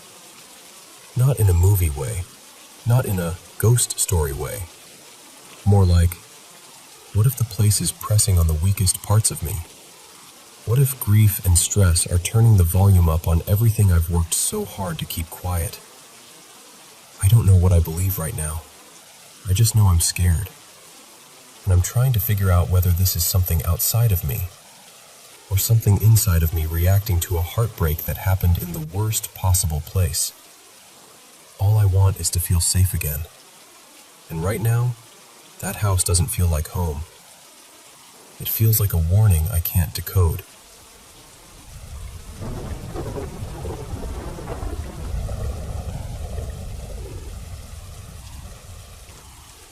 Hey, so I don't tell this story to just anyone, because even now, I'm not sure how it sounds from the outside, but I'm going to tell you the way it happened to me. It started when I was about 5 weeks postpartum with my first baby. You know that newborn life. Half asleep, sitting up in the dark, trying not to fully wake up while you make a bottle. I remember I was holding her, watching her little face, and then I saw it. Not in the room exactly, in her eyes. Like when you look into someone's pupils and you can see a reflection. I saw this tall, black shape behind me. Just a solid figure, no face, no features. My whole body went cold. I turned my head so fast I nearly pulled my neck, but there was nothing there. So I tried to reason with myself. I looked again, back into her eyes, and there it was again, behind me, watching. I turned on the lamp, checked the room, checked the corner, checked the space behind me. Nothing. And the thing is, behind me was just a blank wall, white and plain, only a couple steps from the bed. There wasn't even anywhere for a shadow to hide. I turned the light off again, looked back into my baby's eyes, and it was gone. That was the first time I met it, whatever it was. After that, the house started to feel crowded. Like there were places where I'd walk and it felt like I'd brushed right past someone, even though no one was there. The worst spot was because the woman, my Nan, I think, didn't feel threatening. But the dark figure? That was something else. Completely different. Different weight in the air. Different energy. Like one presence was familiar and protective, and the other was hollow and heavy. My little brother used to come over late sometimes and knock on my window to mess with me. He did it one night, and I called out, half asleep and annoyed, "Stop it, leave me alone." But the knocking got harder and faster, and it didn't stop. I got angry, like proper angry. I grabbed my phone and turned the flashlight on, ready to march to the window and tear him a new one. And the second my light hit the room, I saw it, right behind my closed bedroom door, that same tall black shape, just standing there like it had been waiting. I dropped my phone instantly. Of course I did, like my hands forgot how to work. And at that exact moment, my baby started screaming from dead sleep. Full panic scream, the kind that makes your heart jump into your throat. I was shaking, trying to grab my phone off the floor, and I could still hear knocking while I fumbled. But the second I got the light back on and aimed it toward the door, gone. The knocking stopped, and my baby went quiet again like someone hit a switch. Just asleep. That night I sat up until morning. I didn't even cry. I think I was past crying. I was just trying to understand what was happening. Other things started happening too, smaller, but enough to mess with me. Once I dropped my baby's first little toy, one of those rattly ones with little metal balls inside, and I picked it up, set it on the dresser, and it started spinning. Not wobbling, not rolling, spinning like someone had flicked it. It went around and around way longer than it should have, and when it finally stopped, it was facing directly toward my daughter in her crib. I stared at it for a long time, then I picked it up and threw it out. I couldn't keep it in the house. I didn't even want to look at it again. After a while, it started to feel more physical, like not just a presence, but like something pushing into our space. I told my family I was scared, and they told me something I didn't expect. They said, "Stop feeding it. Stop being afraid. That's what it wants." So I tried. I started talking to my Nan, like actually calling to her. I found a photo of her and I faced it toward me and my baby when we slept. And I'm not kidding when I tell you, it was the first time I felt safe in that house. Like the air got lighter. And once I stopped being scared, it felt like it moved. Not disappeared, moved. It started showing up around my mom. I didn't even tell her at first because I was terrified she'd look at me like I'd lost it. But one day, she mentioned things on her own. Feelings, noises, that sense of being watched. And it was like it was bouncing between us for months. Eventually, it faded. I can't even tell you how. It just stopped being loud. That was about 6 years ago now. Then, near the end of 2023, after my granddad passed, everyone called him Pop, but I called him Papa. I felt it again.